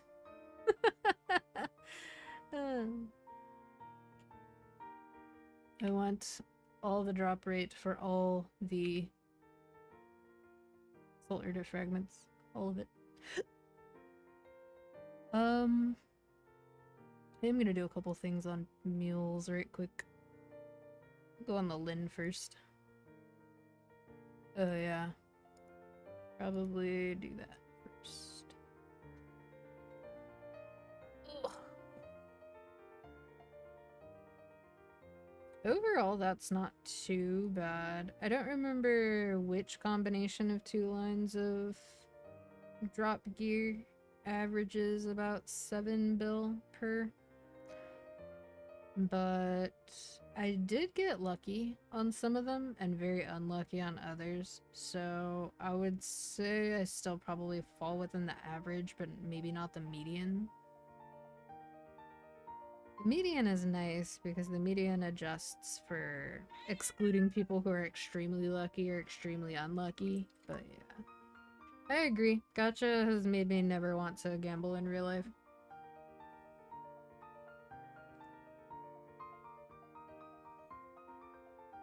$100%.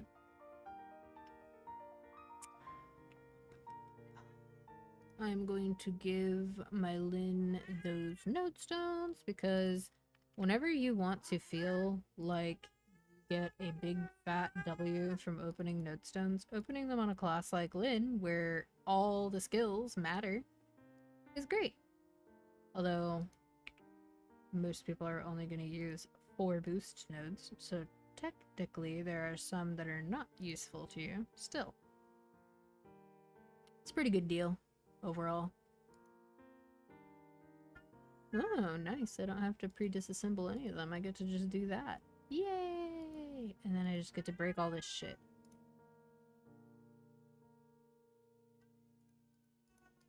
Oliver, quit it.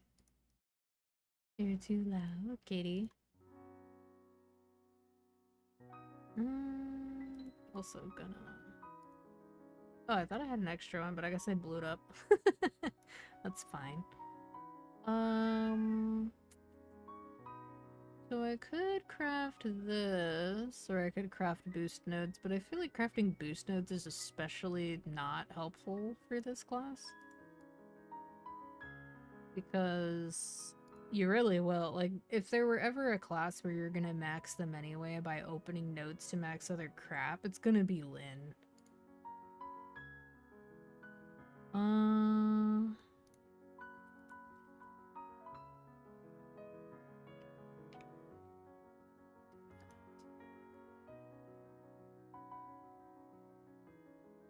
Glorious progress. Technically, if I give my Lynn those 20 node stones, the EXP ones, that come from the second part of the Tekken event, I can probably max this and put a bunch of points into Goddess, which would certainly help.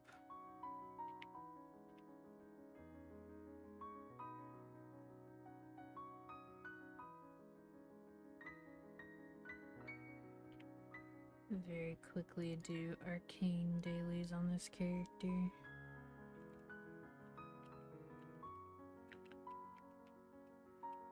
It really does have no gear, but it has nodes, and that's all that really matters for doing dailies. Like, it has really low combat power, but it wouldn't take much to fix that. We would just need to do a few struggle normal Lomians, but we all know that Lynn has never struggled, so it feels disingenuous to call it struggle. Although it would admittedly go a lot faster with like 5-ish mil combat power.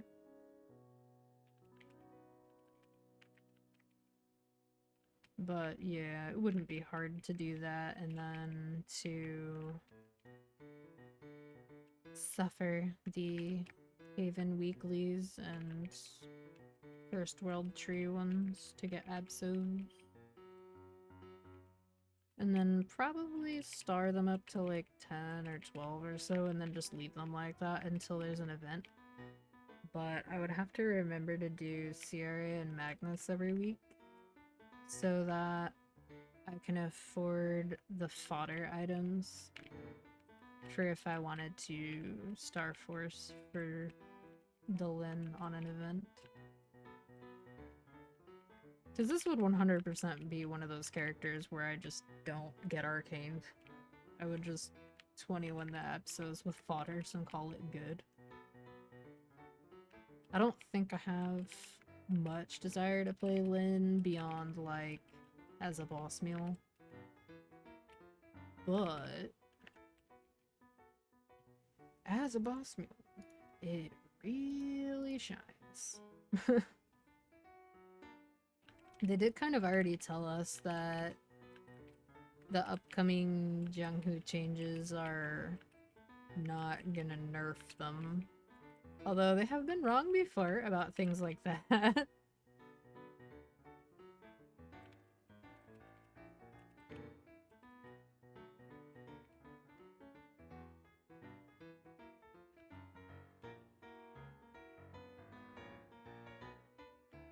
A few days of dailies on this, plus that mag pot,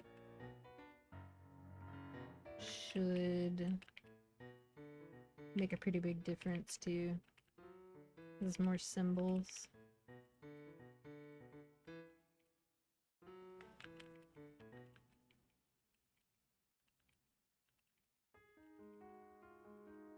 I am really glad that they've changed these dailies so that they go all the way down to 100 now.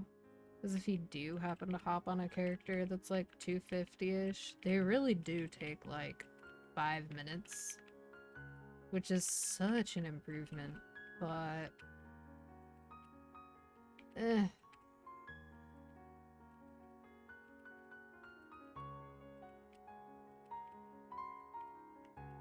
Having any of them be at 500 still kind of feels unnecessary.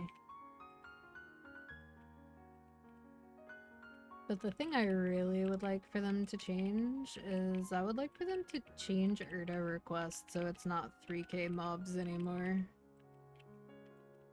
Like, yeah, I mean, it's normal to grind in Grandis, but you don't necessarily want to do that every day.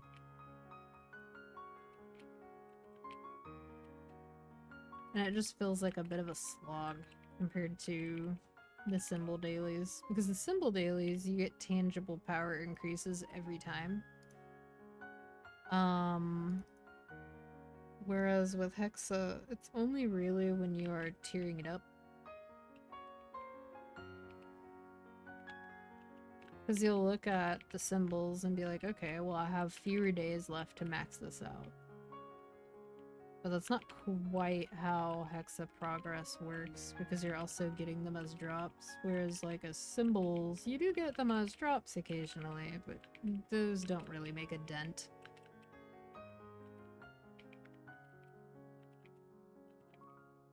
There's a certain satisfaction that comes from maxing out any symbol though, and just being like, wow, I never have to do this particular thing ever again.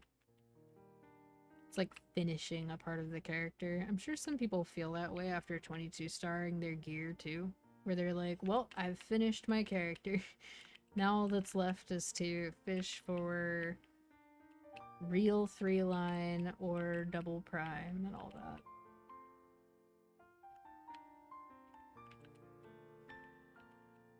I acknowledge that in the amount of time that I've been on Heroic, I could have probably done that several times over. But admittedly, it definitely is a lot more accessible of a thing to do now than it was when I first created like my first Reboot character, when it was still called Reboot.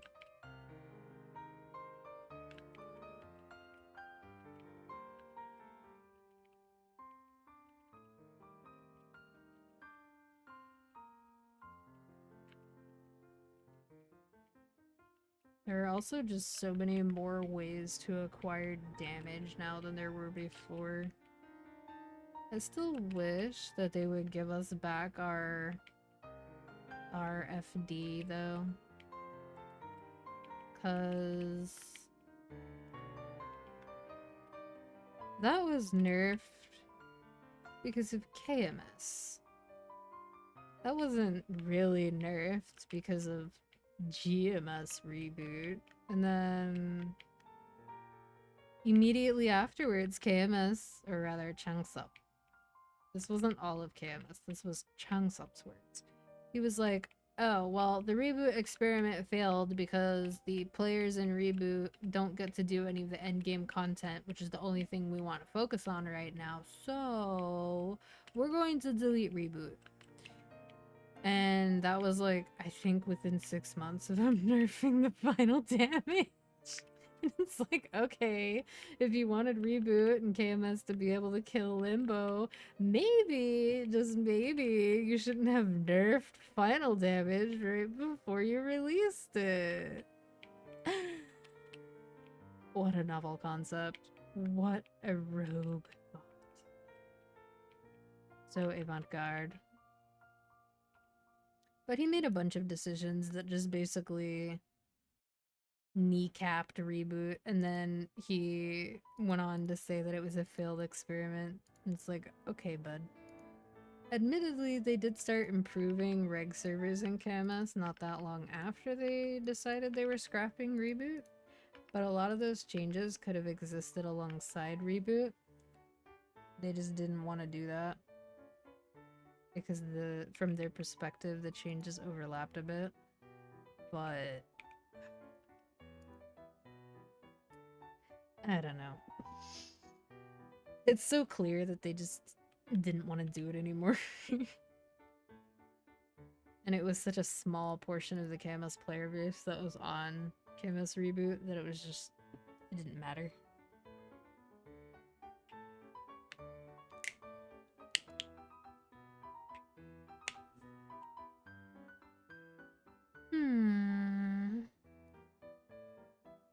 Honestly, the champion double up thing is pretty decent. I think I liked the Night Troop one a little better, where you could see like the apprentice character's HP bar go or EXP bar go up as you were leveling your main character actively. There was something kind of not exactly comfy about that, but like there was something about that that was like being able to set little micro goals so that you weren't just staring at your EXP bar. I generally look at my fragment count, not my experience bar. Perhaps I am in the minority.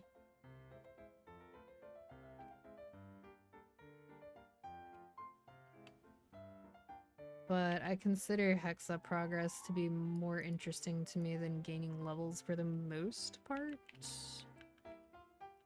Although I do acknowledge it would be nice to have my BAM at 280. It'll happen eventually. And I don't really have to focus on the EXP rates to make that happen, but if I could remember to keep using the VIP boosters and the 3x tickets, that would certainly help!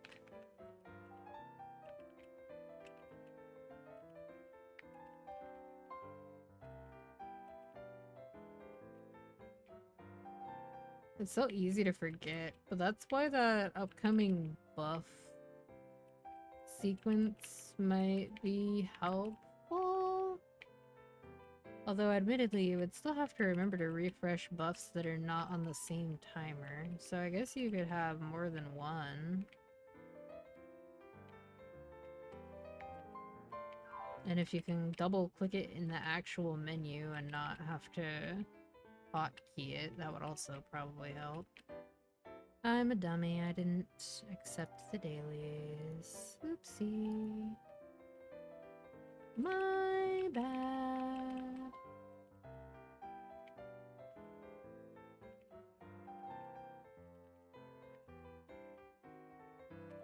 I think all of the construction has broken my poor brain. It is non-functioning.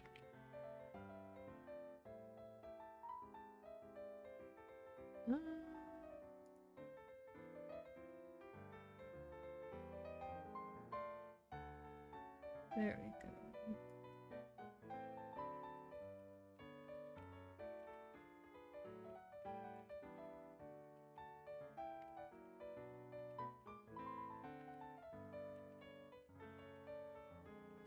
There are actually quite a few games upcoming next year that are free to play that I'm kind of looking forward to, like tentatively looking forward to. But we'll have to see.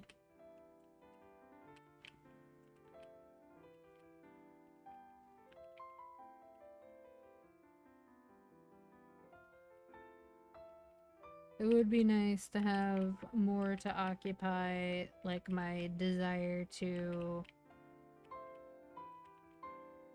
progress or like get new things. Because Maple,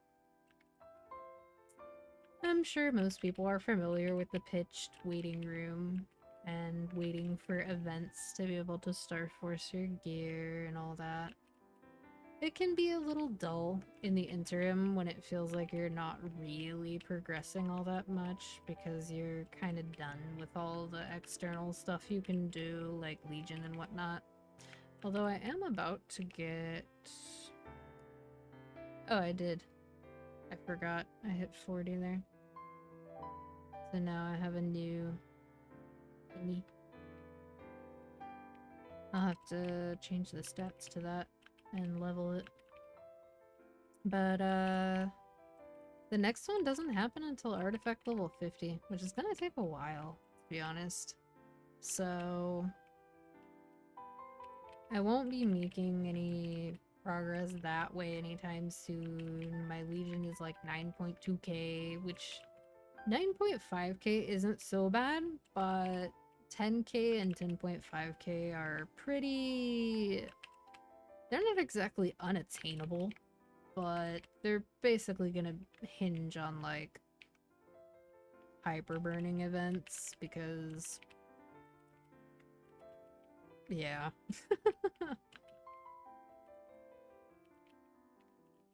And then when it comes to cubing and starring, it's like, yeah, cubing off event is fine, although cube sales do help. Especially if you're going for lines that would require more cubes to hit anyways. But...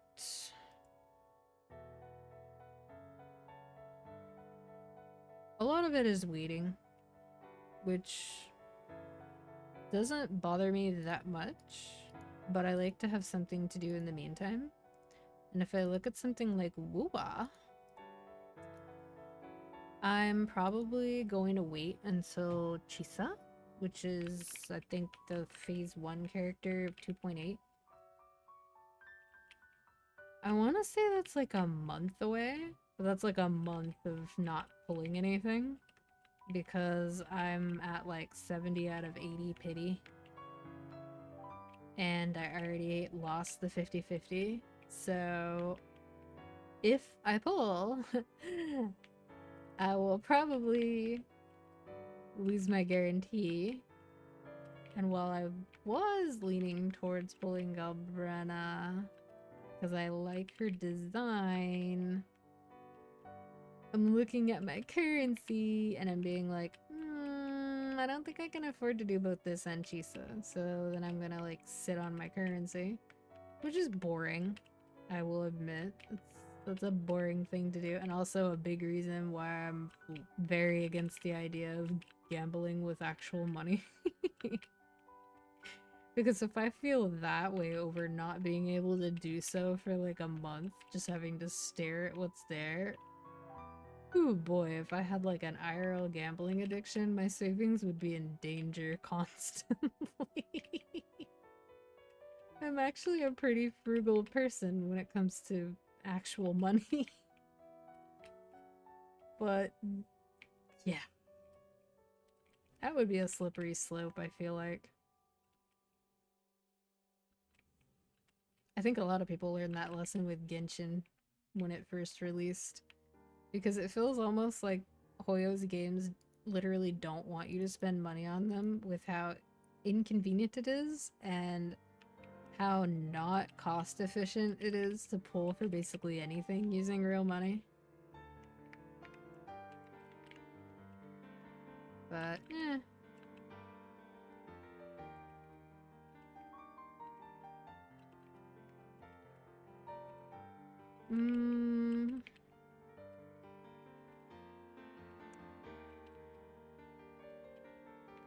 Ugh, that note's still dropped in the corner.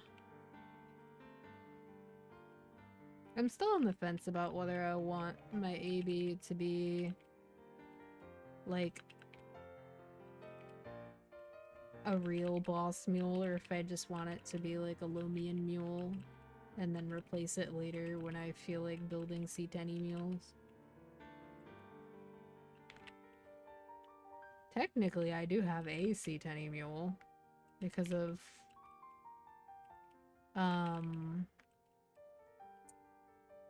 Challenger World Season 1. Which isn't usually something that people at my power level on their main would have. Although it's not going to be a C10 mule for a lot longer if I don't actually go out of my way to get it some gear before the Challenger gear expires. Presumably I have enough coins that I could get Absols on it, but ew. Ew! Low star Absols. It's fine.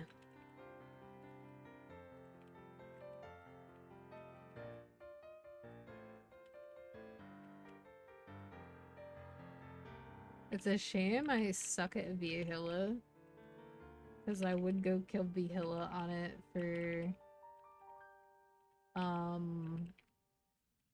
Legion Champion before its gear expires. and then basically just sit on it and let it work towards lib slowly before I start caring about black mage. I do need to actually put in some time to learn BMN Saren soonish. They weren't really accessible to me when I last was caring about progression. Before the red dot system, BM was possibly accessible to me because my main is technically a support, and at the time it offered more FD to the party than it does now. So it was not as sought after as a bishop, but it was still sought after to some degree, even if it did have a doo-doo 200-second burst at the time. Like, it was a 200-second class with a 40-second burst. It was just weird. But that entire 40-second burst would buff the party, so it wasn't that bad. It just maybe wasn't the best pairing for something like a Night Lord, where basically all their damage is condensed into burst. Because their damage is condensed into burst, they're not really benefiting a lot from that extra 30 seconds that your burst is buffing them. But if you partied with other classes that have long burst windows, like Mihail, it's fine.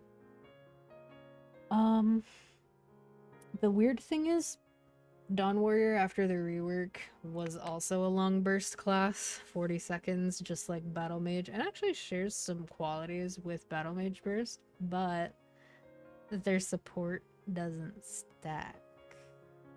And while technically BAM offers more support, it just feels a little weird because True Sight and Debuff Aura don't stack.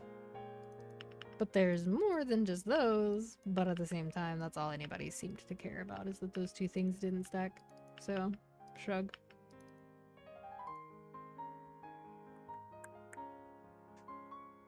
There we go.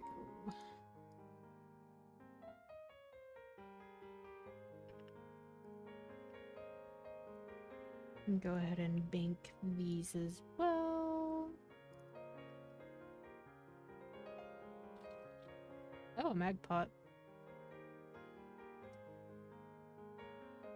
I will put that on the Lin, actually. Oh, it's not tradable. That's the one you buy from the... whatchamacallit? The Champion Double Up shop, so it's not tradable. I forgot that was even there. Well, one step closer to a Sphera. Which will be nice.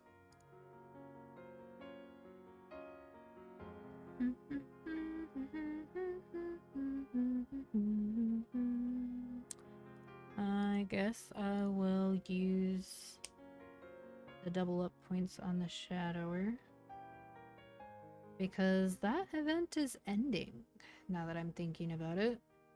I wouldn't want to forget to do that before it ends.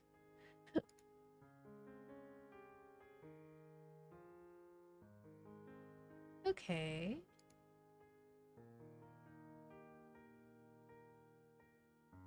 That's not too bad, actually, for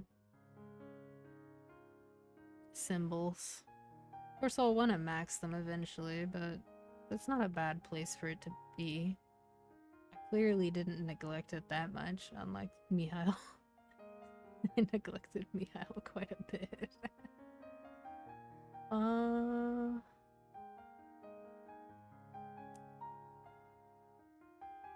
Do Sia.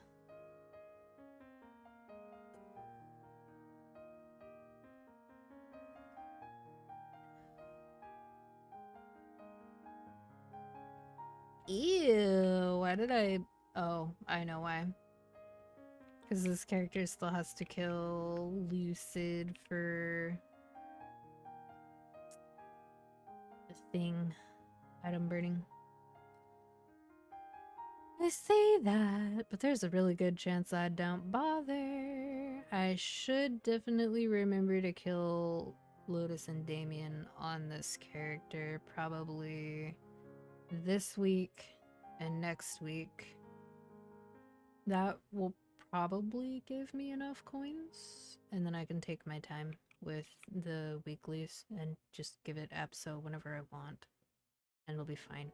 It needs event rings and stuff too, so I'll have to keep that in mind for the next time that those are available for random characters, because check-in events usually have one.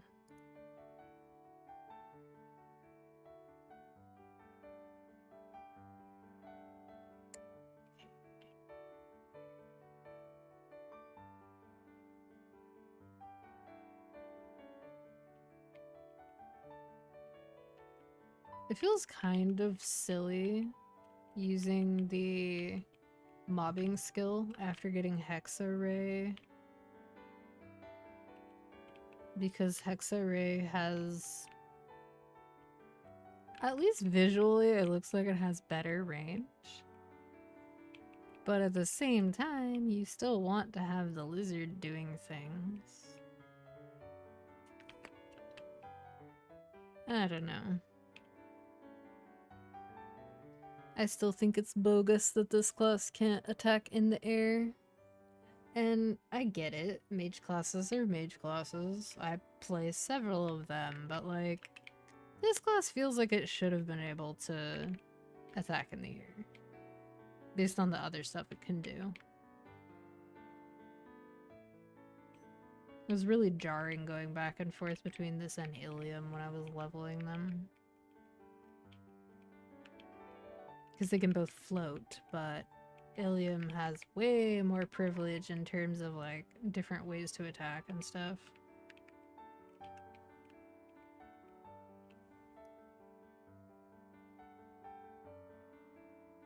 What did I leave this character's symbols on? Oh, they're not that bad. They're about the same as the Shadower.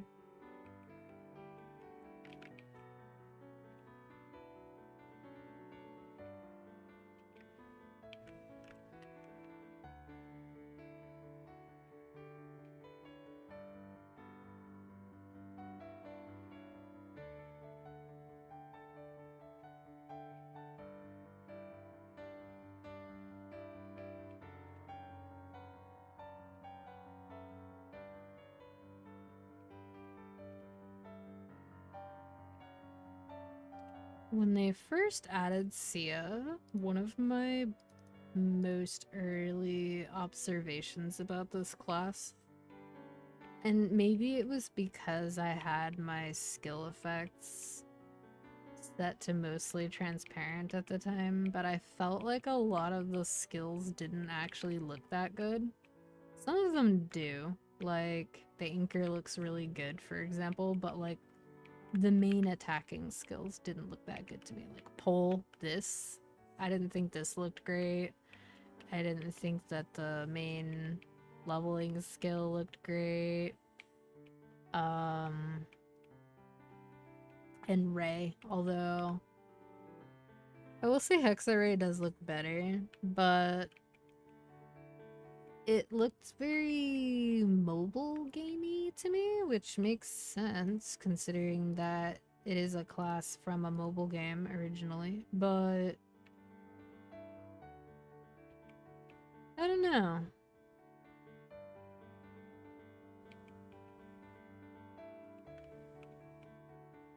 I do think that it looks very different from any other Maple class, though.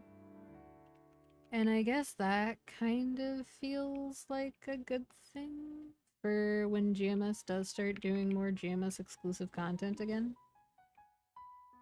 I'm basically looking forward to a point in the future when the game is in a good enough state where things don't break constantly, so probably after the test server that they fortunately did listen to the player base about. Probably sometime after that, and after they've done some of the more GMS specific changes to things like link skills, to familiars, to Star Force, to pitched items, and just traces in general. Those are all way higher priority, at least in the opinion of pretty much the majority of GMS players. compared to having unique content. And then after that, there's probably closing the legacy gap. That's probably right behind all of those changes, is working towards closing the legacy gap. Having potable badges be available again, even if it's just available once a year, like the ride or die blocks, that's fine. Because it means that if you do play the game for the year, then you'll guaranteed have an opportunity to get the thing. It wouldn't really be any different than waiting for like a specific Christmas event to happen in another game. If I recall correctly, old school RuneScape did a thing where whenever you had like a seasonal event, each subsequent year you could still get the stuff from last year's event and the event before that and stuff. 14 handles it by if you missed out on a seasonal event, you can buy it. It's like you can buy whatever the cosmetics were from it, but they're not available in the shop until 1 year after. I don't mind that system per se, although I do feel like Mog Station's prices are getting a little out of control. Especially for outfits, considering that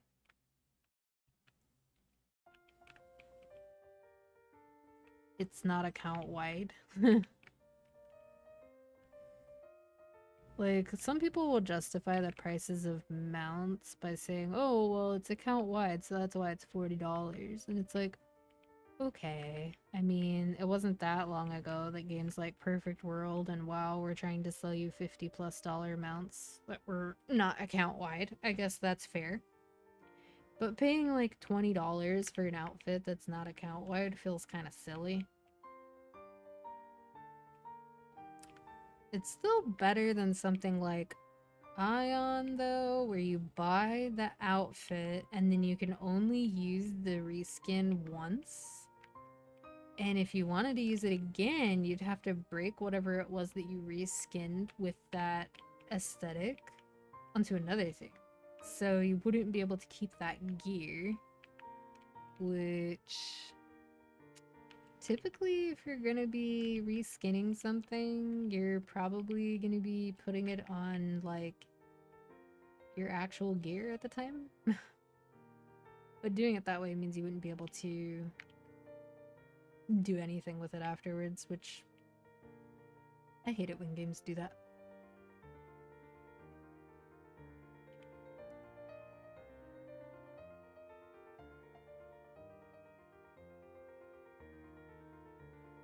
Like, is it really that bad to just let people own what they paid for in some capacity? In, like, any capacity whatsoever?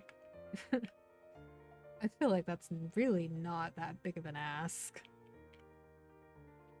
But we own less and less.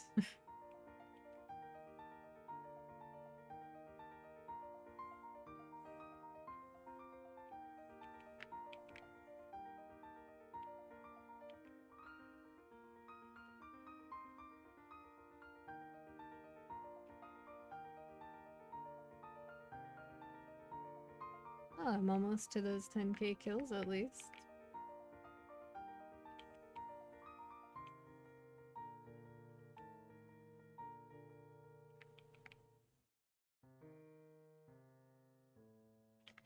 I'm definitely tired. I know yesterday I slept at like 1 and it's 12 now. Ideally, I stay up a bit longer to push my sleep forward again some more.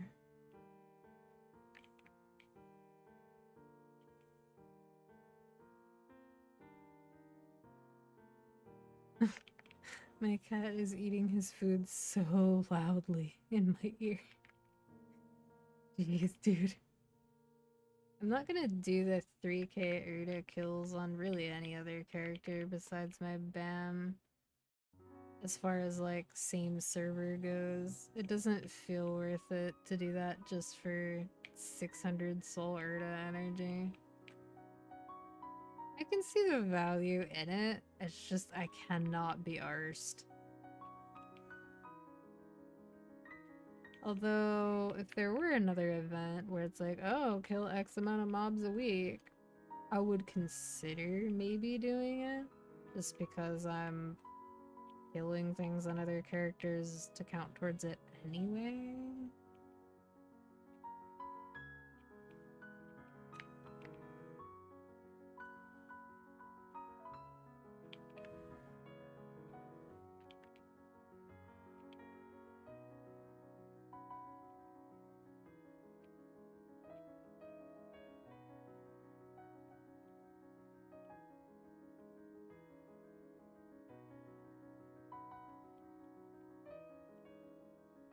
This is part of why Hexarray and Hexa Antares are so interesting to me.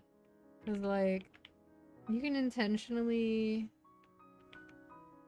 spam, like, 4 rays to spawn them. And then they're kind of like little turrets. They suck up enemies and kill them. So I'm pretty sure that apart from using the old leveling skill to spawn the lizard, there's not a whole lot else for me to do besides spam a ray to level. That said though, they did say that they were going to talk about Sia's M2 and M3 soon. So there's a pretty good chance that her mobbing skill gets upgraded with that. The mobbing skill and pull. They're probably going to do the mobbing skill as one and pull as another, and then have each of them also buff some of the constellations. I don't know what the 4th mastery would be in that case, though. I'm sure that it would have some constellations on it. But...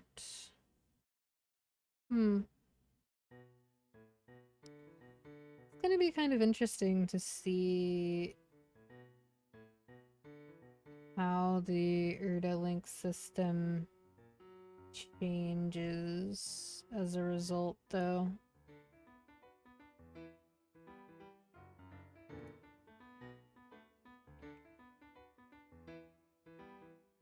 As well as, like, Sia's idealized path.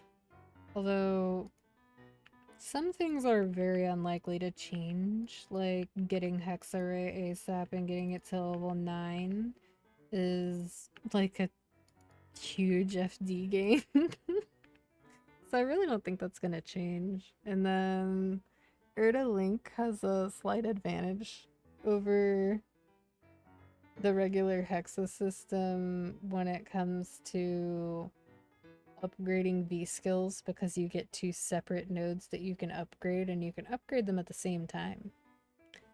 And they cost less materials that way for you to do it like that. So leveling up Shine, for example, so that you can fit more of your buffs or more of your constellations into it and stuff, is actually a pretty big FD gain for not that many fragments in the grand scheme of things.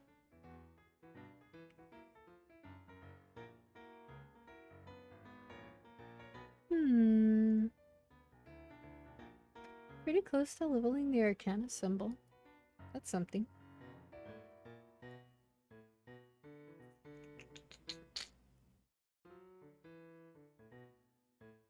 I'm gonna hop on my Ilium. Actually, did I get any? No, I did not. I was gonna say, did I get any node stones on this character? And the answer is no. Switch to Ilium and I will be right back.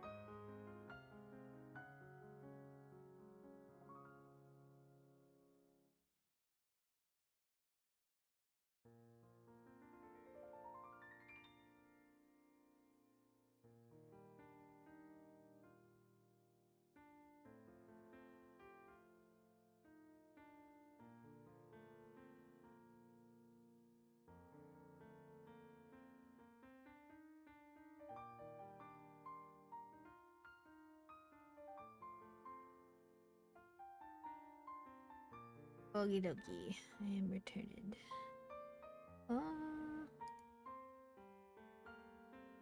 I had a very rogue thought as I was walking by both cats. I kind of want to get one of those carpet rakes. Because I bet there's actually so much cat hair in my carpet. There's probably so much of it that it would probably change the texture of the carpet. Like, it's not visibly noticeable, but I just have a feeling.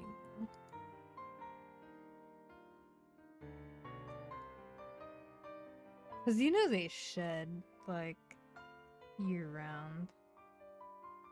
And it's not like a little bit. One of my cats has an undercoat, which is like mega shedding. I know that I said farming on Battle Mage is pretty easy, but it's got nothing on Ilium. Few things do, really. I'm not gonna bother placing portals for this map, though.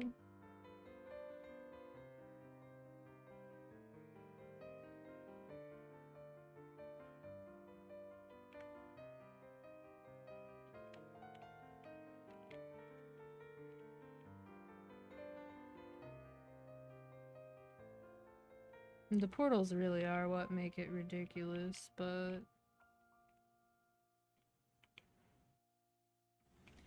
even with the 2-minute changes, a 2-minute cooldown on the portals is still a little bit too long for how quickly these go by.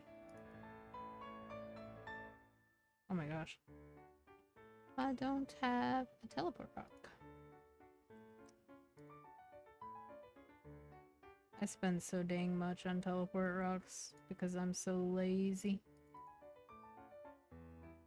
Usually what I end up doing though is for the character I want to teleport rock on, I'll just have that character do like some baby boss to pay for it. So that it doesn't feel like it cuts into anything.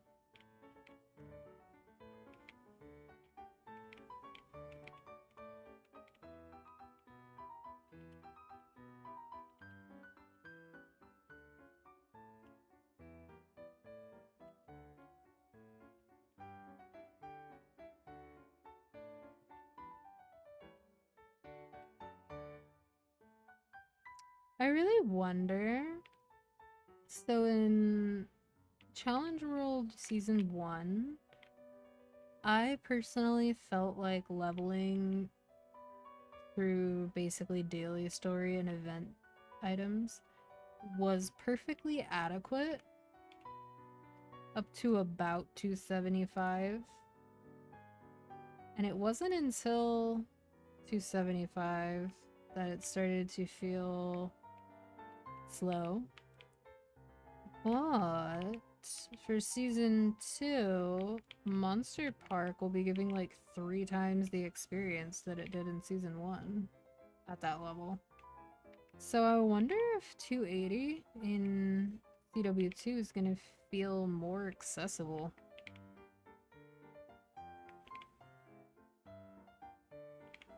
$285 probably will not feel that accessible, but it will still feel more likely than it was, I guess.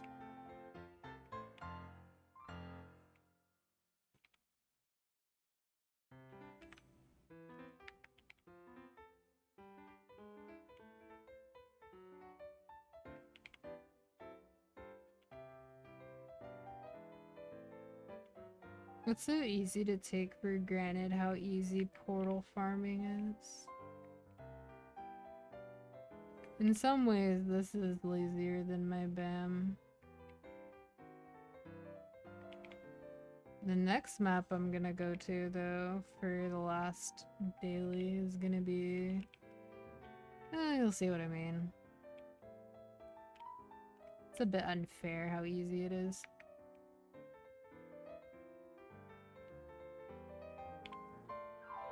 I still think that this class is an excellent candidate, even for Season 2 of Challenge World. If anything, it's even easier and even stronger than it was for Season 1.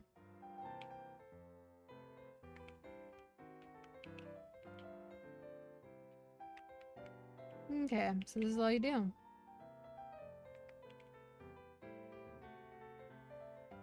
And it kills the whole map. Just back and forth between these two portals. Think of all the episodes of things that you could watch while you idle the time away. Portal farming on Ilium. It's a fidget toy. That's what it is. It's ridiculous.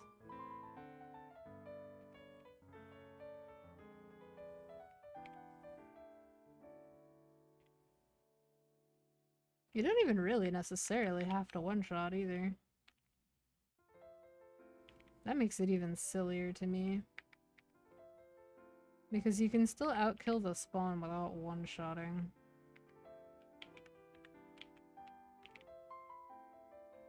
Especially if you time your reactions.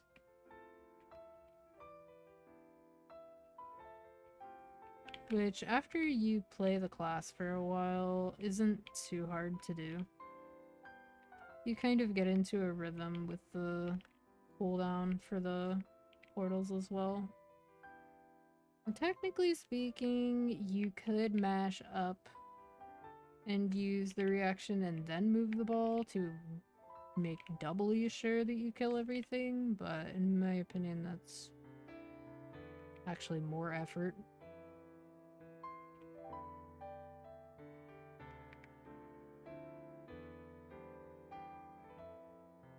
The other nice thing about this class is that it's really, really privileged for some of the boss fights that you would want to get done early in Challenge Worlds. Specifically, ones that you would want to get done before you start having stats and titles and stuff expire.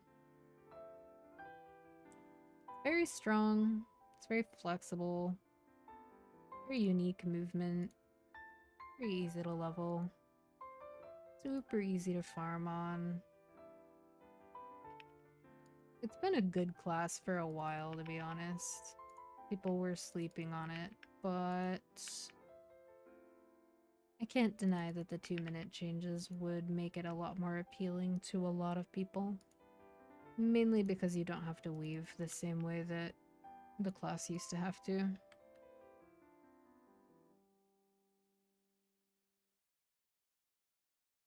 I actually also think that Mihail isn't a bad choice either for people who don't already have one.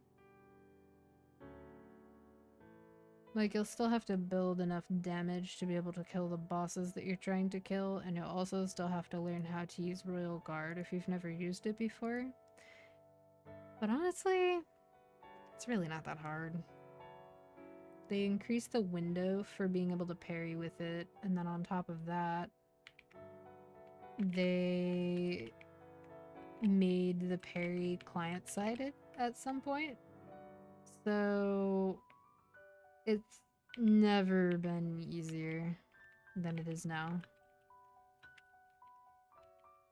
And Royal Guard gets bigger and has a longer parry window the more times you succeed. It's very, very, very good.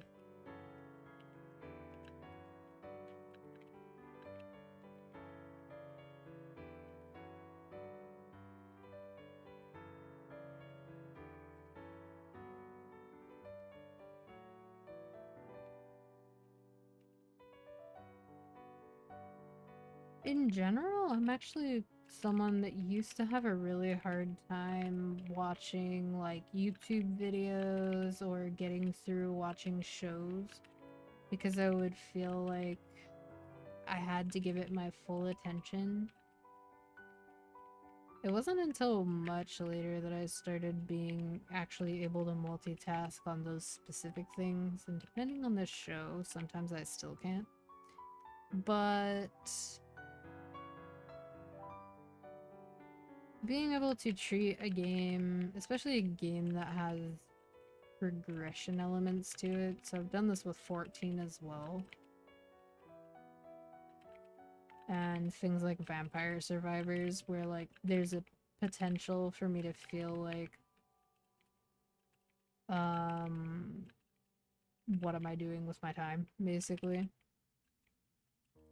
If I am able to stack multiple activities together, like watching a show with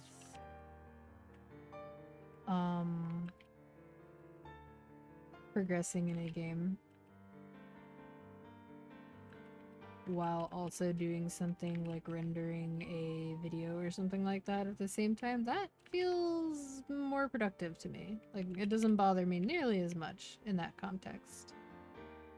And I understand that a part of that is like a flawed view of what productivity is, but it's also just like eagerness to get out of the current situation.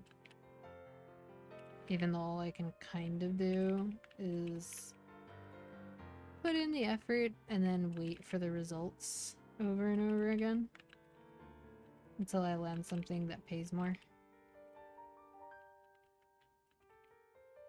But nothing wrong with staying busy in the meantime. I feel like this character used to do more damage and I don't know why. I have no idea why its damage feels so much lower now.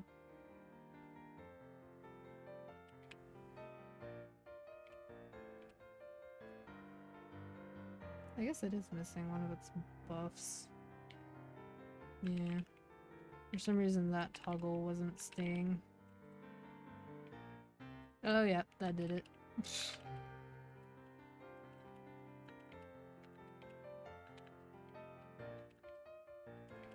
I was like, I don't remember this character being that weak.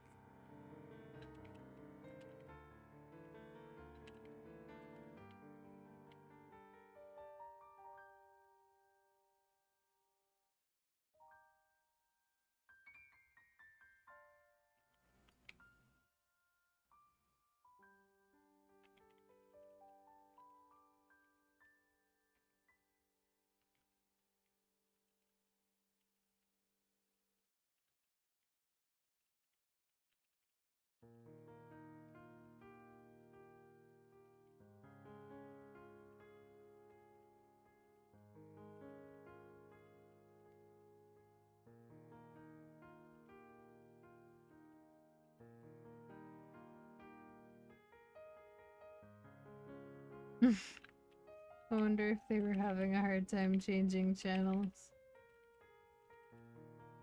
They eventually just gave up and went above. Used to be a lot harder to do that in maps because, like, if you were getting hit, you couldn't change channels.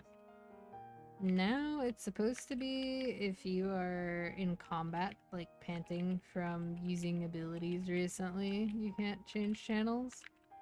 But sometimes it doesn't quite work the way you'd expect.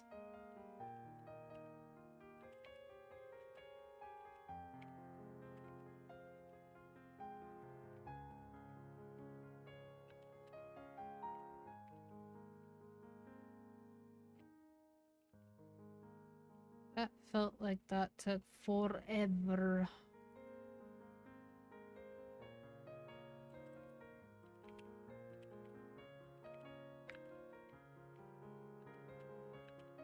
I thought about making a Dawn Warrior for CW2, but like... My Dawn Warrior's name is Krishna. How am I supposed to beat that?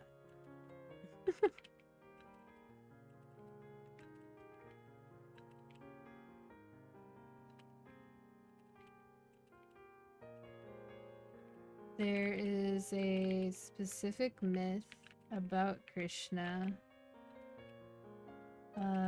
where, like, as a baby, he opens his mouth, and inside his mouth you can see the cosmos. So it is pretty fitting, but like, and then also it's not a class that scales super hard. It's a little bit front-loaded in terms of power. Very easy class to play though.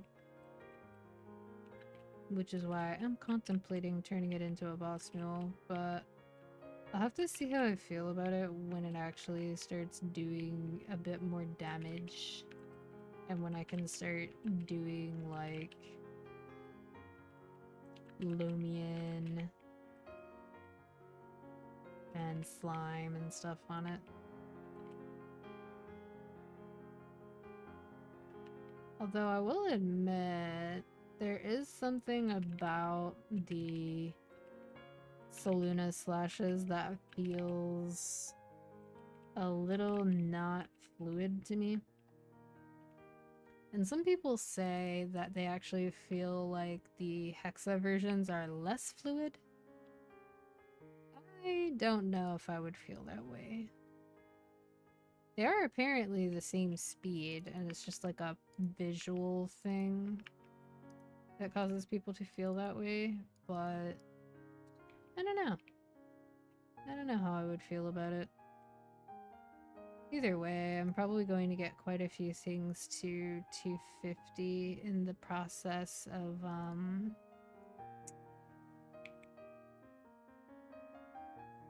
figuring out options for Legion Champion and whatnot. Like, I'm probably gonna try turning quite a few things into hard Lomian mules, and then if I like them as hard Lomian mules, consider building some of them up to being C10 mules, and then if I really like them as C10 mules, then I'll consider putting some effort into liberating them and working on getting them to like the bare minimum of stats required to do like Saren, and maybe turn them into champions. It just depends. So I was able to give my land 42 nodestones today. That's pretty okay. That's one of the many reasons why people are basically feeling like boss mules are a little devalued in favor of just, quote, grinding on main. Because if you grind, you get Hexa resources for your main, you get familiars for whatever you want to use them on, you get mesos from killing things, and you get node stones for whichever characters you want to give those node stones to.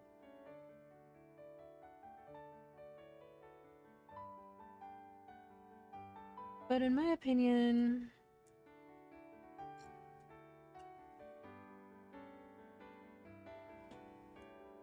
I think for a lot of people, it's easier when they do both and just kind of alternate between them.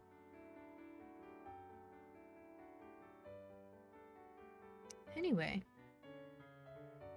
now that it is past noon, I think I'm going to call it here. I will probably have some opinions after the 25th, based on whatever they say for MapleCon. And at some point, we'll continue Sea of Stars, but I'm not sure exactly when. Anyway, it's been a pleasure. Thanks for hanging out, y'all. And I will see some of you next time. Bye-bye!